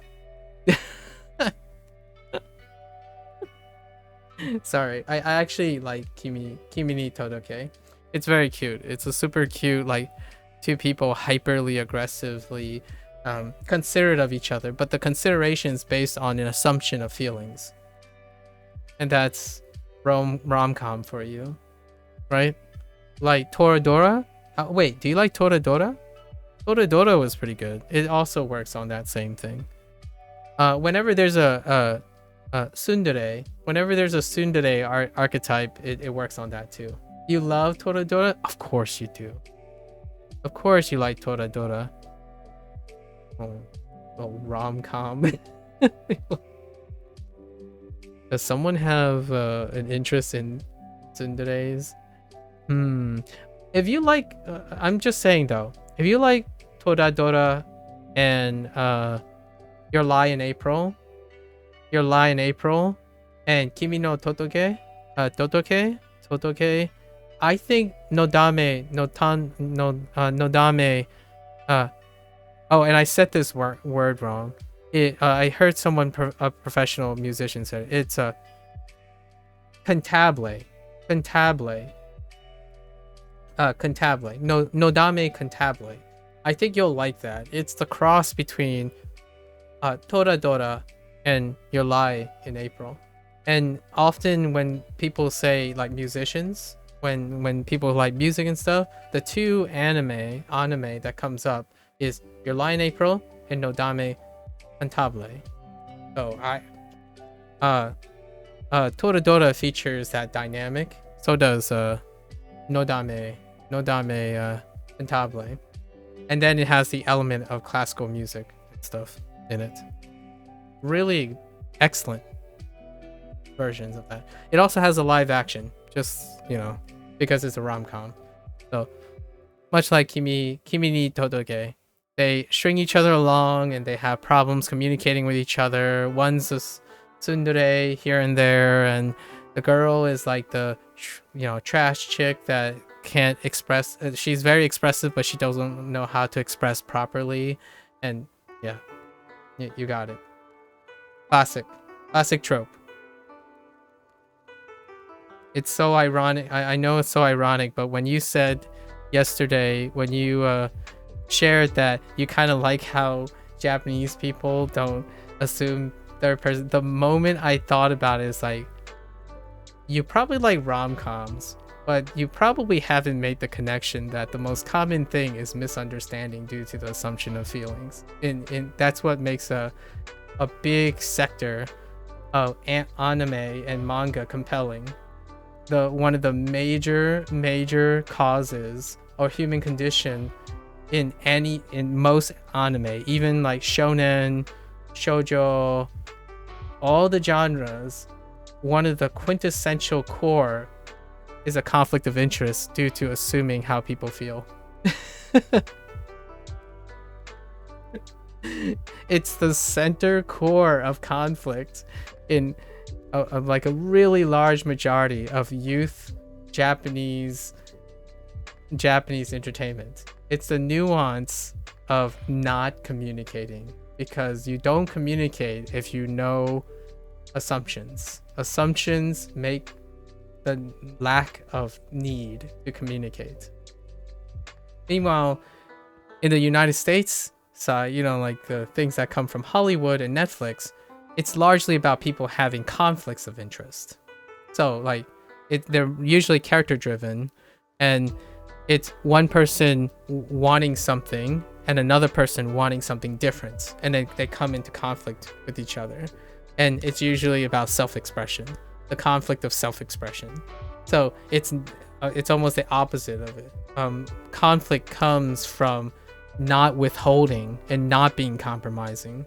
So one of the largest majority sources of literary conflict in like Western production is the overexpression and the uncompromising principles of individuality.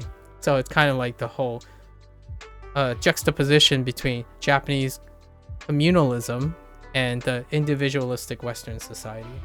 And in both cases, lots of assumptions are being made. Not quite obvious which country or which like system has less assumptions being made. Although the one thing that can be compelling as a contrast is that a society that is incredibly expressive, you don't get to stay in the dark for long, if you know what I mean. If you assume something and that person says you're wrong, then it removes the doubt immediately. But in Japan, it persists due to an inherent assumption of politeness. So many characters can go long and long, forever, maybe never express their feelings to each other, which makes the classic rom-com. And I like that because it's a contrast to Western society. Like, dude, it's not always the case anymore, and with the rise of anime and manga, that's become a form of escapism. Like, oh yeah, I feel like that too. Like, lots of youth actually now also resonate. Internet youth around the globe resonate with anime. Like anime, the stuff about being reserved, being unable to express themselves, always feeling insecure about asking direct questions, and how to approach that kind of thing. It's both endearing and disheartening at the same time. It's quite endearing and disheartening. They're overly concerned with what people feel and think without engaging in the actual activity. And there's another deep cut here. Asians are not really great at getting married. I don't know if you've noticed that. It is somewhat of a stereotype, but not really. It is backed by statistics, like tons of sociological and anthropological statistics, that the ritual for Asian people, especially native Asian people, is they struggle a lot with, and that's what I think about when I think about assumptions. Lots of at least people my age, even my colleagues and stuff, when they think about marriage, they also think about what they can offer in the marriage. And then when they think about kids, they also think about the burdens of having a kid. And that's all that are based on assumptions, you know, statistics, assumptions. We're going to feel miserable. We might not be able to cut it. What if we screw up?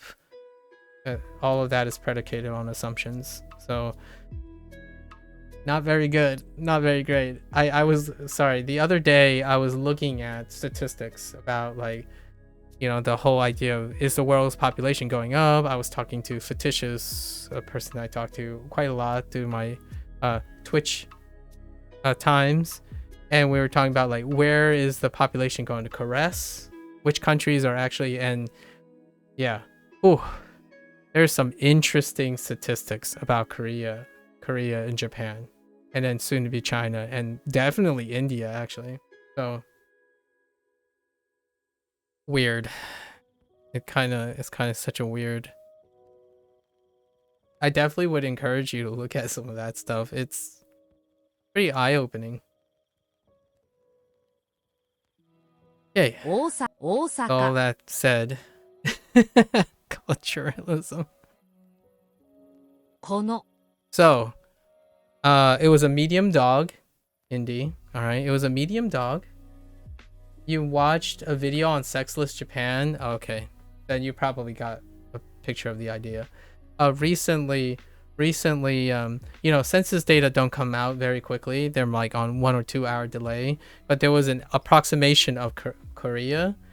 There was a bigger drop in the last 2 years in Korea in terms of marriages. We're not even talking about, like, intimacy in marriages than like the last 10 years. So yeah. Other than that, you know, we still have to concern about overpopulation perhaps and whatnot, but if you put in the scape, there's some really interesting things, for better or for worse. I don't know how you feel about non-Asians in the United States. I think I've become it's kind of hard to speak from my experience because the people around me are of different types of people. So they often are all the people around me are married with a few exceptions. They are all without children. And I don't think they have aspirations to have children. You're 30. I'm sure Indy. I'm sure the people, your friends and family, or your friends are like of age at this point. So they probably have sort of somewhat decided how that's gonna work out. I mean, I'm almost 40. These are the talks, the real talks. 電車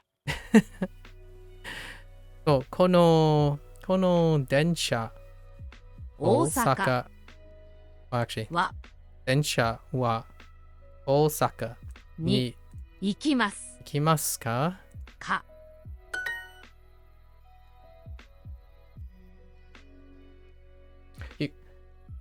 You know, I haven't ever asked you, do you want to go to Japan?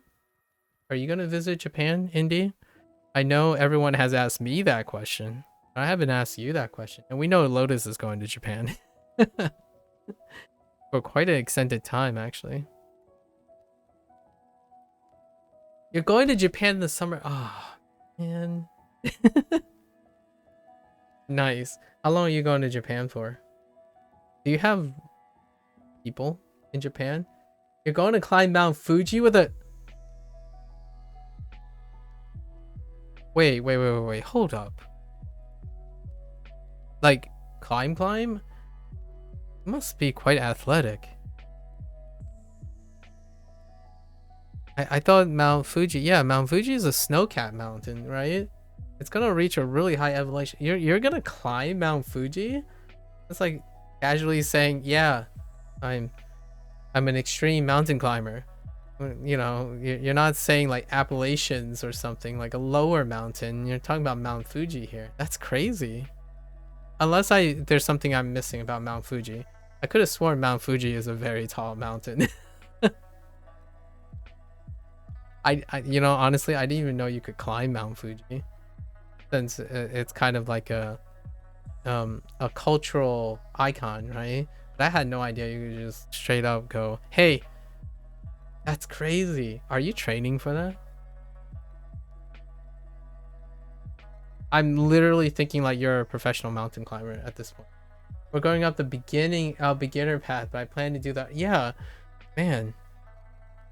So are you secretly telling me you're also athletic? Man, what can't you do, Indy? What can't you do at this point? Next, you're gonna tell me that you have your own chain of professional gyms. You're jogging 10 miles every day? Oh, you're doing more than me. Oh, dang. Okay, so then you know we're gonna have to talk about fitness stuff now, right? At some point. I don't do 10 miles a day. 3 miles. 3 miles. Anywhere between 1 mile, depending on what type of thing I'm doing. 1 mile speed. Right now I'm in the cycle of 1.5 miles, and I'm doing nose breathing only because I have like some respiratory restrictions on my right side of my nose. So right now 1.5 miles every morning, breathing just through the nose and trying to like see where my cadence is. And then it's gonna go up back up to like 3 at some point with alternating laps and every single day. Wow, we're gonna have to talk about that. How long have you been running every day? Why didn't you talk about this earlier? I'm pretty sure I've mentioned about running before in your presence. Speaking of 10 miles, you're training for the climb up Mount Fuji. Oh, so you are training. Okay. How long have you been training for this moment? Are you the one that told me you ran a marathon before? Or a half marathon before? Is that someone else? Or is it you? I don't know if it's Lotus. I know someone has recently told me that. 次 Sungi Baswa. バスに Whoops. に That's not wa. に Asaksa 浅草に ni 行きます Okay. You're in Central, right? Yo. How about we meet up for a marathon?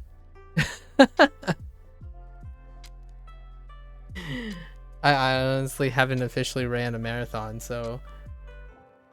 You have always been athletic, though? Okay. I haven't been always athletic. I actually have more respiratory problems than I would like to admit. Right now, I have...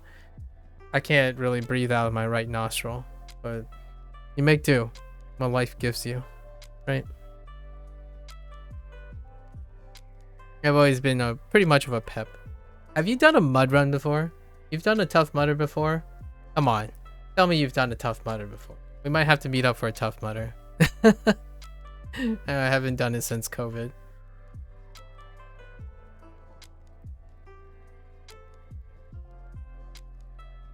I think we're good here. Oh, we're not good here. What did I do? I've got the no again. I need to stop forgetting the no. You don't know what that is? Tough Mudder? You already run 10 miles an hour. Oh, you and your friends got to do at least one Tough Mudder. Oh, how about a mud run? They're usually called mud runs, but the breakout thing was the Tough Mudder organization. But it doesn't have to be like a Spartan. A Spartan is more common now for individual runs, I suppose. A Spartan, I guess it's called a Spartan race or a Spartan run. It's like a soft Ninja Warrior,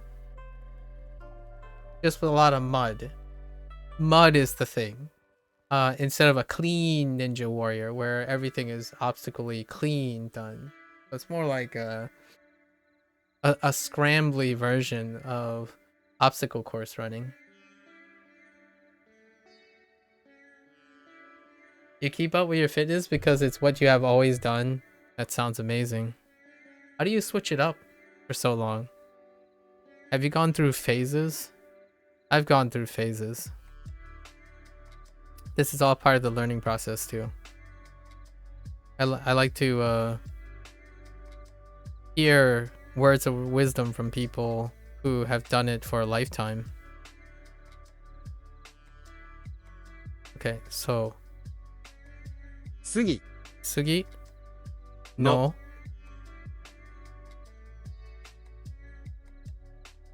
ババススははいついつ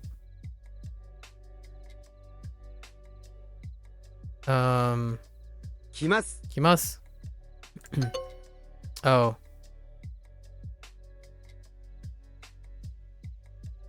Ah! I got cod! Oh no! I got cod. Okay. Okay. It's okay. It's fine. 15分ぐらいかかりますか I think I got cod last time too.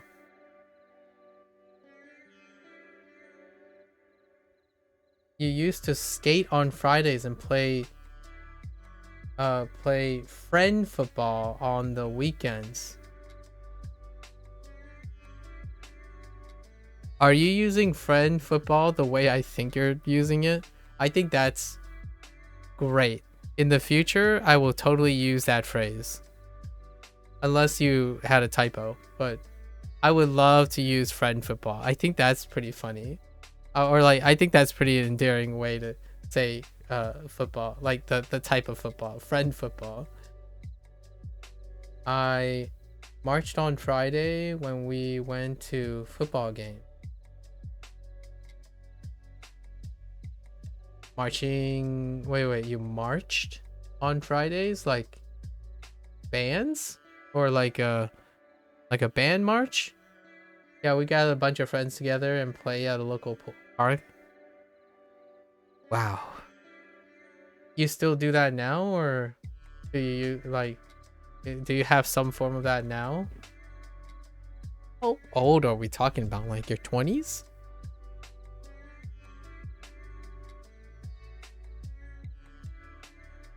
$10 a day. No wonder you're always using your mornings. Once every when you went to college, yeah. Me too. Me too.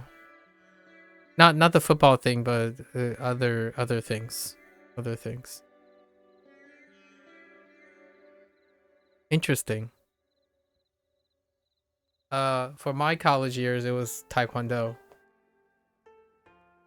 Our math professor was a 3 dan, so a third dan, so and his whole family were dans, so they started like extracurricular things, so Taekwondo was the thing.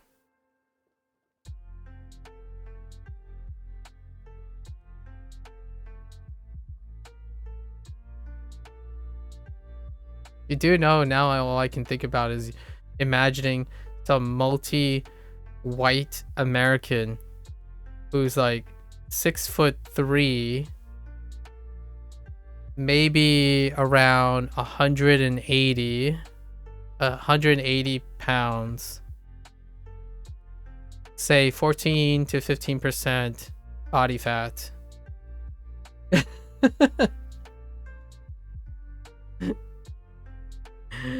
That I just have this image already. I'm like, yeah. Anyways, I'm not that tall, by the way. It's generally how I feel when I'm around other people who are multi-gender. You're 5'6" and 140? Dang, you draw the short straw. Just kidding. You're the first person that I've met recently that's shorter than me. I kid you not, that's just the Asian life. I don't think I rarely so this is the whole like assuming thing, right? I took a gamble, right? Wow, man. You're if you're if you're 140 at 5'6", man, you probably got some muscle on you. Holy heck. Because based on what you're describing, you're like quite physically inclined. So 140 at 5'6", you must be packing some density at 140.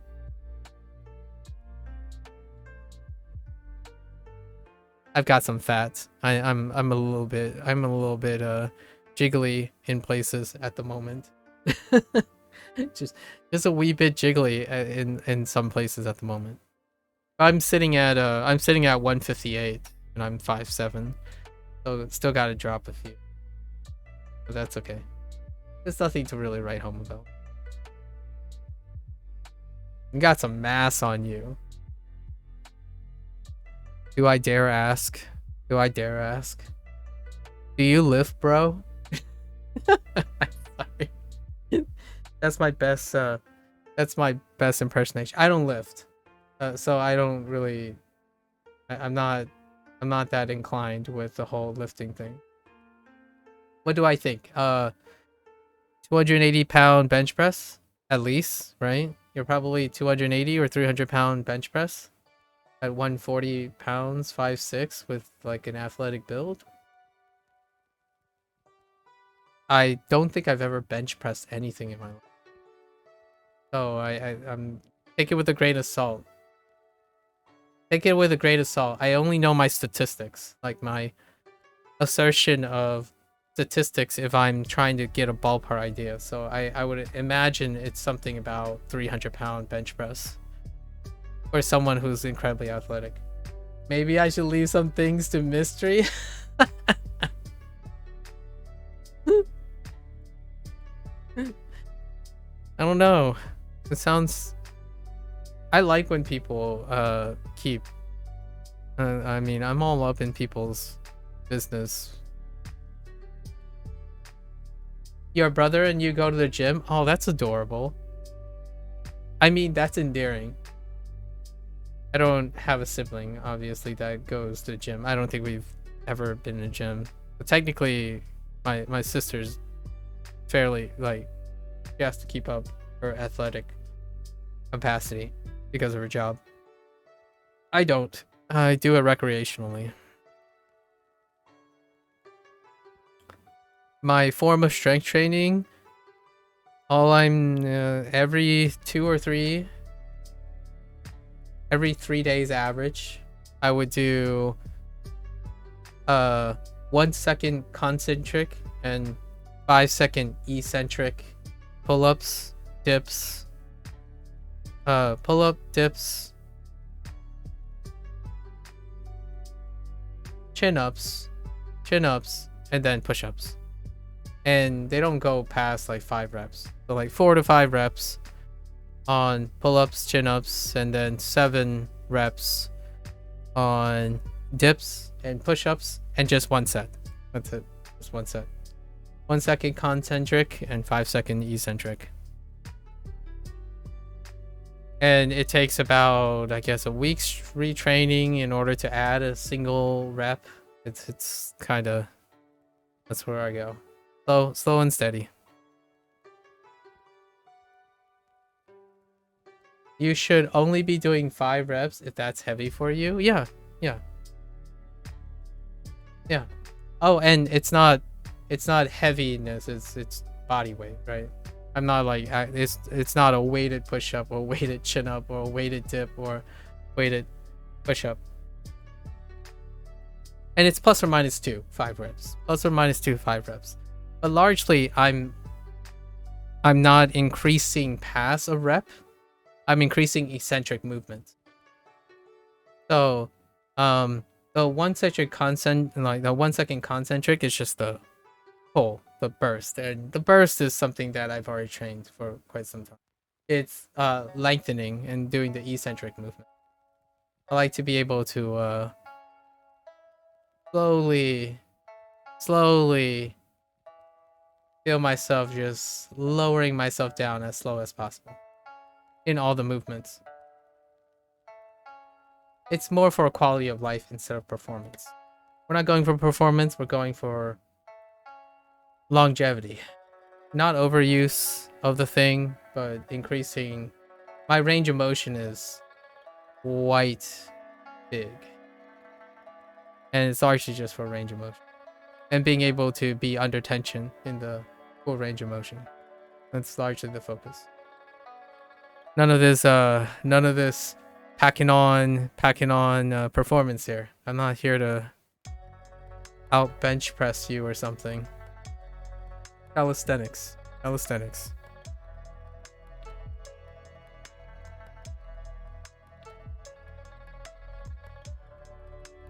Do you do splits? If you and your brother goes to the gym, I feel like you're a splits bro. Sorry. Yeah, it's a fitness. I like that word.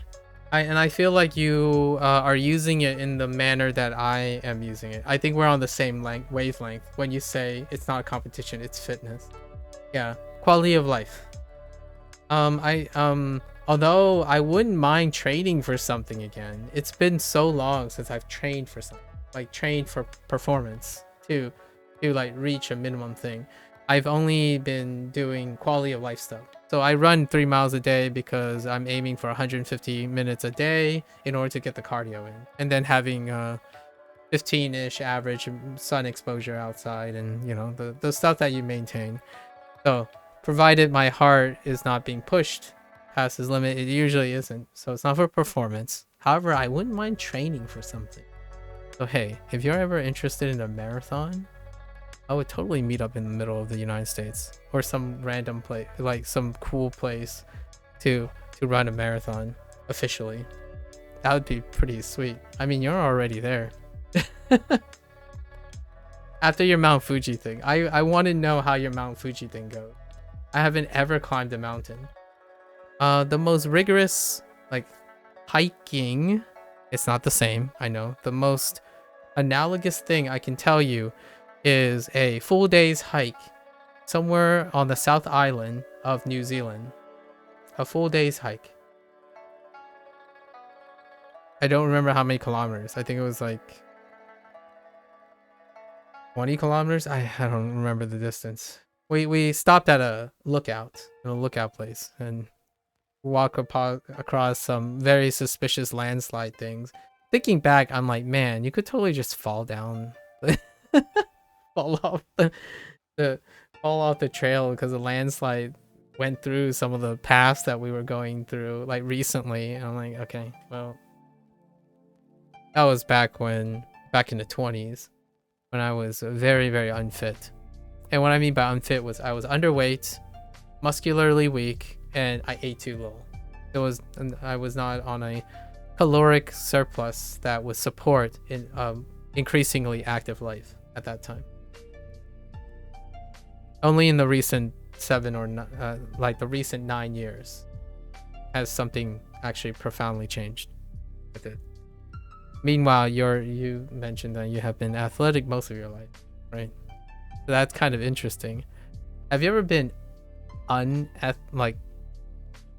have you let yourself go at any time? I'm curious. Because someone who's completely athletic would have a different perspective on what it's like to be not like injured or maybe rehabilitating. I don't imagine you've ever had that happen in your life.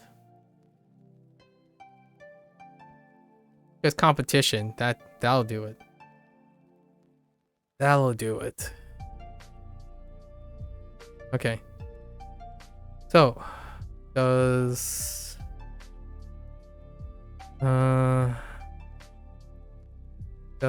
it take about... Yes. Does it take about 50 minutes?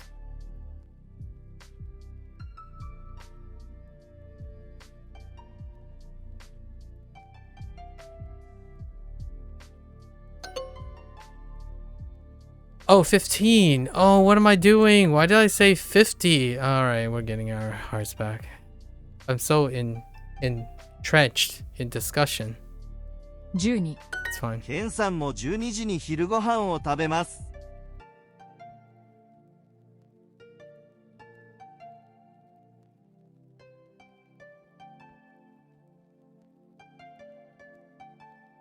Can you... Oh my gosh.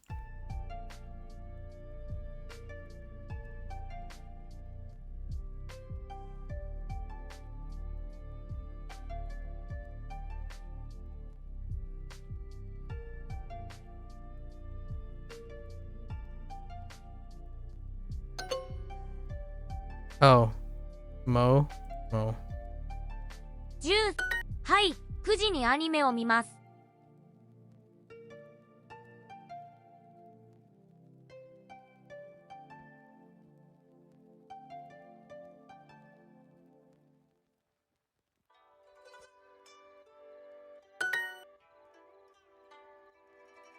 9時。毎日おいしい昼ご飯を食べます。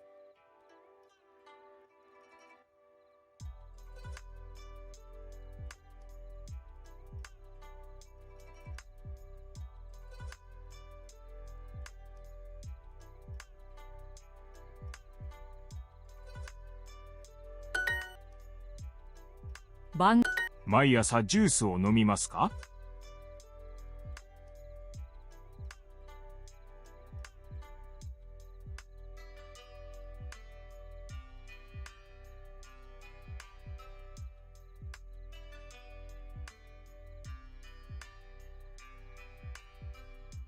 Yeah, every breakfast. これは私のコーヒーですか？ We're not gonna do keyboard typing. Okay. これは私のコーヒーですか？ Okay.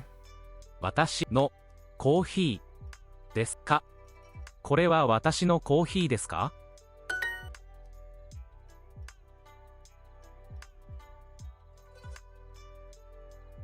その医者コーヒー1時にコーヒーを飲みます。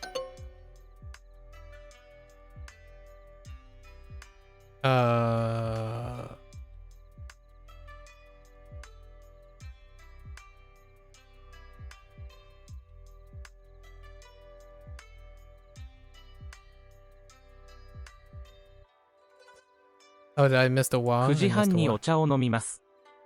9時半にお茶を飲みます。9時半にお茶を飲みます。9時半にお茶を飲みます。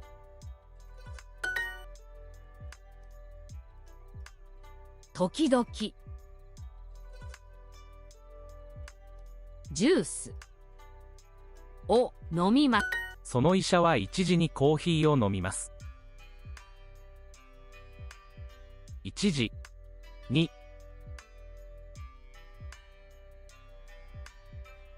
コーヒーを飲みます。その医者は1時にコーヒーを飲みます。医者はその医者は1時にコーヒーを飲みます。Oh.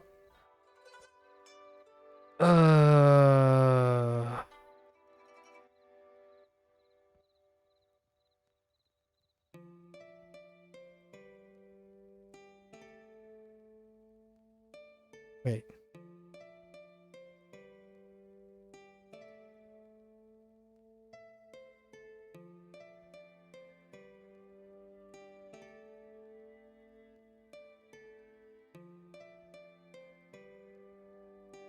Oh, Kono. Whoops.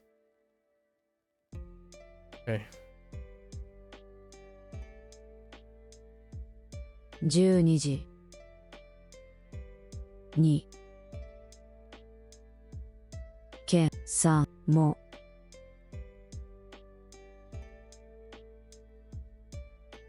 昼ご飯を食べます。8時に晩ご飯を食べます。 Alright, could flip that. 8時に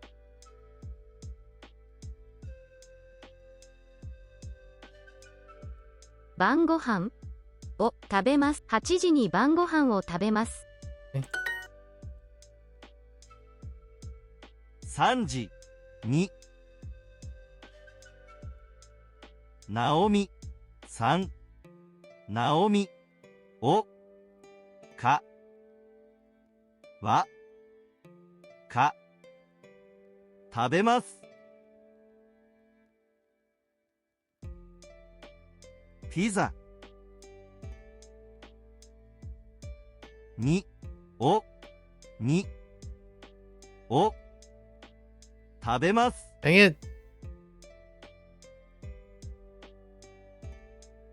Naomi-san wa 3時にピッツァを食べます。ケンさんも12時に昼ご飯を食べます。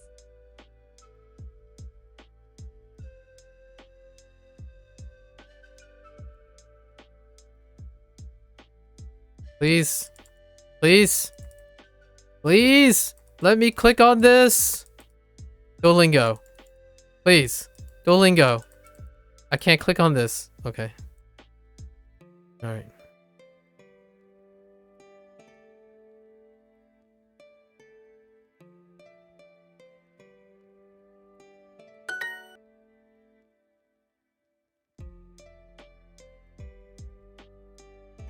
So no. How did I mess this one up? 医者 Did I miss wa? はコーヒーコーヒー1時にコーヒーを飲みます Thanks, Nojo. その医者は1時にコーヒーを飲みます。その医者は1時にコーヒーを飲みます。Did I miss the wa? はコーヒー1時にコーヒーを飲みます。その医者は1時にコーヒーを飲みます。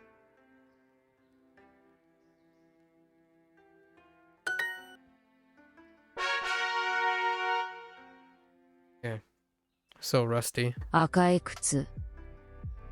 Of course, we get back to this. これらは私のコートです。それらは Oh, no, wait. これら、それら、うんこれらは私のコートです。私のコートです。私の靴は赤いです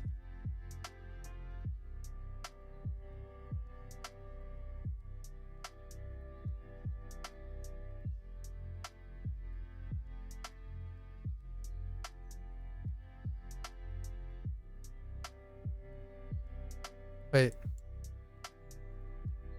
Shoe is red. はい、これらは私のコートです。はい。これらは Was it koto? コート私コート Watashi no koto.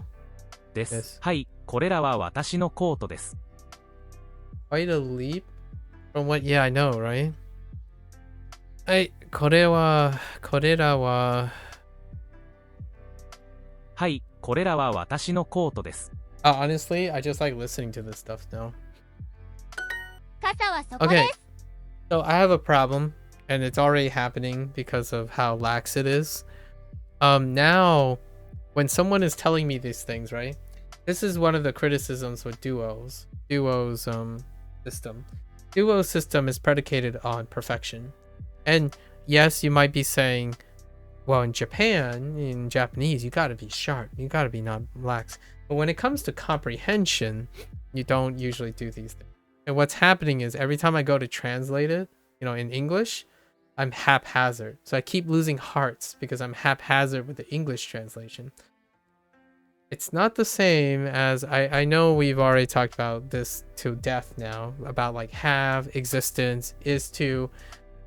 That's the problem at the moment. So when I say certain things, it's the English being loose. And I'm using that, but you get punished in Duolingo. So if you lose focus, you get slapped in the face. It's like, well, I knew it was a question. I just didn't like a good example is omitting have. Like I know. Arimasen is not have, but for now, I can't begin to tell you how many times I don't even think of have most of the time. So when I'm translating, I always drop the have. Like, well, it's there. So it does happen. I do get reminded that the way I think the sentences are being explained to me, I still don't actually even think of it for one-to-one translation, really. And it's kind of like listening to English. When you're listening to someone speak, it's not the same as reading what someone is typing, right? When you're typing and you're reading a message, it's a really different type of process than hearing someone speak. So nowadays when they're saying like, oh yeah, generally, oh, here it is, click on this and I get it wrong, click on this and I get it wrong. It's like, well, the idea is there. I'm being too complacent. I must be vigilant. Okay. And let's be more vigilant.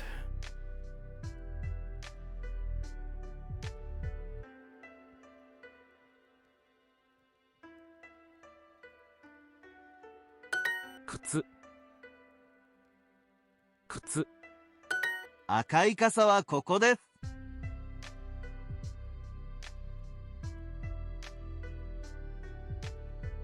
I tell myself this doesn't happen too often, but practices are getting a little bit there now.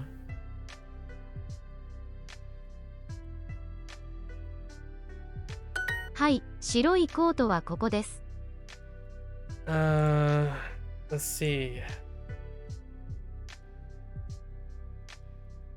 はい、白いコートはここです。Yeah, like this. Hi, 白いコート。はい、白いコートはここです。はここです。All the only thing I'm getting from that is the coats are here.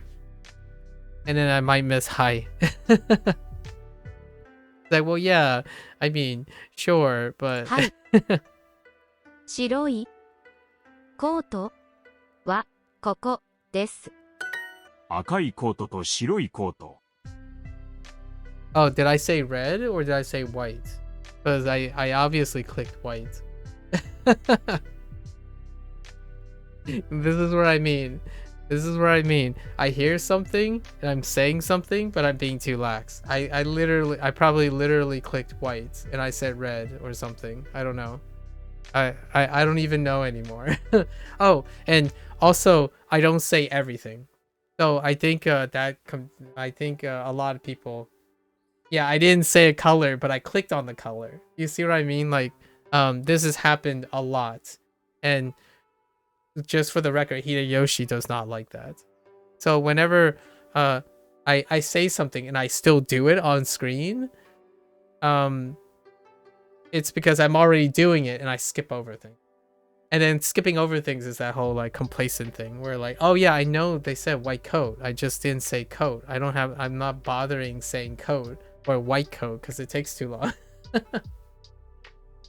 It's the problem with you're already thinking so far ahead, you're just skipping words at this point. And that's kind of bad in a way. So soon. So I don't know. I gotta stay more vigilant. I do like reading the Japanese though. You can't skip Japanese. You can definitely skip English.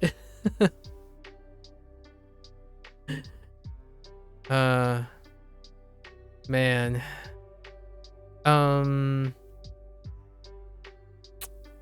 And now we're not even using sentences. Okay.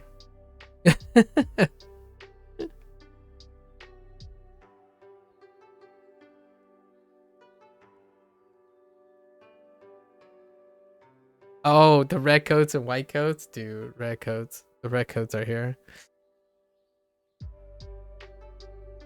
それらは私の白い帽子です。それらは私の Yeah, true. True. True.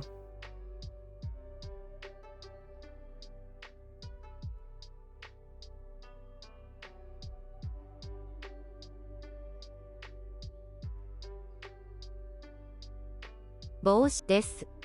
それらは私の白い帽子です。It's kind of funny that you... Whoops.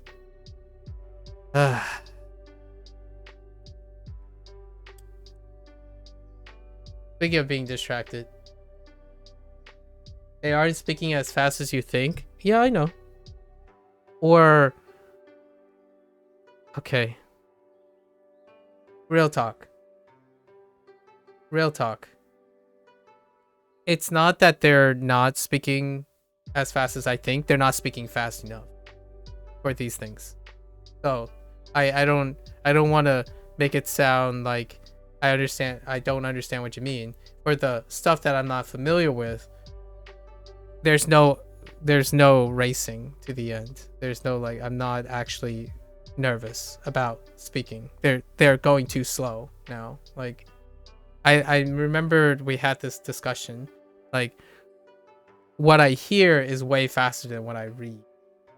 So when I read, it slows me down, which is what I'm using to slow me down. But what I hear is way faster than what I hear. So what happens is when I'm skipping words is because I already processed the thing and I don't think it's worth the redundant anymore. So that's the complacency. They aren't speaking as fast as I think. Yeah, yeah. We talked about this. You are far more faster at reading, in my opinion. So I think your advice is that you're probably reading way faster than they're talking. Or what I mean is like when you see the audio come up, you're already done reading the passage, right? You're reading the passage before. I imagine that's what's happening, right? Like when they start speaking Japanese, and then you have a passage, you read the passage, and you're done with reading the passage, as opposed to waiting for the person to finish talking. I look away. I don't know if you ever noticed, but I look away when those things happen, and that's it's kind of a bad habit because then my reading suffers. So I am slowing down for sure. Either way, the long story short, I'm still slowing down. They are. I might be trying to listen to them too quickly. Even in English? Really? Even in English? You read it before? Oh. Wait. How does that work? So you mean like... Oh, you mean like you're doing this. So right here, you would start doing the thing. Wait, I don't know how it works in the English sense. I haven't even considered that. Like for here, the most distracting thing is you're clicking on these things. So I try not to click on these things as I'm thinking of the phrase. So here, if this wasn't review, but this is review, right? So I would say the phrase out, then I would look at the choice. But you know, I could be typing the choice too. But right now, today is not a typing day. I'm gonna take a break from typing. So I would sit here and I would form the sentence. Then I would go look for the sentence. It causes me to fumble the sentence because I'm not actually understanding it. I'm just reading it. Oh, I see what you mean. Fair enough. Fair enough.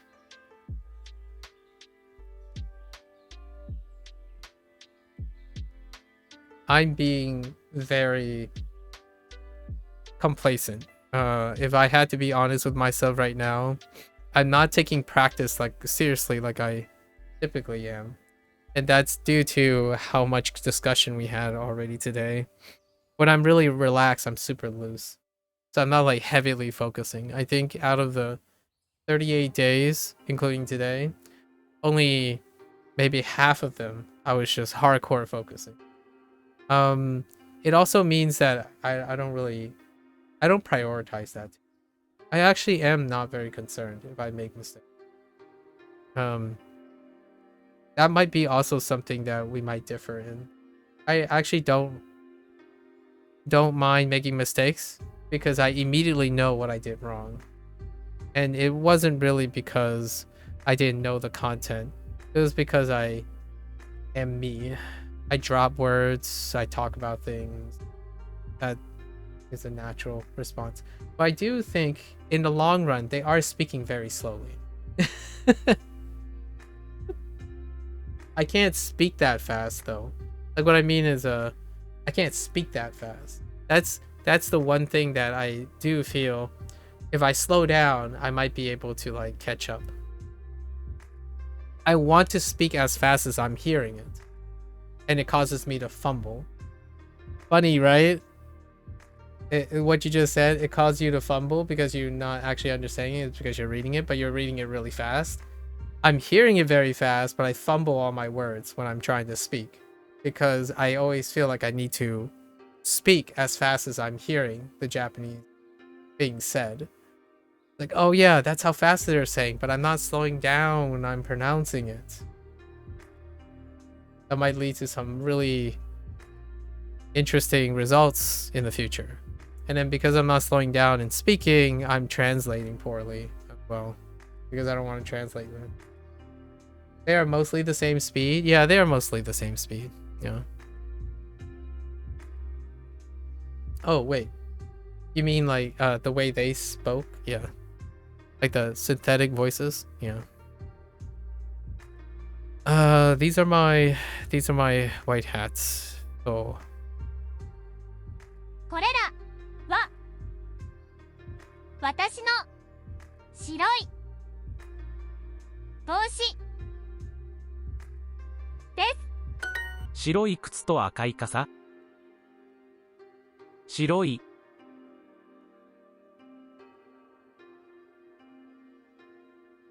と靴。白い靴と赤い傘。靴と白い靴と赤い傘。 oh. と赤い傘。 Do you have that problem too? Where like I hear it and I'm like, wait a minute, what happened to the predicate? It's like because there isn't one. I I heard like, all right, okay, nice. You know, white shoes and red umbrellas, like okay. I'm like, wait a minute. Like, wait a minute. 白い靴と赤い傘。 So I'm never sure about these anymore. Like these are 白い靴と赤い傘。 I have to listen to it at least a couple of times to know that it is in a sentence. And that's a little weird.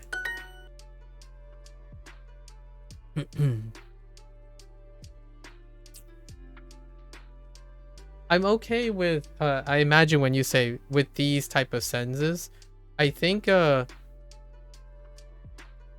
like things like arigato gozaimasu and like dojo yoroshiku, that kind of thing, I guess not necessary for those, but your mind works like a translator. I take in all the words, then give meaning to the sentence. Ah, I see. Dang. Can I illustrate something? Oh wait, I can. So I do the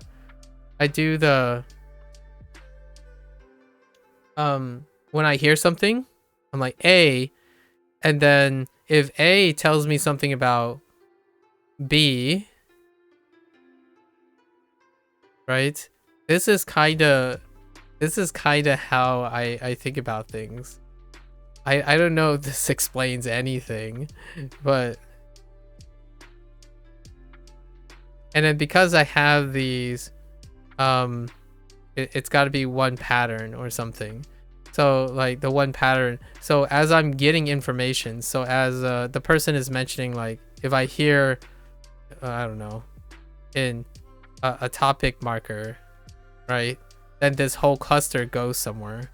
And then if I hear a object, right, then it goes here. But if I hear, if I miss something and then heard a predicate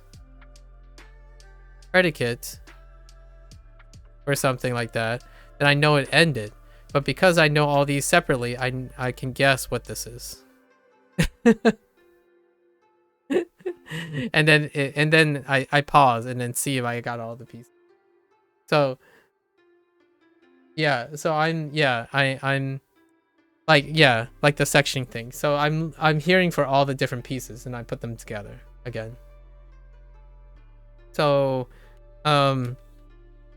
it can be terrible if I miss the core of things. So all the pieces, the most important pieces, I listen for first, and then I build from that. And now I'm getting better at picking up all the small things. So the things I drop are the things that are less important to the core of the sentence. So sometimes I drop color, right? I drop the attributive form. Sometimes I drop mo or mada, you know, things that modify, but I get the core first. So everything builds from the core. My priority comes from understanding the core of the sentence before anything else. And that means that I have to practice enough to get used to hearing all the extra stuff. So when I learn new vocabulary, my frequency of errors depends a lot on the part of speech or like what it's doing. And I think I'm getting close enough where if they add more like independent clauses and participles, I can at least group them apart now. So oftentimes I miss things like the details. Kind of like when you're reading a book and you skip over that the thing is brightly red instead of red. And then you have to know the thing is a fire hydrant. So if you read the modifier bright red fire hydrant, you first know that's a fire hydrant. Then you figure out what color it is. Then you figure out if it's bright or not. However, if you missed bright or red, you still know it's a fire hydrant. And then if you forgot the details or missed it, you can maybe fill in. Like you can probably guess it's probably a red fire hydrant. And if someone said, oh, did you know like the aspects of it? It's like it could be a bright red fire hydrant. What happens is I always know the essence of the sentence first. And that's kind of how I read people's comments and stuff. I first identify the core of the essence of the sentence, then start going out from there. And it allows me to translate while I'm doing it too.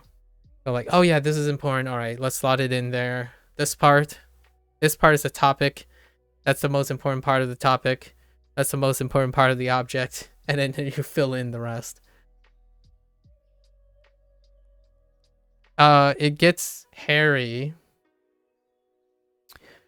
when Duo doesn't do this. On occasion it does. The NU thing, and the whole phrases, those things get a little weird. Like arigatou gozaimasu and like hontou desu ka? Like if you put it in random places, I'm like, oh wait, okay, so they're just standing alone somewhere. You just throw them. I'm like, did they apologize or did they? It's just a separate element elsewhere. So and eto and whatnot might not be that great. Oh, ordering sucks because it's a hanging particle unless you're ordering more than one thing. So that's kind of a little iffy. So that stuff doesn't come up enough, that type of like ordering. So I am looking for patterns. I actually do think of things in patterns. I literally I don't think that's how people who use Duolingo do it. They translate with whole meaning. So you read the whole thing and then you do everything. You read the whole thing, then you do everything. So as things get longer, like if there are 3 sentences or 4 sentences, you're gonna have to try to store them somehow. Like eventually when you get like 3 or 4 sentences, it's going to be a kind of, you're going to have a little bit of a rougher time. Mine's going to be sloppier though. So you're constantly training a different property. Your property is you're going to retain a lot of specific information, right? But there might be an upper limit. Mine is going to be, I'm going to get the general idea of the entire paragraph, but it's going to be sloppy. I'm going to end up losing some details here and there if I'm not good enough. I need to practice to get all the details in. And you're practicing to be efficient and holding on to that thing. I can't hold on to information for very long. I have to write it down. So generally when someone's talking, I'm writing while that person's talking. In my head. I'm already thinking as you're talking. So of course this is not the case here where you're typing something. However, when I'm talking, I'm already making new ideas as I'm talking. Whenever I'm having a conversation, I'm already thinking about the next thing I'm going to say as I'm talking. So it's the most natural thing I do. Unfortunately, that also means I suck when I have other ideas in my head. Yeah, it's hard for me to listen to people that stutter or are flustered because it's very confusing to store that. Yeah, understandable. Very understandable.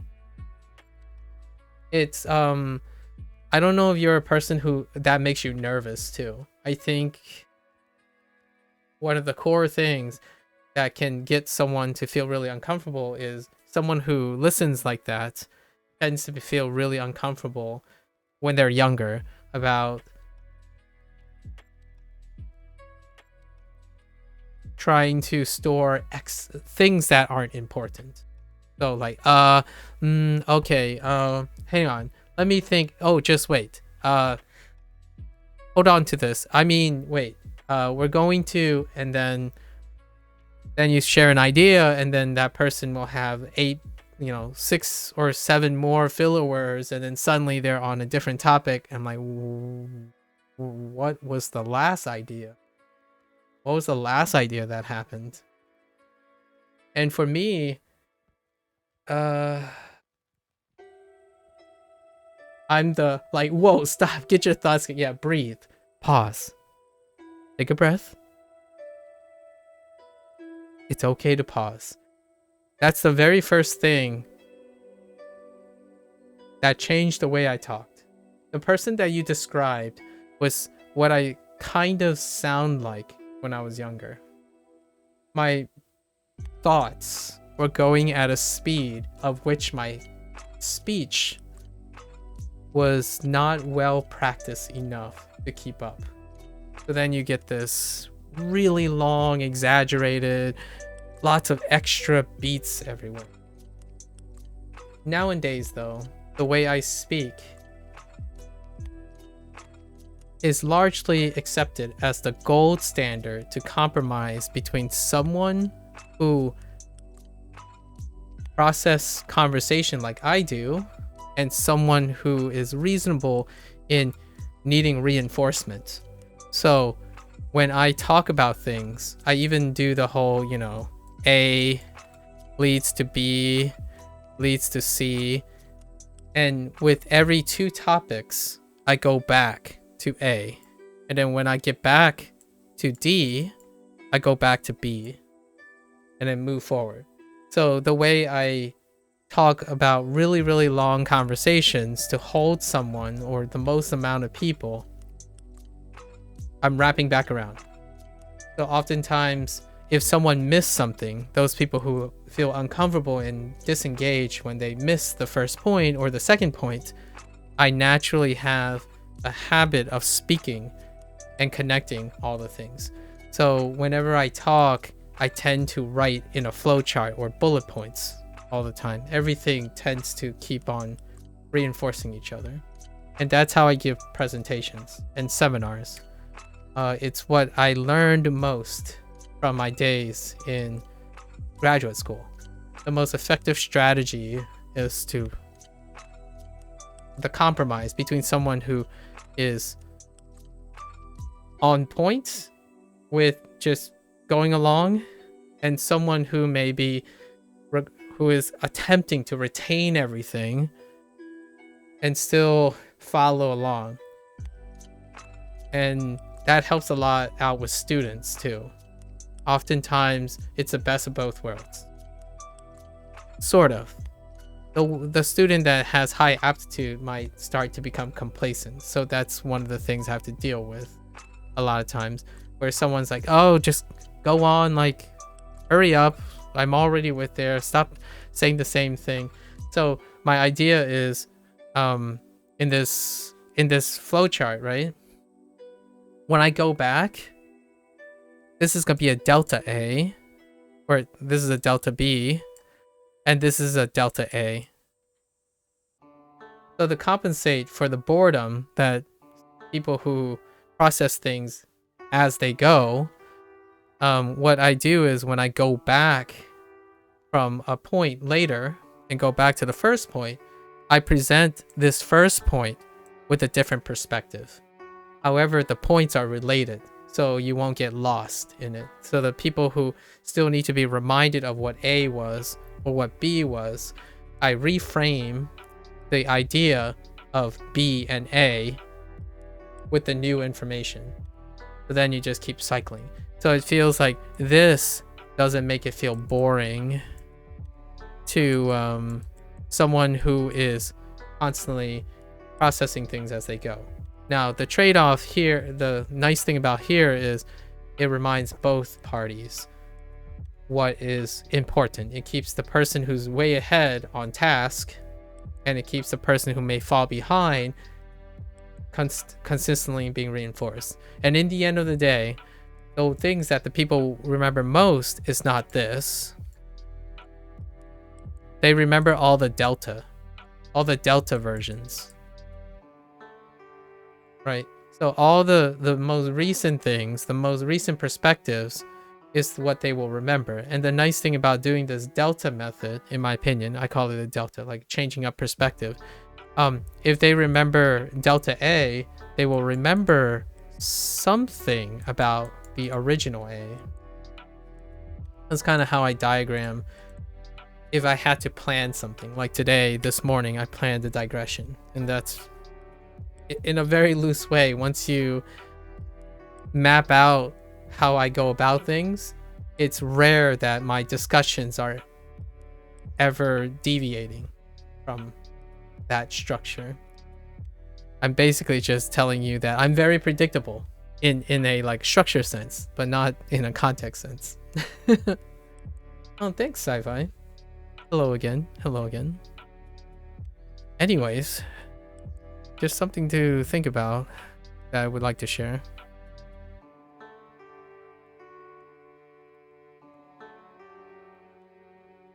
I feel I have the way I settled on this technique is from experience. So my mileage may vary depending on who uses this technique. This technique for me has served me really well over the years. It allows people to lose track of the time when they're talking to me. So oftentimes the feedback is, I don't understand, I don't know what you're saying sometimes, but at least I took away several points and I've already listened to you for 4 hours. That's kind of the general consensus of the way I talk, how I lay out things and whatnot. Solving problems still kind of use the same pattern. Largely it's when it comes to problems, I ask more questions, so that deals with a different set of patterns. Maybe in the future there will be an opportunity to explain how I go about asking questions. Yeah, your mind works like that because how my grandparents taught you to think, you know? Can I get more information about that? Oh, like read everything, think about it, think before opening your mouth kind of deal. Listen to everything, then answer. Yeah, okay. Yeah. Do they ever discourage you from saying something even if you don't process everything? Which is the other branch that I didn't talk about, the asking questions thing. Like, how would you go about asking a question to alleviate if you haven't read everything or didn't catch everything? I imagine they probably had some idea that reinforced, where like, oh yeah, well, if you haven't listened to everything, then here's where you go. Yeah, don't react once you hear something that jars you. Oh, okay. Interesting.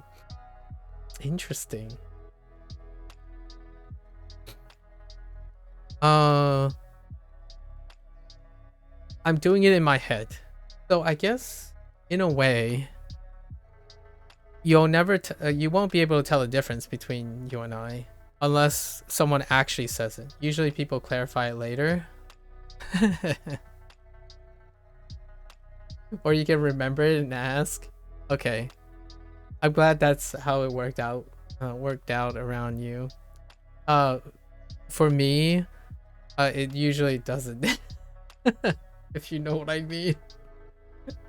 There are a lot of situations where people don't end up clarifying and they continue to go on, and then eventually you like forget what happened and they don't go back, and that has happened a couple of times. The way I solve that problem is I bring recording devices. So when you're like, I don't know, in someone's really, really jam-packed, like you're in a seminar and it's like 1 hour of 15 years of, I don't know, data or something, and no possible way they're going to go back like the way I'm doing it, the way I'm structured. There's no way I would expect that. So I bring up a backup plan. And usually I bring a recording device, especially when it comes to listening to someone. 'Cause, yeah, I totally understand. Hoping the best for clarifications. It's a React culture on the internet, so that isn't uncommon. That isn't uncommon. Yeah, true. Very true. I use reactions. So, I don't want this to be taken out of context, like out of, like it doesn't mean the genuineness is. I think you can relate to this a bit more. I'm stuttering because now I'm actually forming an idea on the spot. Most of the time when I react to something, I've already thought about it. Because I think about the thing as I'm going, right? So lots of the time people think, oh yeah, that's the first thing that came to your mind. And like, no, it's probably the second or third thing that came to my mind.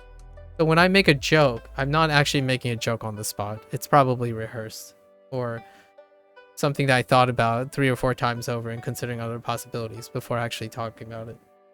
So in a way, if I say this the way in this manner, people would wonder if I have a genuine reaction or not, because a lot of times the internet is about the react culture. So the react culture is something on the spot, it's spontaneous, it's in the scope of being genuine. Like when you are genuinely frightened, you didn't think about it before it happened. I want to say I'm that pep that has a delay reaction. So one of the things, like if I get scared, I would say that I got scared. And they have to believe me. I think I've always been a little weird as a kid before when someone, like someone will tell me, wow, are you mad, bro? And I would think about it for a moment. And then I would say something like, yeah, I guess I was a little miffed. But it would be with thoughts. It would be something with thought. And sometimes that can be a little bit detached. So I became a little bit more spontaneous. A little bit more spontaneous. I think that's something that can be relatable to what your grandmother told you. You react after you have strongly considered everything in the moment. And that's being a grandma. No, sorry, Indy, you're like 60 years old right now. I've become a little bit more impulsive, I suppose, as I'm getting older. So I'm kind of like de-aging how old I am. But I have been doing that before. Yeah, these darn kids, right? So I have done it. Only hate to tell the kids this. I'm still thinking about it. It's just I'm reacting faster. So what I mean by that is, if I'm expected to get scared, if something is genuinely, I can process that it's supposed to be scary, I would act like I'm scared. And what I mean by that is, it feels good to be able to act that way, but I don't necessarily think it's the same way as being scared, like on the spot. And that's kind of something that has, sometimes I always worry that would drain the life, the color out of life. So my favorite things to do is still things that I can't control. So that's why I do love talking about food and fitness. When it comes to conversation and like intellectual things like books, video games, I have to tell people that I don't actually have a genuine reaction. It comes down to the idea that it takes I process things as they're happening. So when they happen, it's no longer a genuine reaction. I can't get immersed in things, and that can be a downside. So food, fitness, you have to get immersed. There's no way your body is just going to say, hey guy, you're not tired right now and about to cough up a lung after running a marathon, that kind of thing. And food is like, oh yeah, this is good.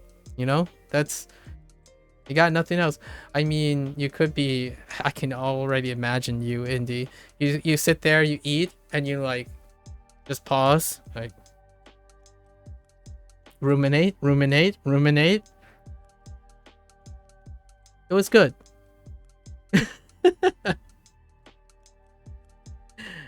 You know, that's the guy that process everything, right? You eat some things like, hold on.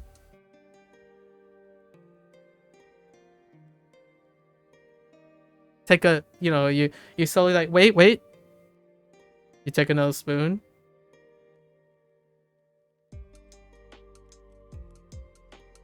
It's nice.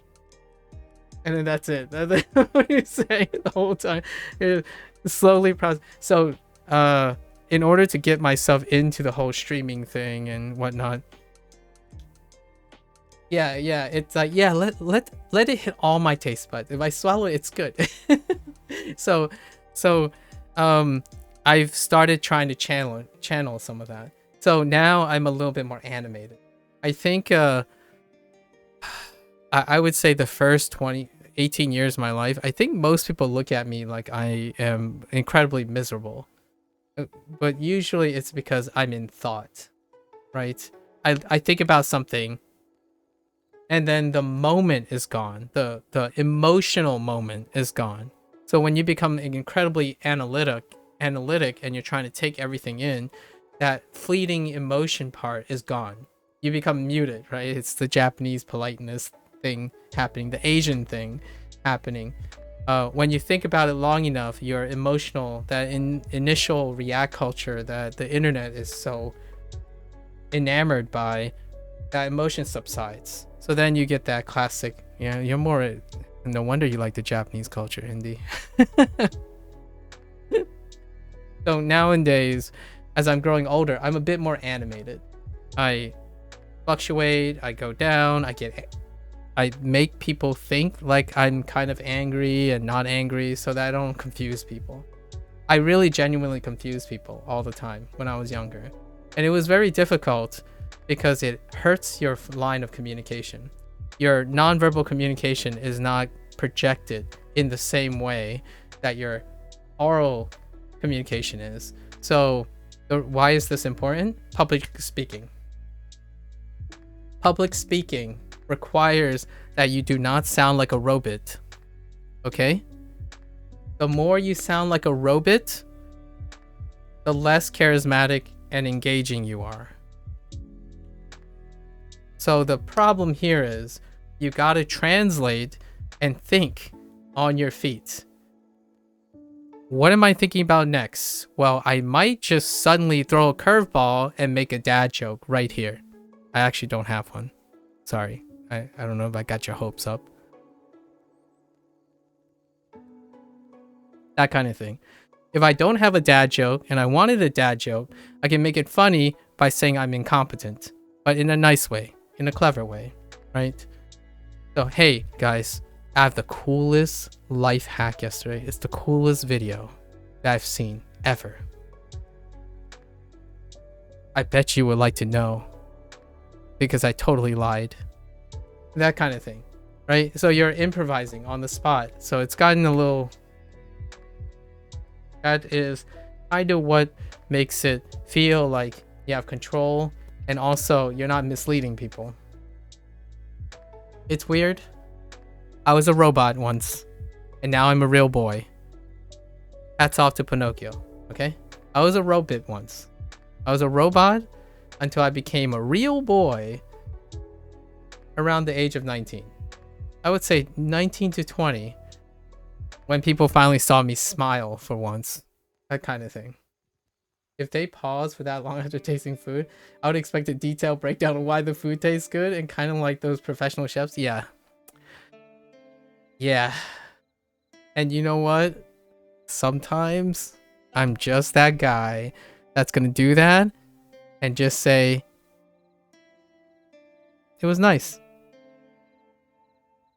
Sit back, watch everyone, say something, stare at me, you know? They like, what? Like, is that it? Is that all you had to say? It's like, yeah, it's good. That would leave an impression, I would say. That's kind of thinking on your feet. I don't, it's not for everyone. I honestly, when it comes to like interview training or something, when people are offering advice, play to your strengths, right? In terms of how you think. And you can create a different approach in making yourself appear charismatic based on your tendencies. I've acquired quite a lot of few other techniques nowadays, but I'm no comedian. I can earnestly tell you the only brand of humor I can ever do, maybe consistently, is with expectations. So subverting expectations is my main form of humor. The thing where I would make an impersonation and it would be something that someone isn't expecting, and that's usually how that form of humor happens. It's what anime and manga do all the time, right? You enter into situations like, well, yep, didn't see that coming, but okay, this is gonna be awkward. What are they gonna do? Like, oh, hey, that's unexpected. That kind of humor, situational humor. I can't make humor up. Like, hey, what do you call a swing and a miss? Exactly what I would say. Like, hey, I bet you thought I had a great dad joke in the barrel, but sorry to disappoint. I wasn't lying. Pretty bad dad joke making person on the spot. I almost feel like you need to like rehearse these things.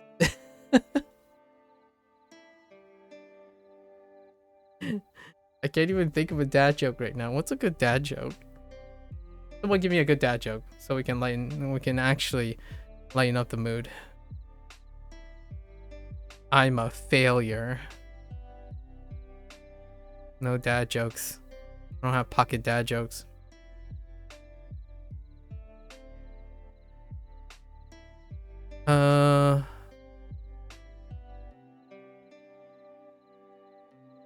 Kasa something. Kasa. Kasa misu kasa? Kasa. Kasa Wa. wa そこです。I like it. Okay. 白い靴とお茶 Green tea umbrella? I'm all about that. Where's my green tea umbrella? 傘お茶帽子 Uh, 帽子 a hat umbrella. Okay. 帽子赤い Okay. Okay. これらは私の帽子です Oh, those. My bad.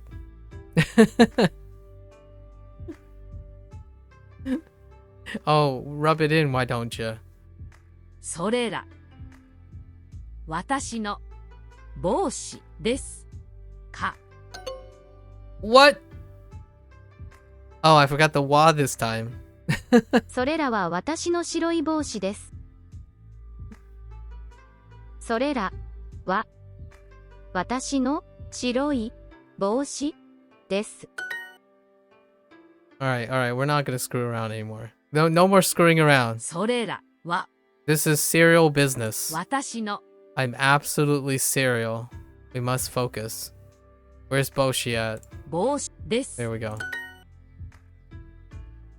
Okay. Heckin' serial now. それら私の If I ever learn Japanese to be fluent, I know Japanese people are still going to hate me because I'm going to deliberately speak out a line in Japanese 帽子 to make myself stick out. ですか I just know it. Oops. は Almost forgot wa again while talking. Can I do it with 2 hearts? Nah, I want a 3rd heart. There's not enough love. Duo's being heckin' stingy. They don't give me 2 hearts for completed practice. カバン Okay. それはスマホですか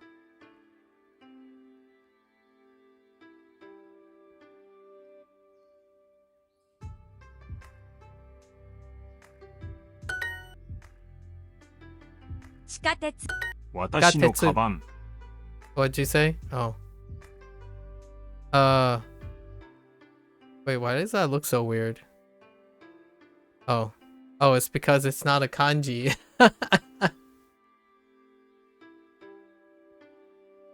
I'm like, watashi no... See, that's what I mean. That's exactly... I just illustrated it. I heard watashi no kaban, right? And I already heard, and I'm already looking for the kanji before I actually even Watashi no. read the kanji. And in the moment I look up, it's like, wait a minute, what the heck is this? That's not watashi no.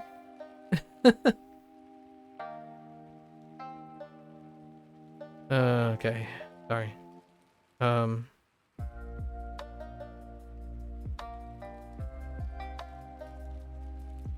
What the heck? It's not even a...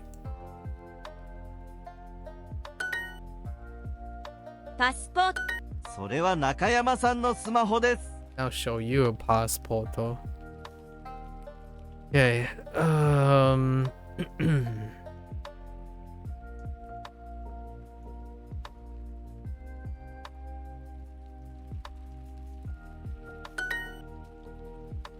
地図私の傘じゃないです」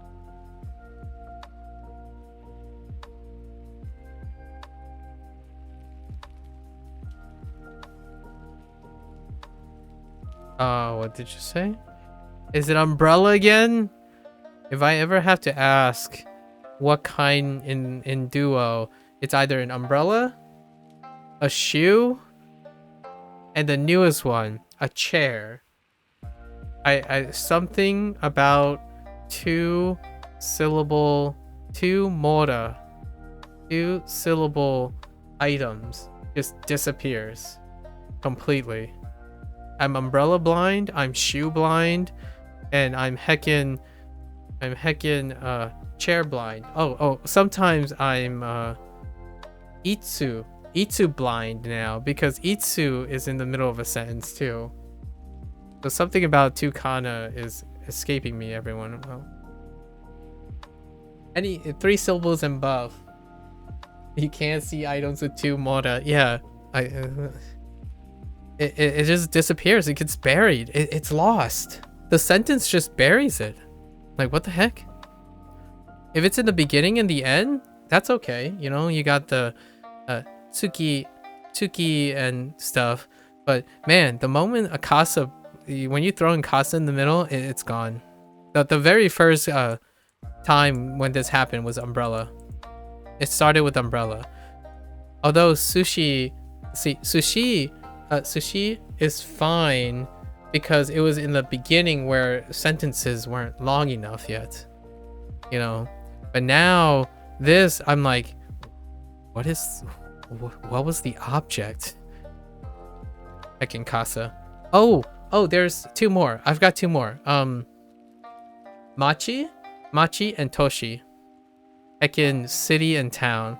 Like whenever I hear like something machimo, I'm either gonna forget the mo or the machi. Like in Motown. It's okay. It's with practice. I've gotten used to eki in the middle because the new transit thing, they put eki in the middle of the... It's all good. Oh, and freaking ie for house. Heckin' house. There are actually a lot more than I thought now. The reason why I remembering all this is good. Like I'm reminding myself of all the things. Every time I hear casa, I'll know kutsu, ie, all the two words things. So it's how I make a negative, quote unquote, an undesirable thing into a reminder. So once I remember casa, especially this, I remember kutsu as of shoes is in the same unit. Anyways. 中山さんの地図はここです。中山さんの Oh yeah, and Chizu. Heckin' Chizu. And Mizu. there's actually quite a lot now that I think about it. You got legendary on section 2 unit 8. That's enough dual. What do you mean that's enough? Wait, section 2 unit 8? Oh, are you going back to get all the legendaries? Is that what you're doing? はここです。中山さんの地図はここです。 Okay.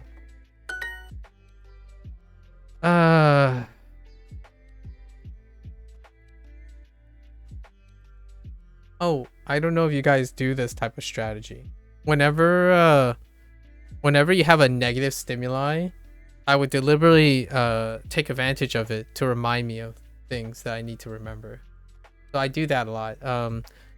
If there's anything that I get wrong or a mistake that I make, even our discussions about arimasu, indie, no matter what, I'm never going to forget arimasu because it's actually technically a wrong or a mistake, right? So I use all my memories to piggyback on that emotion. So then it becomes not a negative emotion or like a undesirable emotion. It becomes a positive memory. I don't know if you ever do that. Like I think this is phrased in a different way. Ga arimasu. Yes. Sci-fi. Ga arimasu. You know how when someone describes like, oh, I really love this. So when someone tells me I can't do it, I'm going to try even harder. Well, instead of doing it that way, I do it with everything or try to do it with everything.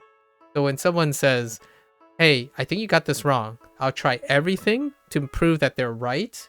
Only to, if I find out if I'm wrong, I do everything I can to prove that they're right. And if I can't lead to that, null hypothesis test, I then present my case with everything that I know. That's kind of how then I remember everything in that context. So the last the last like salient information is the original information that I wanted to know, but everything else piggybacks on that one. So forevermore, it will be very difficult. So all the mistakes and the wrong things, or maybe the questionable things, are generally the most salient and most important details. And, you know, in terms of learning, it's usually those. There is a big trade-off here. It does make you complacent with everything you already know. So you have to still practice the stuff that you already know. Since you're hyper-focused on all the things all the errors you made along the way. What it does is all the things that make you feel negative, I do have things that make me feel negative. They are very tenuous, as in they're very fleeting, ephemeral, if you will. While I focus on that, converting all those things into positive memories, whenever that becomes too exhausting, I fall back on everything I can practice. So I only practice when I want to feel comfortable. How often does that happen? Well, I play video games. I write kanji. Kanji is my practice. If I don't want to learn any more Japanese, I write kanji. I kid you not, that's actually what I do. When I don't want to read another grammar page out of you know, it's just being tired, I write the entire kana over again. And, like, it's mechanical. It's cathartic. It's like going running at this point. So ain't no way. I love writing kanji. Kanji is my jam. If I can't be learning Japanese, I might as well be practicing kanji writing.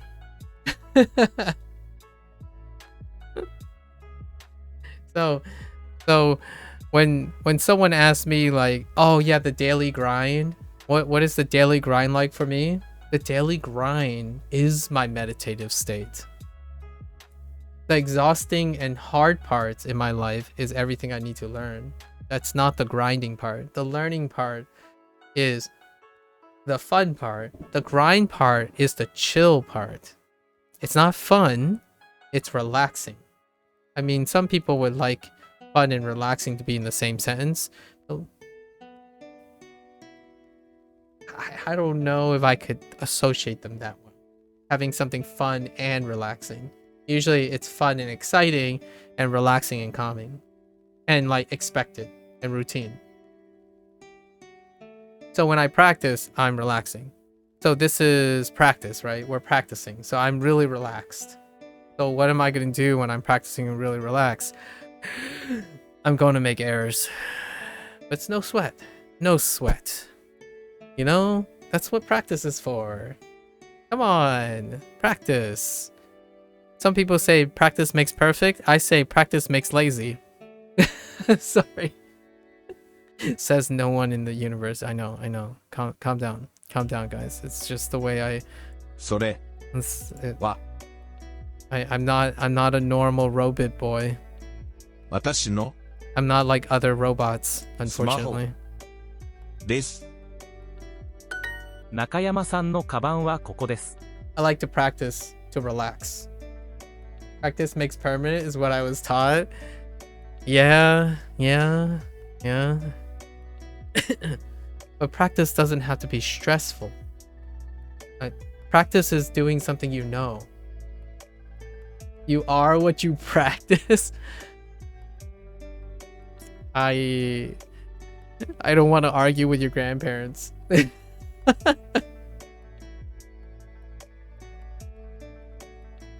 are what you learn. You are what you learn. You are defined by what you practice.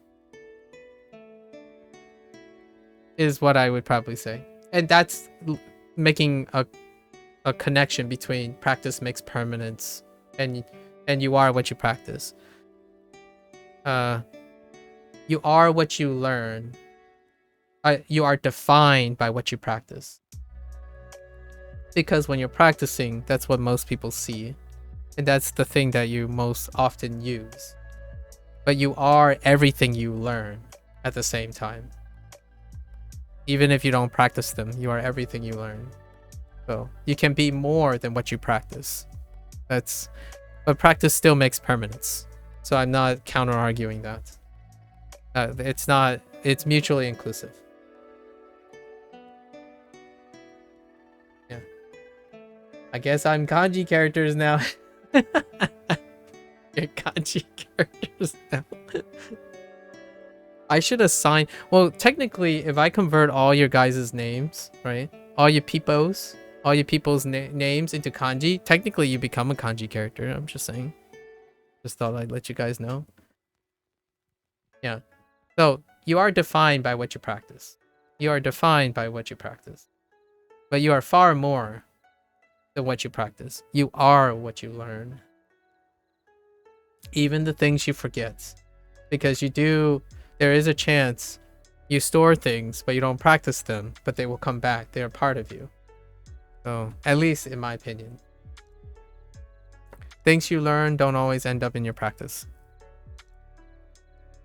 Oh, and there are things you don't practice, by the way. Like, I don't practice appearing Asian. You learn about being Asian.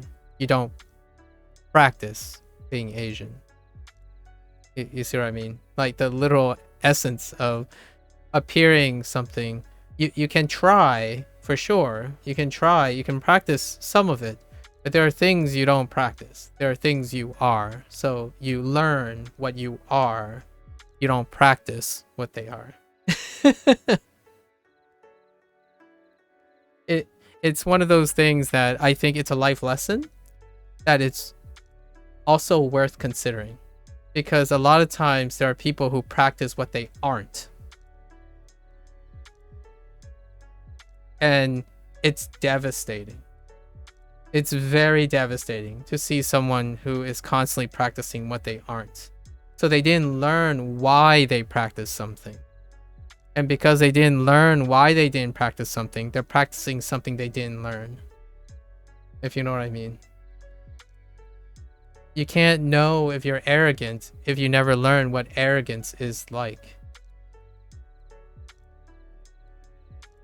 And then you practice to control arrogance or, manipulate arrogance or do whatever you want to practice arrogance. But if you don't learn it first, you can't possibly practice it.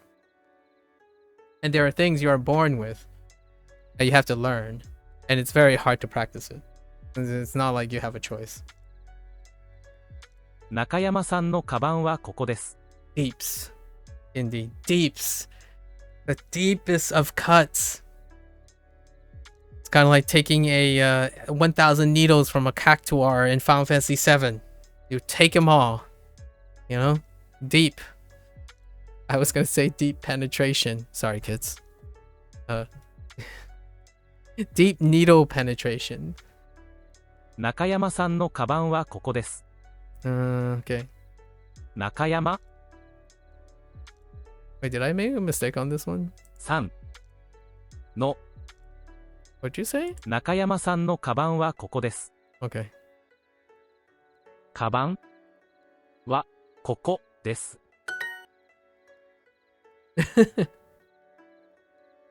I'm sorry if you guys don't like these deep conversations. I'm trying not to make it sound too serious. Although I'm quite serious about it. I don't want people to get the impression that I'm talking too lightly about it, but they are very serious topics. And oftentimes just mentioning it makes it less anxiety inducing. There's quite a lot of people out there who are told what to practice, but they never learn why they're practicing things. And when they don't know why they're practicing things, at some point, if they have an existential crisis, right? Existential crises, like, I don't know what I'm doing anymore. I've been doing this for 15 years and I lost sight of why I even do it in the first place. That's kind of the deep cuts I'm talking about. これは私のパスポートじゃないです。 It happens to a lot of, I don't want to generalize too much, but it happens to a lot of career-driven people when they get to a point in their life where they realize they lost track of what they learned about it, and they got so caught up in constantly maintaining the thing, no longer know how to appreciate what is it that they originally did it for. Less learning. これは私のパスポートじゃないです。 And one of the classic solutions to that is to relearn and rediscover why you practice it. So that's kind of the whole point of rediscovering things you love, right? If you love Japanese language, sometimes a way to rediscover Japanese language is by not so subtly talking to another person who is learning the Japanese language, who overanalyze things and counter-argue everything you learned about Japanese language. Right, Indy? How's that? How's that for reliving your passion for Japanese language? Encountering something that sounds very familiar, right? I do that all the time. When I forget why I love something, I watch someone else do it. Because you can never get a first of anymore, right? As a human being, it's very, very hard to relive something. So oftentimes when I say, oh, I really love science, but I'm not a scientist anymore per se, I watch other people get interested in science, and then it reminds me of all the things that I've done before, and it gets you back into it. It helps you reconnect with the things you used to love, or maybe the things that you still love, you think you love, but you can't have that same thing anymore. That's why apprenticeships, yes, that's why apprenticeships should still exist.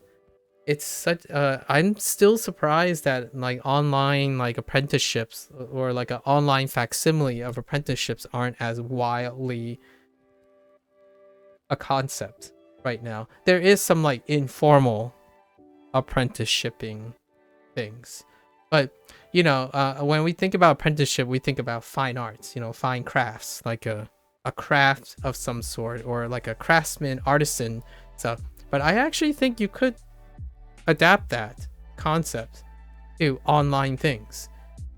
It hasn't happened yet, which is very interesting. What does apprenticeships do?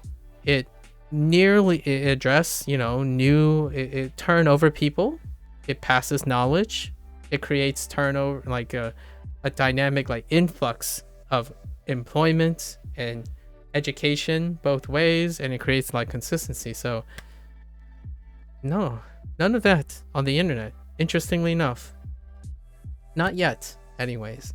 I actually think it will happen at some point. 60-70% chance it might happen, where the demands for human things end up negotiating on the internet too. Like, it's kind of happening, I guess. You have like online people who teach us Japanese, like a company that hires a bunch of Japanese competent people to be ready to, but it's still not quite apprenticeshipping. It's more still the teacher student environment as opposed to like hands-on thing.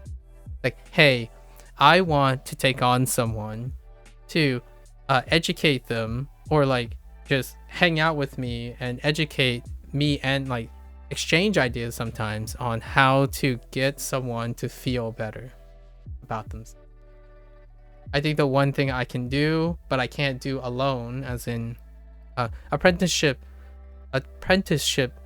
tends to deal with a type of craft or something that you basically need other people. It's incomprehensible for that singular person to expand, right? So there are all those skills, and one of the skills would be executive function people. There are plenty of people on the internet that would love a low-cost way to have access to an apprenticeship instead of like having to afford something that are privileged, that will help them learn about executive function, to help them be success seekers. And what I mean by success seekers, allow them to seek success for whatever their task is. And a lot of times apprenticeships kind of offer a secondary service too. The only example I can think of, and it's a scary example, I know people are not great with dentists people, but you can often go to I don't know if they still do this, they probably do. Oftentimes when students are student dentists, you can actually go to those things if you don't have the privilege for oral care, right? And that's kind of the closest thing I can think of where there's a craft or service.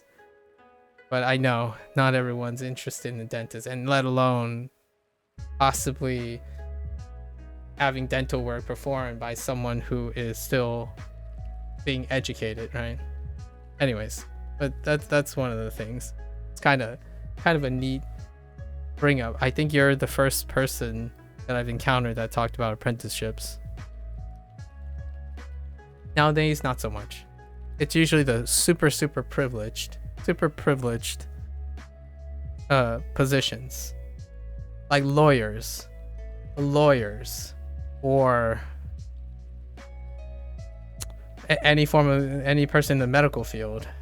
You could qualify those as apprenticeships, or shadowing and apprenticeships. No. これは私のパスポートじゃないです。これは A lot of the traditional Japanese craftsman stuff still have lifelong apprenticeships. Apprenticeships. I keep adding an extra syllable. Like there, I was watching. I like to watch a lot of travel channels or travel documentaries, and oftentimes Japan is one of the locations. And you do learn about like the swordsmiths that are still there, or yes, they're called sword or blacksmith, and talk about like their long tradition of sword crafting.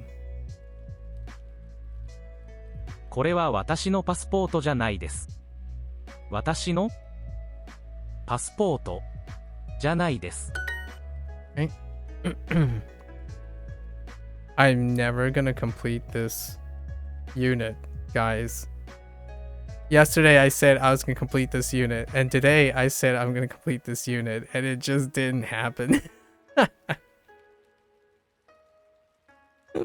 それ So naturally, I'm gonna diffuse all the responsibility and blame Indy for everything. You heard it here, folks.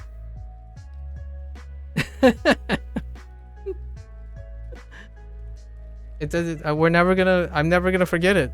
It's gonna be. I'm gonna be that person that when someone says something about arimas, I'm gonna be like, I have an interesting story for you. And it all starts on a cloudy yet nippy day in the comfort of my parents' basement. Okay. これはは切符 No. は Yes.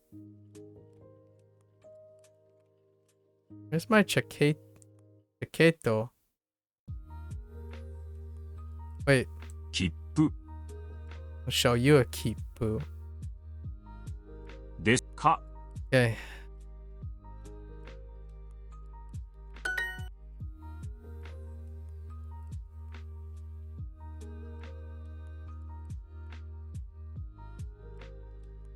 それは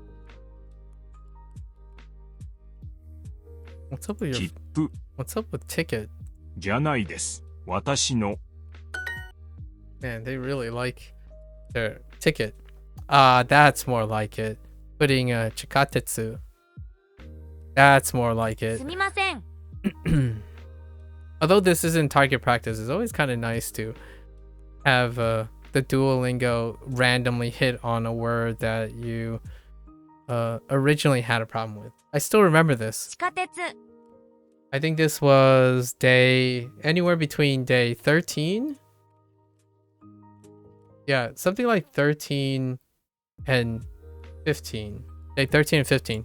Chikatetsu, it was so tough times. That 地 and 下鉄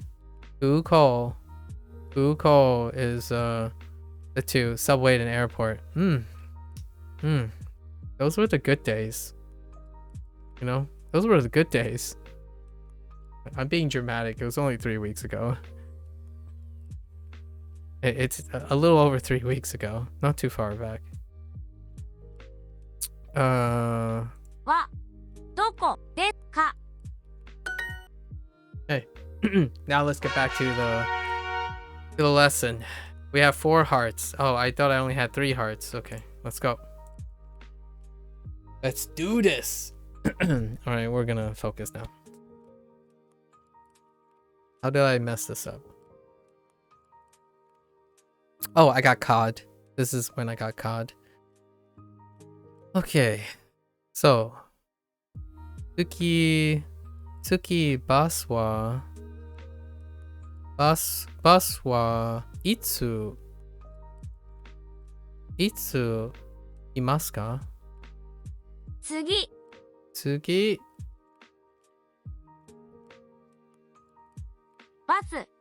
バス Oh no. の It's probably not ka. I probably got node. I got node. It's probably itsuno. I probably dropped the no. It's not cod.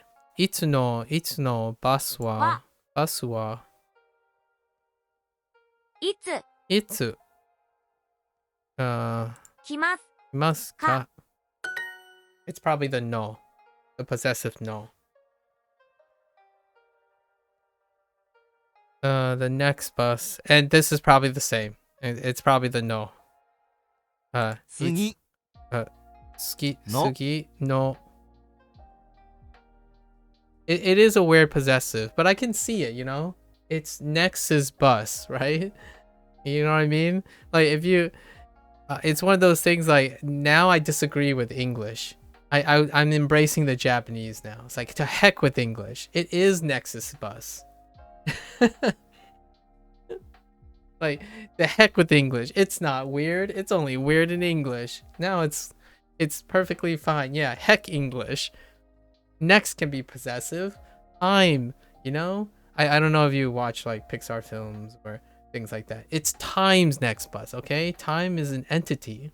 Don't you ever study mysticism? Time is an entity. Here. Next is bus, all right? Back off. バス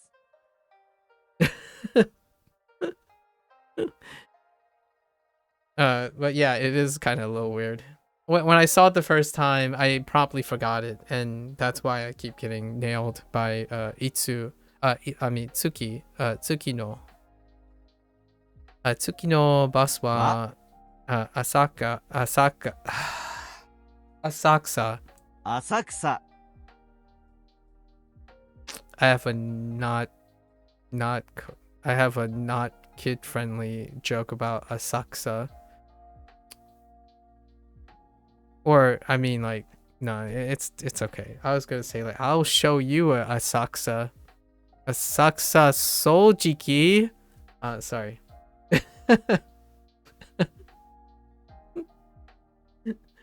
Asakusa suck machine that's what I'll show you. に I'm sure somewhere in Japan someone is swearing my name right now. I'm sorry. 行きます Let's double check this. Tsuki no bus wa Asakusa ni ikimasu. Yes. 30分は長いですか30分wa oh, this is the other word. Nagai desu ka? Long. Actually, 長い how do you feel about nagai?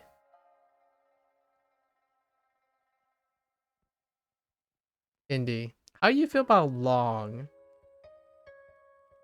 I have a very physics nerdy joke about this, or like a sciencey, very nerdy joke about this. What do you mean? Well, it's using this in the terms of measuring time. You know, in the relevance of time.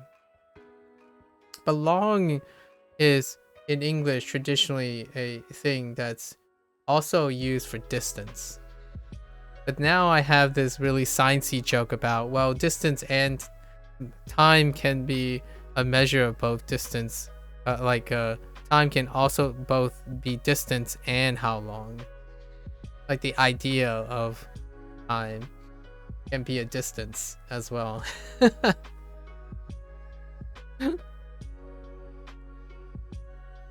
Is there another word for long? You know what I mean, Indy? Do you know what I'm talking about? I'm sure you watch enough science fiction. I think you're a science fiction person, right? Because when distance become really long, it can be measured in time. Like when time, like how time travels and stuff with with like light years. You know, the whole concept of light years. We're not gonna go into that. I gotta get to the end of this. Is 30 minutes. It's 30 minutes long. Wait, is it? Oh wait, sorry. Wait. Oh yeah, yeah. This is 30 minutes long. There's such a deep cut in saying this phrase, but I don't think that's what Japanese people intended to be. Maybe. I haven't ever asked a Japanese scientist if they found this phrase to be weird. It's so simple. It's 30 minutes long. You think this is simple? It's such a deep cut. Guys, don't you get it? It's like a dad joke. It's a science dad joke in a nutshell. It's 30 minutes long. Come on. Where are my physics bros? Even like my casual physics bros. Or astronomy bros or someone. It's 30 minutes long. Can't you see the irony? Not really the irony. Can't you see the coincidence? Is 30 minutes long? Okay.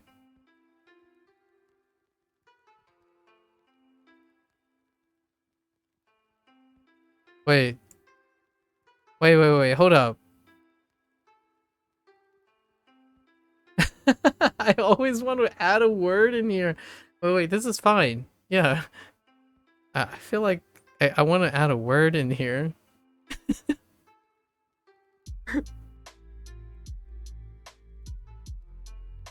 Yeah, we're fine.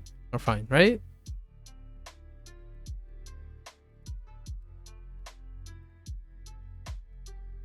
I'm suddenly not feeling so confident.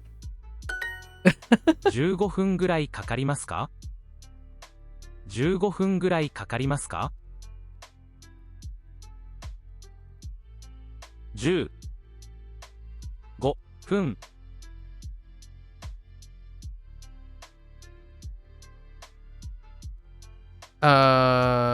ぐらいぐらいかかります。15分ぐらいかかりますか So help me, Indy. If you go into some sort of digression on how kakarimasu is not some sort of possessive, it only refers to like the possession of time, I swear I'm going to give you the stink eye. We already talked about this. It can be used for time and money. Okay, fair enough. It's like, well, it's not about how long it takes. It's more about how long it's moving along a... Yeah, like... No, like... Someone's gotta have like a different take. It's like, well, it's not really about how long it takes. It's about how long someone has traveled over this time, or how much time someone's like, okay, all right, fine, I got it. So you're really just saying how much time it takes. One day I'm sure someone's gonna expound upon this. 15分ぐらいかかりますか ?15 分ぐらいかかりますか Okay. Oh, I thought I missed something. Oh, I got...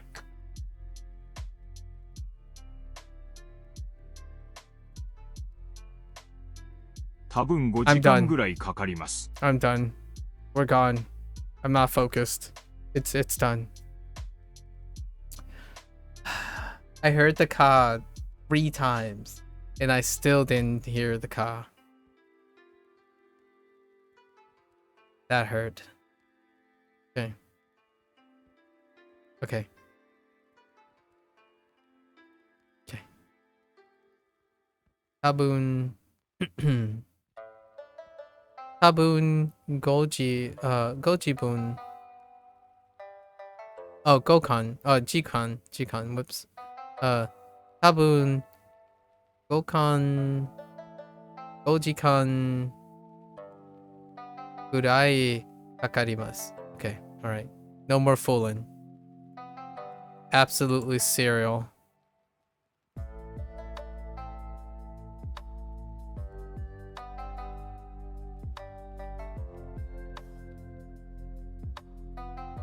You ever find that when you're hyper serious, you actually make more errors than being relaxed?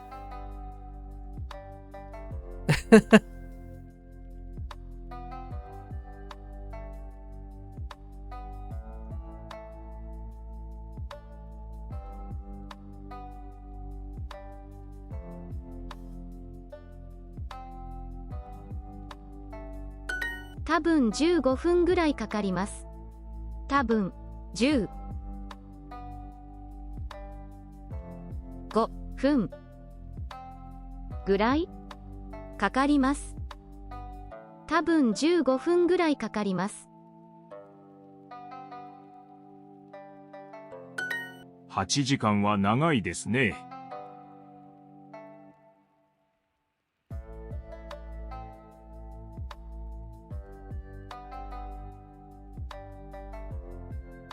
Oh, I should be speaking these actually. I don't have enough speech practice on these. 8時間は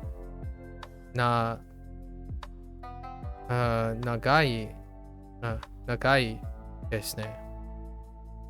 そうは長いですね。8時間は長いですね。8時間は長いですね。長いですね。Okay. 8時間は長いですね。Okay.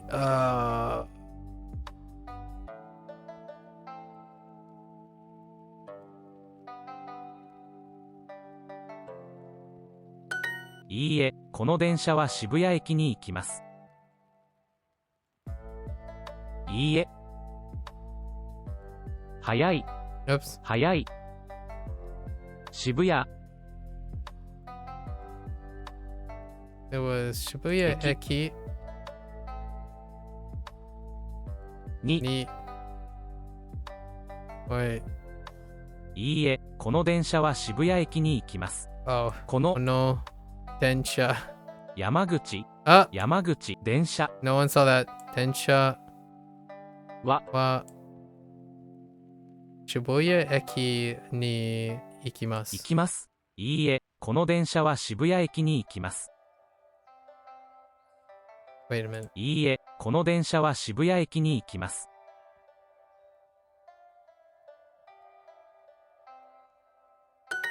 多分に時間ぐらいです。Okay. 多分2時間ぐらいです。Okay.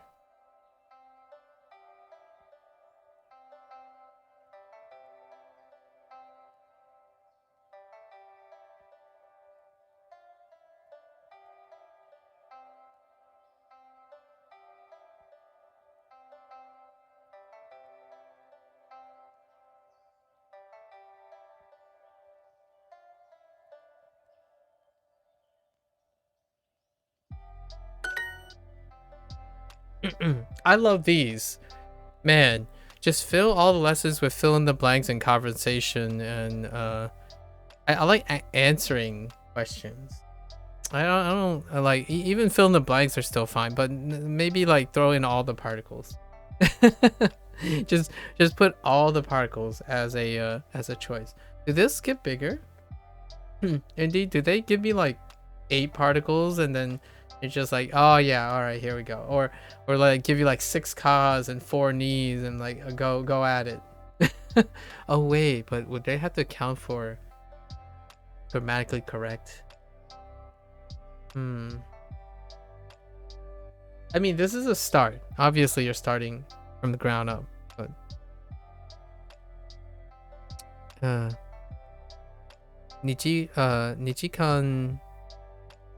2時間は長い oh man 長いですか長いですか Is it okay?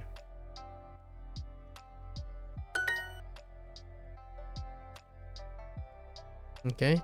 We're getting conditioned. 次の電車電車は Oh, right. The other one. Mosuku. Mosuku. もうすぐ Mosuku. Mosuku.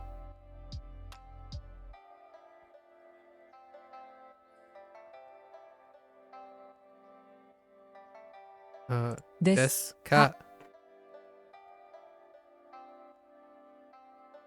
I believe it always be particles or words. Do you have more of them?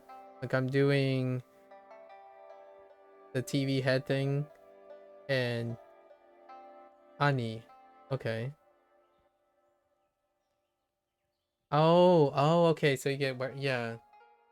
So you don't get like 4 words or 6 words, or there's more choice where they could be, it could be like lots of noise. They don't throw in more noise. Ani.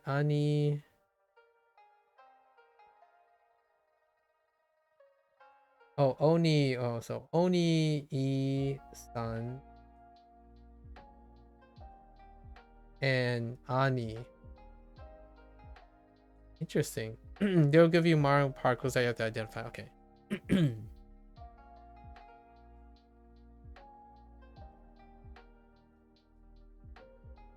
Oni-san. Oh, you finally got a... Oh, you get Oni-san? Talk about other people's peeps. Nice. The classic. Right? As far as I understood. Like, Oni-san allows you to talk about others' peeps. Instead of all the words we have currently. Or our peeps. Or the person's peeps. First person peeps. Let's see. Check. Tsuki no densha wa Mousuku desu ka? Does it take about 15 minutes? Well, does it? Don't smile at me like that. Don't look. Does it? Okay. Okay. 10 10 5 分分ぐらい Sorry ぐらいかかかりまかります。かかります。か15分15分ぐらいかかりますか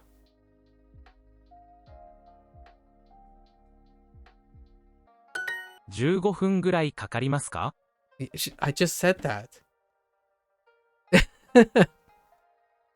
15分かかりますか Wait. ぐらい15分ぐらいかかりますか Yeah. 15分15分ぐらいかかりますか What section am I on? Section 2, Unit 7. 15分ぐらいかかりますか I'll know after this. 15分ぐらいかかりますか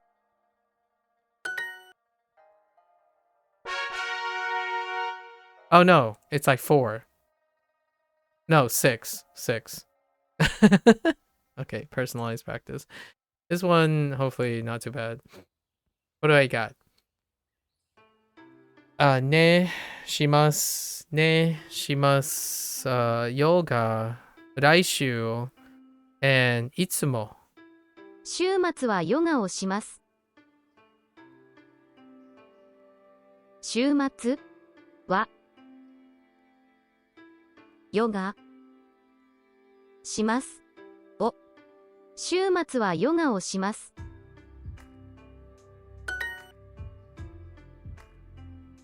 Are you going to play video games next week? Okay. 来週ゲームをしますか？来週ゲームをしますか？ I'm definitely far more comfortable with this type of thing. Like this type of phrasing so often. Like I'm so much more comfortable with questions. I don't know. It's just this phrasing is so much. 明日何時にゲームをしますか？ Whoops. It's fine. 明日 Astashi, Astash, Ashtash, Ashta, Ashta, Ashta. I heard 何時 Nanji, に Nanji ni ゲーム Geimu を o しますか？明日何時にゲームをしますか？ Did I miss something? 明日何時にゲームをしますか？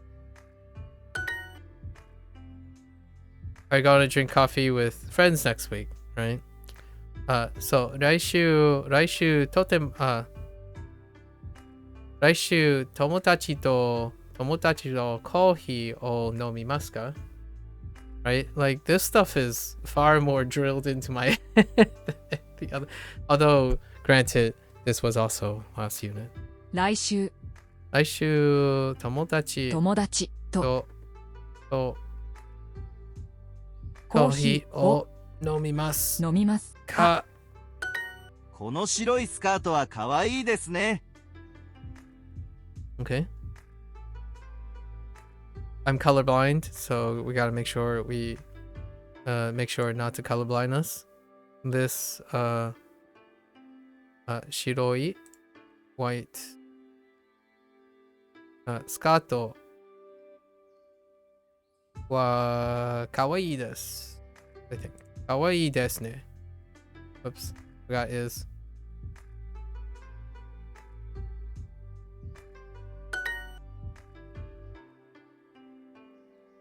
Naomi さん、来週を読みますか？ナオミさん、来週 Oh, 見ますか? I don't need. Oh, what am I doing? Oh, 読みます。Oh, yogi. Oh, yeah, gi. Oh, it's gi. I hate swimming. It's fine. Oh, actually, Indy, do you swim? Wait, did we talk about this? I feel like we talked about this before. I'm a sinker. Although I wouldn't mind really getting into the pool and learning how to do some swimming things.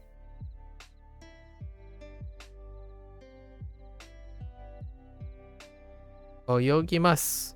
Oyogimasu ka? 花さん、明日ヨガをしますか? You don't swim often? I see. But you know how to swim. I'm gonna say yes and no. I know how to swim enough to save my dear life, but I wouldn't consider that as swimming. I feel like it's more like struggling to float.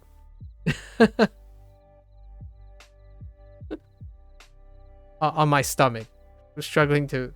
I'm more calm if I'm facing up. But that's kind of like...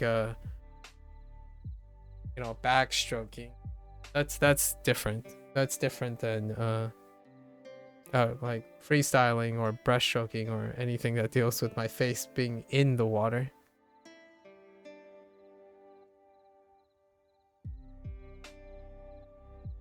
Hana-san, 明日ヨガをしますか? Okay. Are you going to do yoga tomorrow? Okay.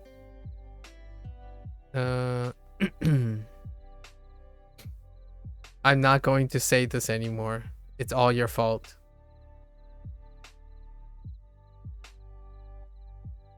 Chichiji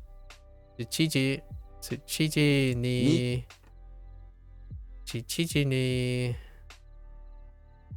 asagohan oh actually いつも7時に朝ごはんを食べます。Yeah. 朝ごはんを食べます。 It's always your fault now. So just settle on that. いつも7時に朝ごはんを食べます。花さんの帽子は新しいですね。Okay. Anna's hat is new, isn't it? Let's check for possession. Hat. New. Got it. Okay. Moving right along.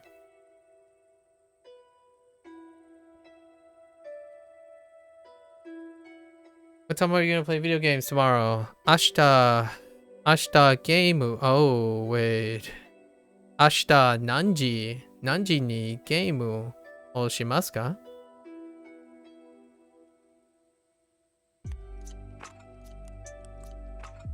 明日何時に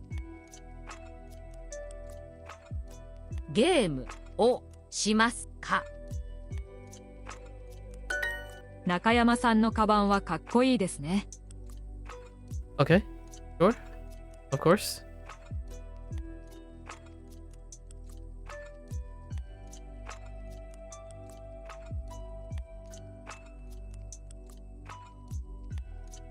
Okay.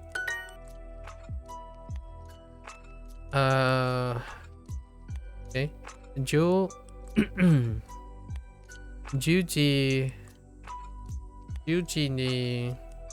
Oh. いつも Juji ni ラジオ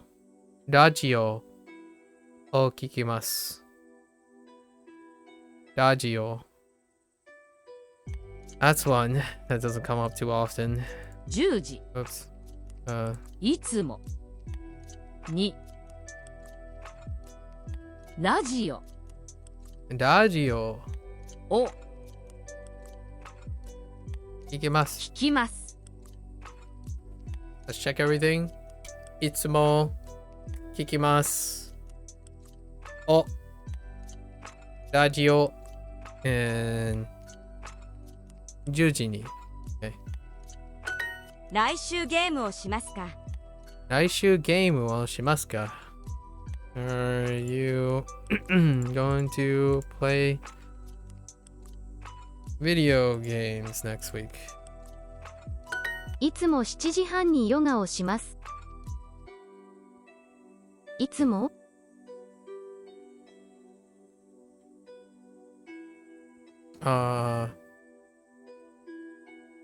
Could have heard a different time, but いつも7時半にヨガをします。半にゲームをします。いつも7時半にヨガをします。 oh, it's yoga. ヨガ How dare you yoga me? をします。いつも7時半にヨガをします。いつも9時半に起きます。いつも9時半に起きます。Oh, right. 起きます。Right. 起きます。Right. Get up. So help me, Indy. Don't you dare tell me it means something else. Get. I don't like get either. I don't like the verb get. Get really doesn't describe anything as well. 起きます。 And this means something else other than wake up?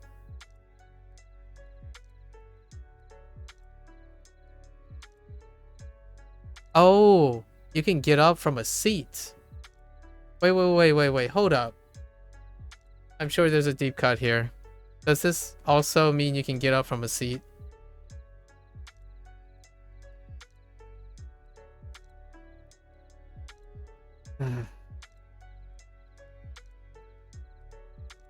Oh, it's just wake out of bed? Oh my gosh. You have no idea what that means. Indy, I was ready.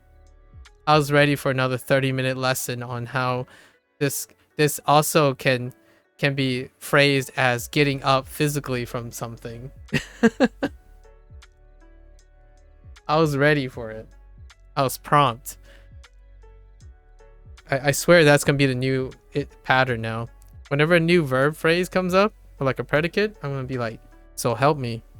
If this means something else. I need to draw some emotes or something for this. I need to find some time to draw some emotes. I need some props. I believe you say stand up. Oh, okay. Okay. Fair enough.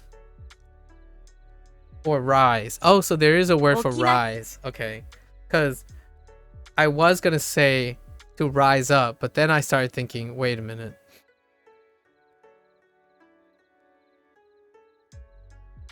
Yeah. I always get up at 9. What is this? Why would they do this? I'm just kidding. Yeah.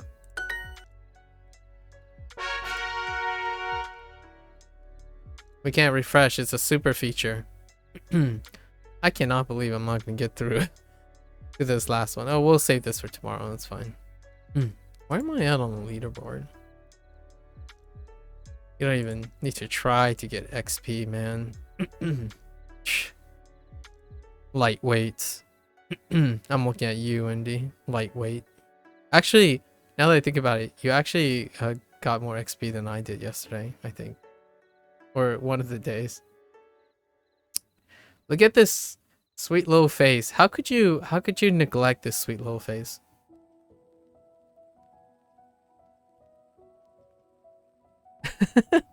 Sorry, I'm just staring at it. Okay.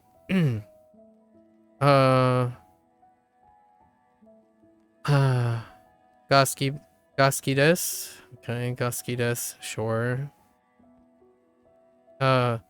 Goro mise takai no. 安い店はいいですね。安い I heard mise 店 and then probably はいいですね。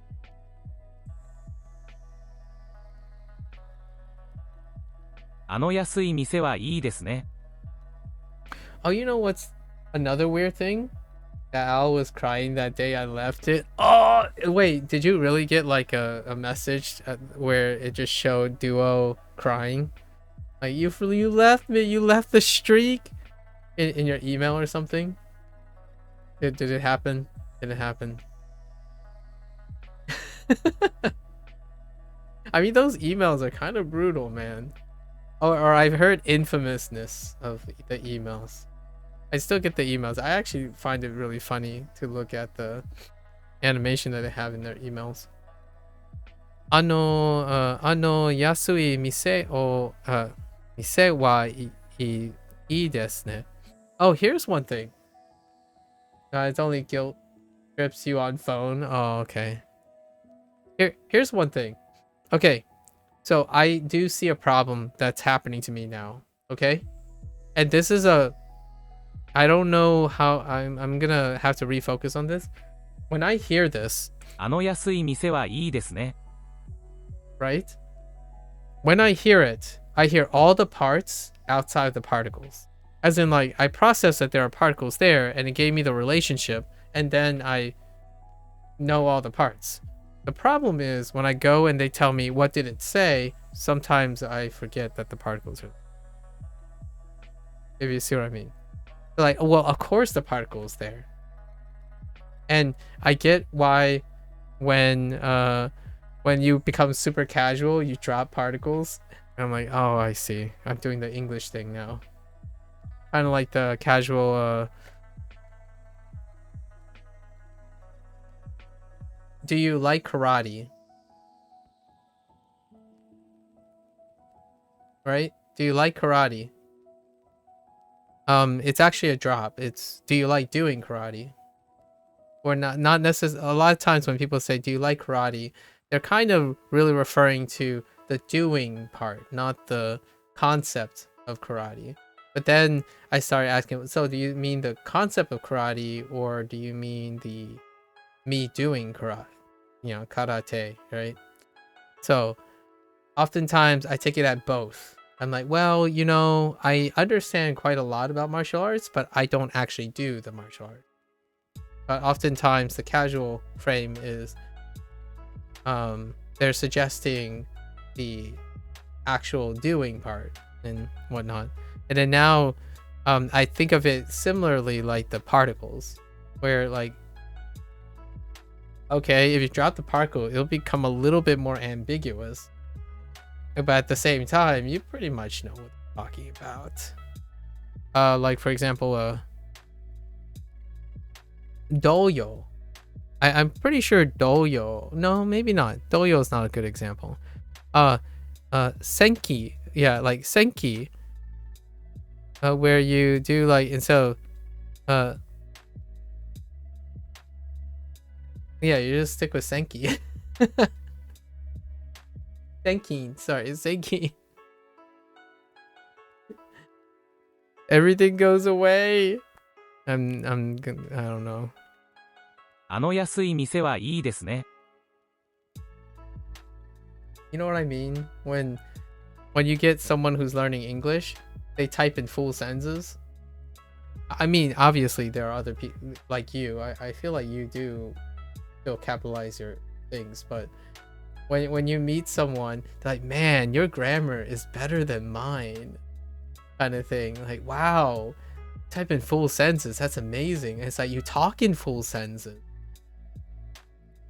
I feel like I'm having that problem now. One day we'll find. あの安い店はいいですね。あの安い店はいいですね。 Okay, I haven't dropped any particles. It's fine. よく日本の恋愛ドラマを見ます。 Okay.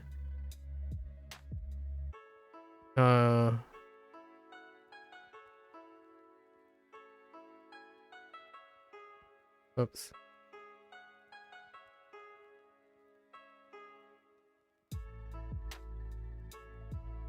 Wait, is that all that says? Ain't no way. I feel like I'm missing something. Yes, I see Ren. Yeah, I see Renai. Yoku Nihon no Renai. Yeah. Yoku Nihon no Renai drama o mimasu. Okay. That cheap store over there is nice, isn't it? Okay.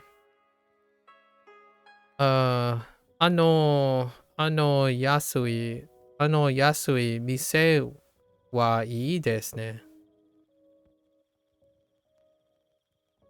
Yeah, that's fine.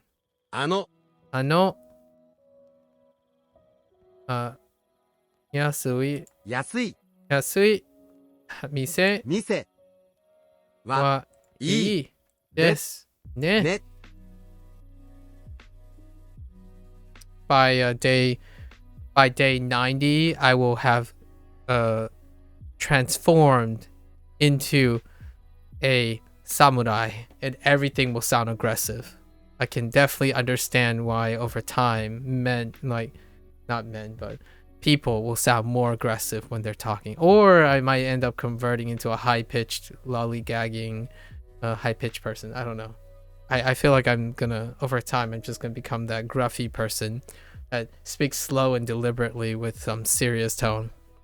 Even if they're expressing something like really, really happy. It's like, あの安い店はいいですね.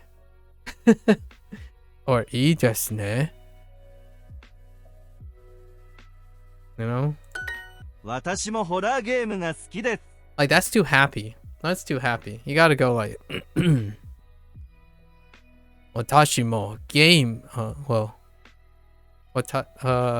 私のホラーゲームが、oh no. Oh, 好きです。Okay. Like, 私もホラーゲームが好きです。I'm totally being serious. I absolutely love horror games. You hear me? You feel me? I also like horror games. Wait a minute. Not horror games. Wait. Oh, they just remove video games? Oh, that's kind of interesting. You know what?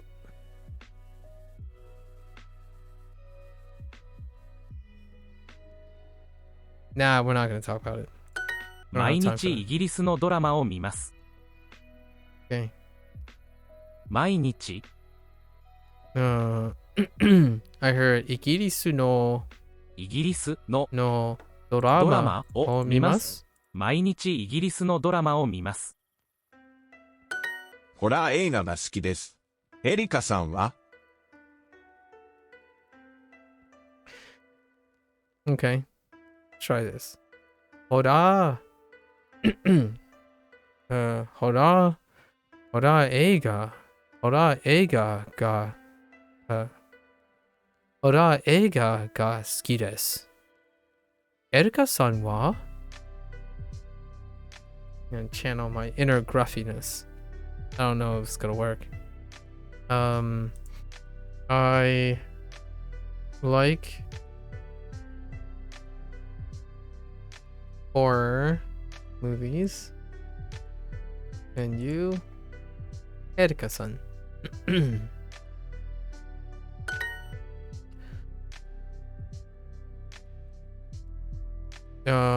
A bit. We got the kanji for this, but it wasn't ever official.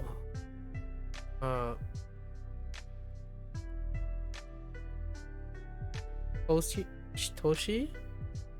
No. Skoshi. Skoshi. Skoshi. Skoshi. Skoshi. Skoshi takai.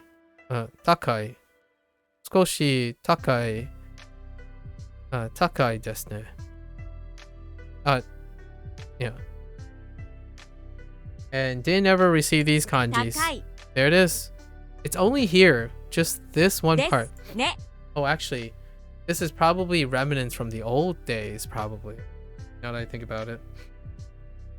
I don't know. I don't know. Yeah, these two kanji are absent. It's completely absent. Might be a retroactive thing, I don't know. Shikoshi. Shikoshi takai desu ne.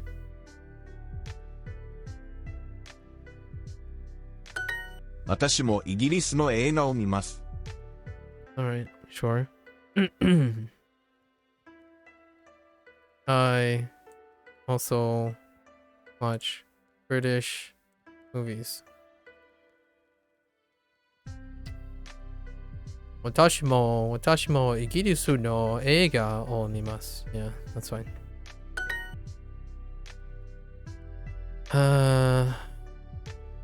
このコーヒーは少し高いですね。このこのコーヒコーヒーはー、少し少し高いでですすね。ね。 12時半ごろ昼ご飯を作ります。12時半ごろ昼ご飯を作ります。Right. 作ります。作ります。 Oh, you know what? 作ります。I don't know if 作ります has an alternative use or not.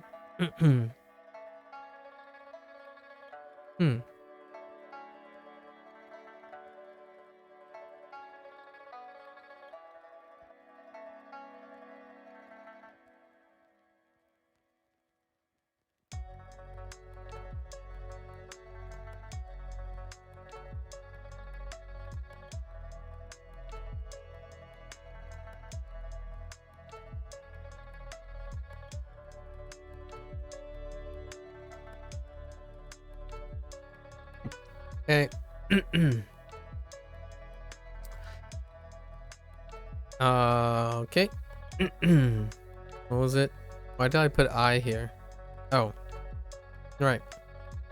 I make lunch around 12:30. Okay. 12時半 right? I see Goro. Yeah, Goro. 昼ご飯を作ります。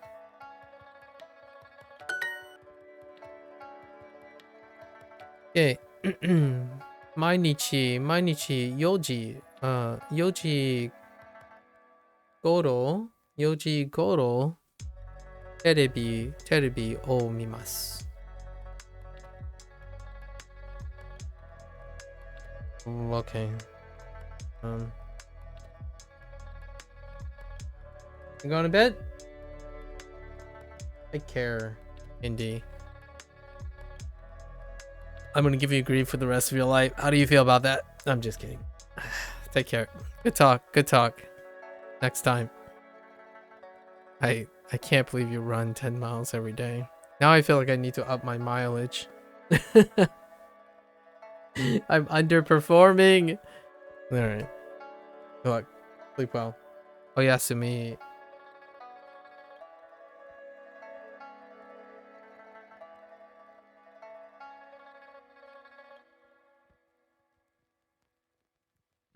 Let's focus. So, 毎日4時頃テレビを見ます。アクション映画が好きです。ケンさんは？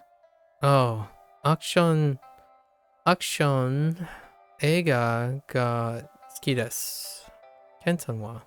I like action movies. That it? Yes. Alright. 時々4時頃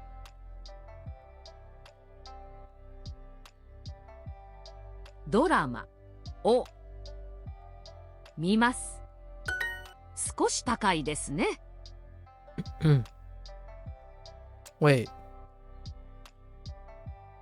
Oh, 少し高いですね。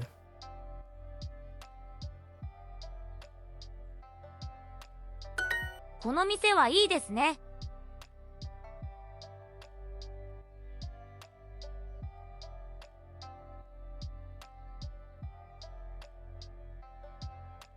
いいですね。Okay.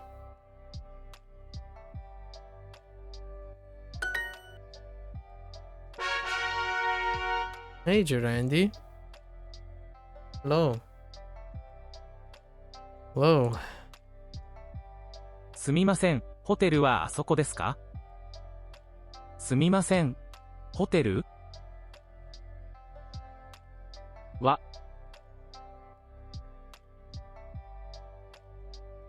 Going pretty well. How are you?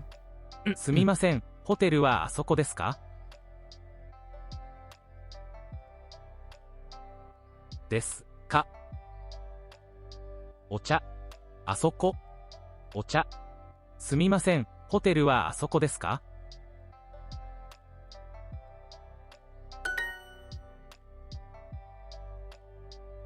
大きい大きいちサンドイッチサンドイッチ。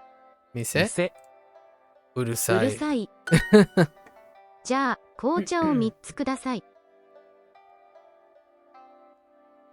I'm alright, just waiting for the Formula One race to start. Oh. It's 3:50 a.m. Wait, you're waiting for a Formula One race? Oh, did you wake up early for the Formula One race to start? I imagine it's a whole day affair, maybe like a 16-hour thing. Oh, no, you just haven't slept. Wow. That's a lot of dedication. That's some dedication. I imagine this is it's starting at 5. So what are you doing to occupy your time while you wait for your Formula 1 race? じゃあ、紅茶を3つください。じゃあ、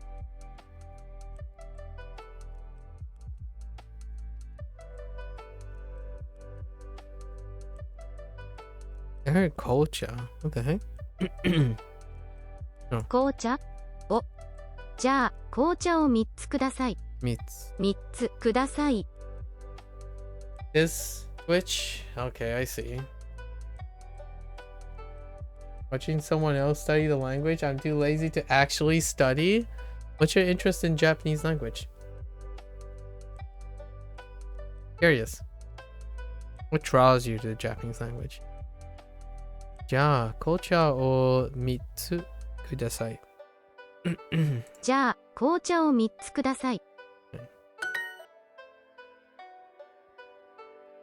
Soba. そば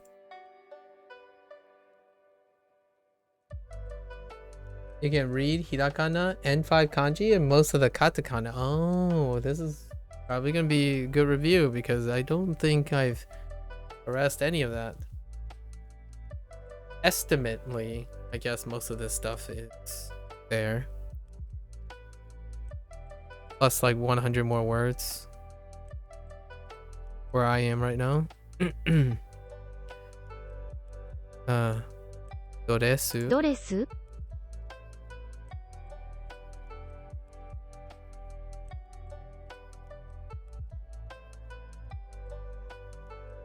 ダサいダサい。5音越し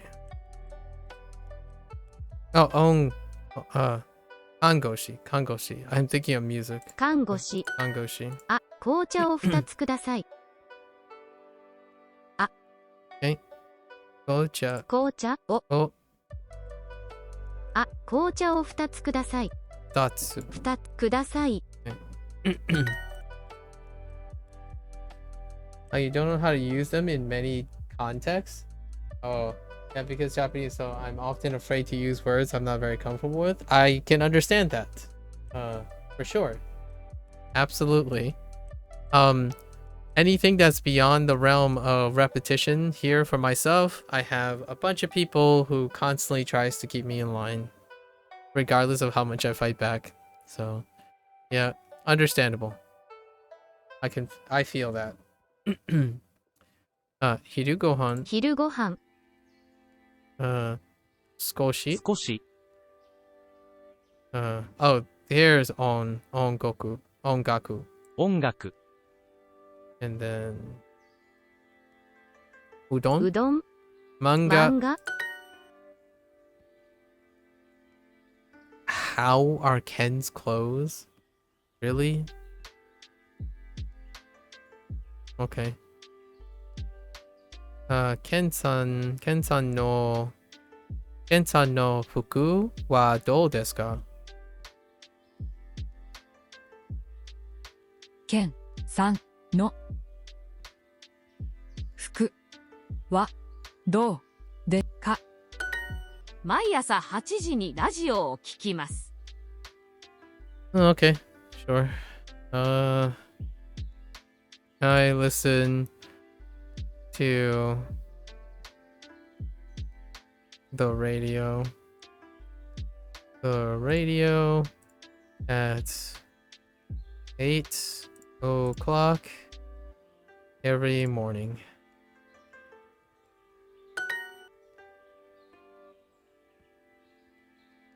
Sumimasen. Sumimasen. 乗り換えじゃないです。Oh no, はここじゃないです。Right. すみません。乗り換えはここじゃないです。This is gonna be a tough night. Oh man, I can imagine. So, when was the last time you slept? On the previous day or the day before? Are you like yesterday for you? こんにちは、田中健と言います。こんにちは、田中健と言います。Hello. My name is Tanaka. Almost forgot name. Oh my gosh, they threw in the Ken there. Of course she would.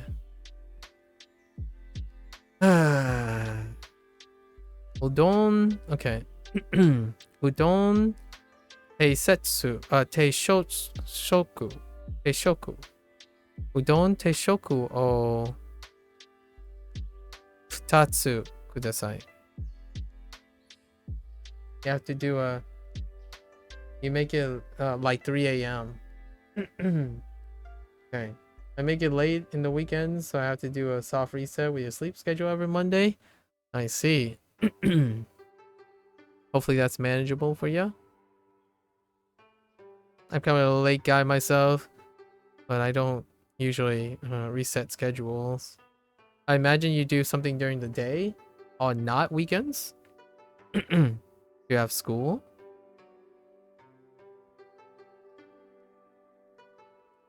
Udon. うどん Udon. 定 Teishoku. 食 Teishoku を を2つ2つください。ください。あの財布は1000円ですか？あの財布は1000円ですか？ Okay. Is that wallet over there 1000 yen 1000 yen こんにちは、田中健と言います。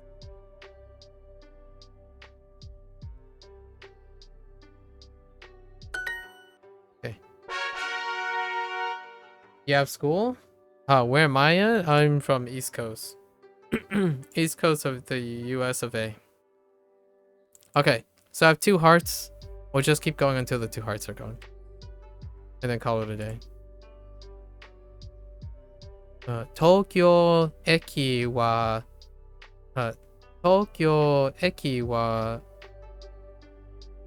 Nikiyaka desu ne. Yes. 東京 Tokyo 駅 Eki は賑やかですね。渋谷は近いですか？渋谷は近いですか？渋谷は近いですか？ Is it close? Is Shibuya close? 渋谷は近いですか？行きます。行きます。行きます。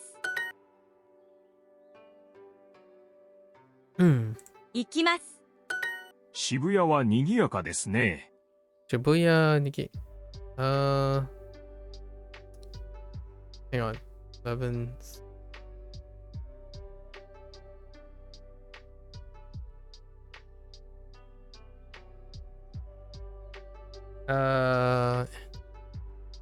Does NL stand for Netherlands? The time zone checks out if it's the Netherlands. It is 11 p.m. local time. Netherlands? Okay. Hello. I'm Eastern Standard Time along the East Coast, largely along the East Coast of the United States. Northeast United States.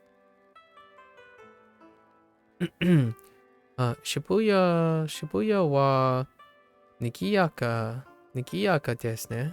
Oh, I just did this. Okay. Oh, it's just Shibuya.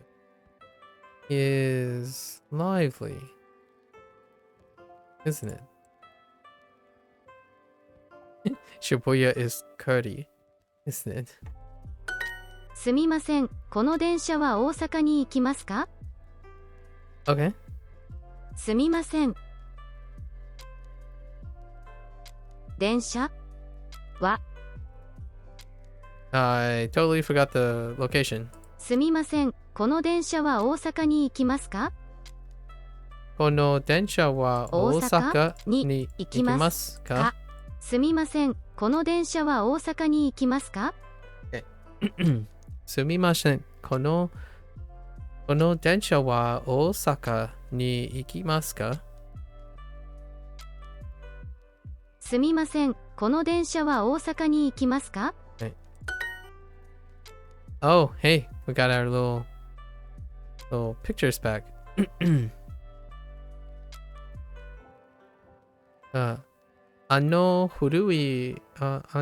古い電車は blank ですね。かわいい。これ、新しい I mean,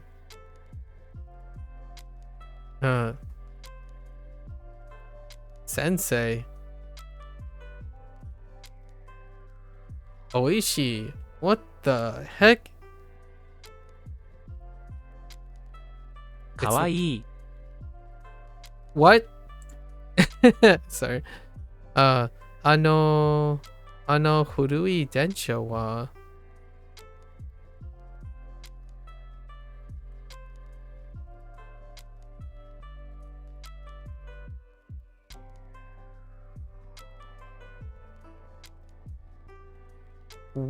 What? かわいい。I mean, it's kind of cute, but do people actually say this?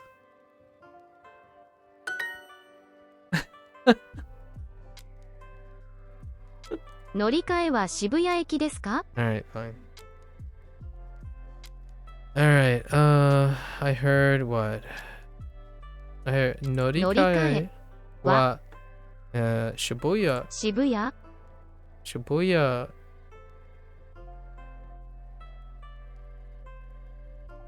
駅ですか？乗り換えは渋谷駅ですか？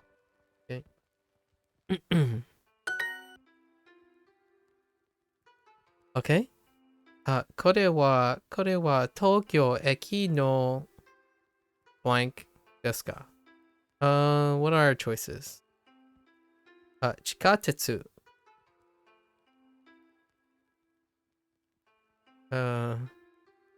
階段 stairs. So 地下鉄 which is subway, and then 階段 stairs.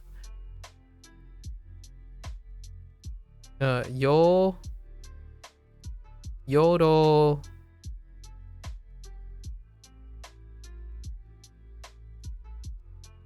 トロント Oh, Toronto. Oh, right. Katakana. Oops. Yeah, Toronto. Wait. No. And then we have the Imoto.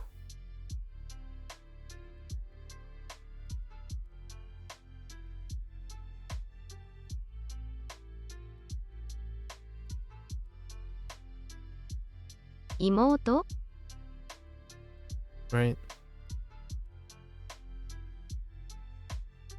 Oh, no, not Imoto. That's not the thing that I'm thinking of. Oh, I'm thinking of something else. I'm thinking of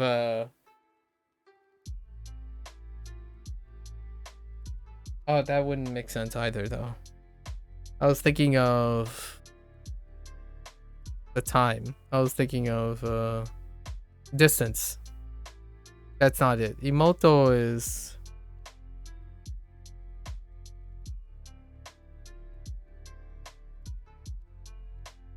a person? Hold up. Why am I drawing a blank on Imoto? Yeah, little sister, right? Imoto. No, little sister. この No, I'm not going to hear the end of that one. この電車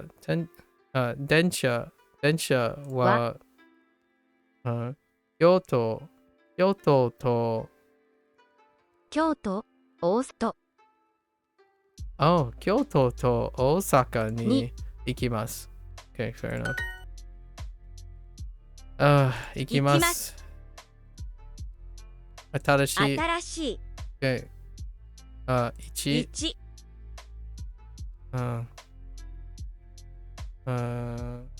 土曜日。then 2。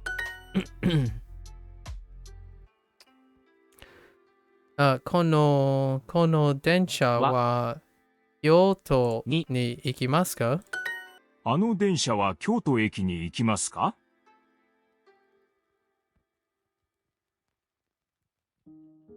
I love these ones. 花さんはバスケットボールをします。いいえ、大阪に行きます。はい。この電車は、渋谷に行きます。あの電車は東京駅に行きますか？ Let's read the non-correct answer. 野球が好きです。And he really likes his baseball. いいえ、渋谷駅に行きます。乗り換えは渋谷駅ですか？OK。乗り換えは渋谷駅ですか？この電車は東京駅に行きますか？この電車は東京駅に行きますか？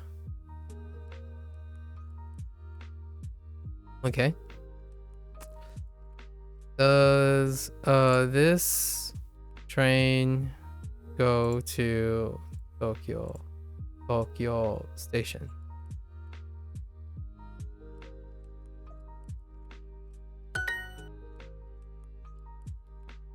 And I'm looking for, of course, 地下鉄. Because it's Tokyo Eki no. So it's this is or is this Tokyo Station's subway?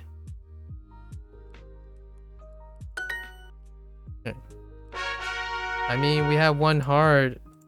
Might as well keep going. It's getting a little late. 横浜は遠いですか？横浜は Wait. What? 横浜は遠いですか？遠いですか？遠いですか？ It's close. Far. 遠いですか？このあのバスは秋葉原を来ますか？ Or 来ます。Oh, it's just 来ます。Sorry. 行きます。この、その、あのバス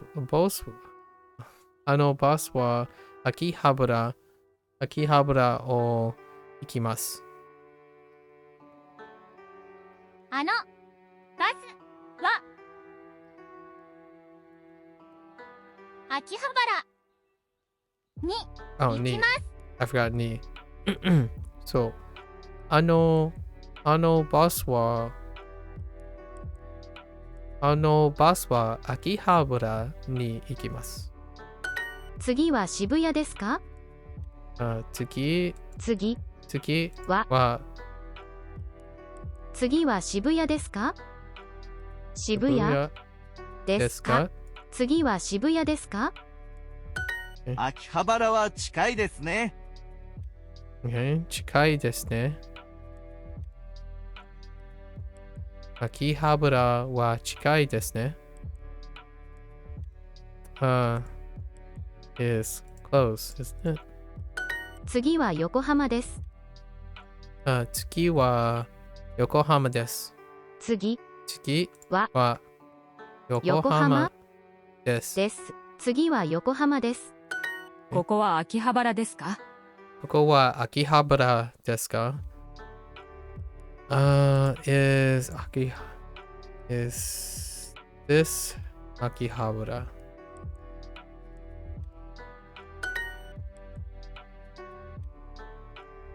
原？次は京都京都で。ですこの blank. This is the 8. So このバスは大きいですね。バス Our other choices is 姉、靴 and 地下 is underground level. このバスは東京に行きますか？すみません。ここは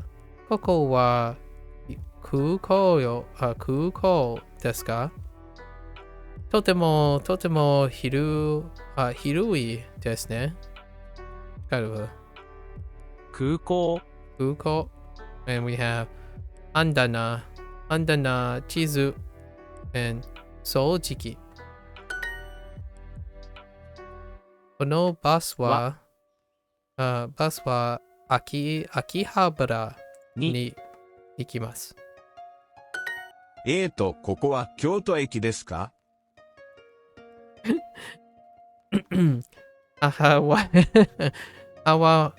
母は有名です。I'm glad you want to share that. はい。京都駅です。駅は大阪です。Wait. Oh, yeah. Makes sense. このバスは横浜に行きますか？次は東京駅ですか？ What's the ナオミさんは毎日8時に起きます。Naomi gets up at 8 every day. Buddy. いいえ。次は横浜駅です。いいえ、ここは横浜駅です。Okay.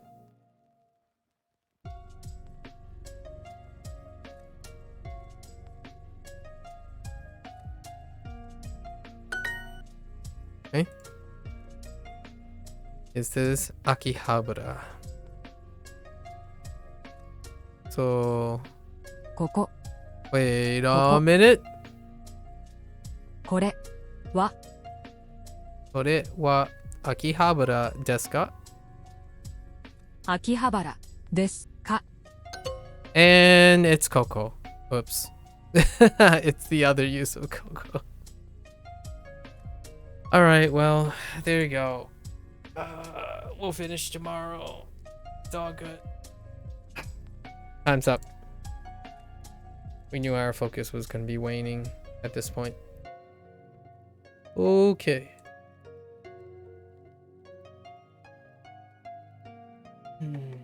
Alright, folks, there you have it. End of day 38. We're going to have to reflect upon what we learned from yesterday about arimas. Although arimas is not part of the units. So all good about that. Oh, what was the phrase that Lotus told me? Oh, oshiteru. Oshiteru.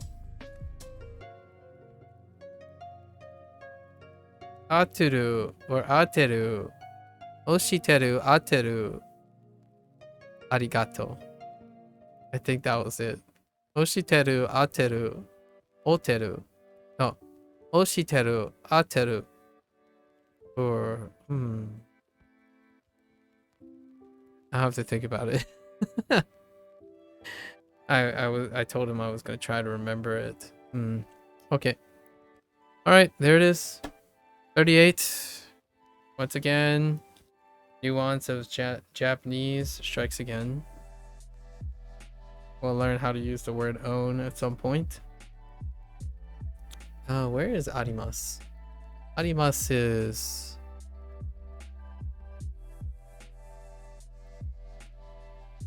Right, is. Okay.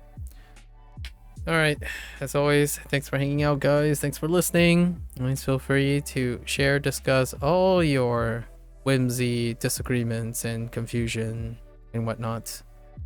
Until next time, stay safe, stay healthy. As always, mata ashita. Ja ne.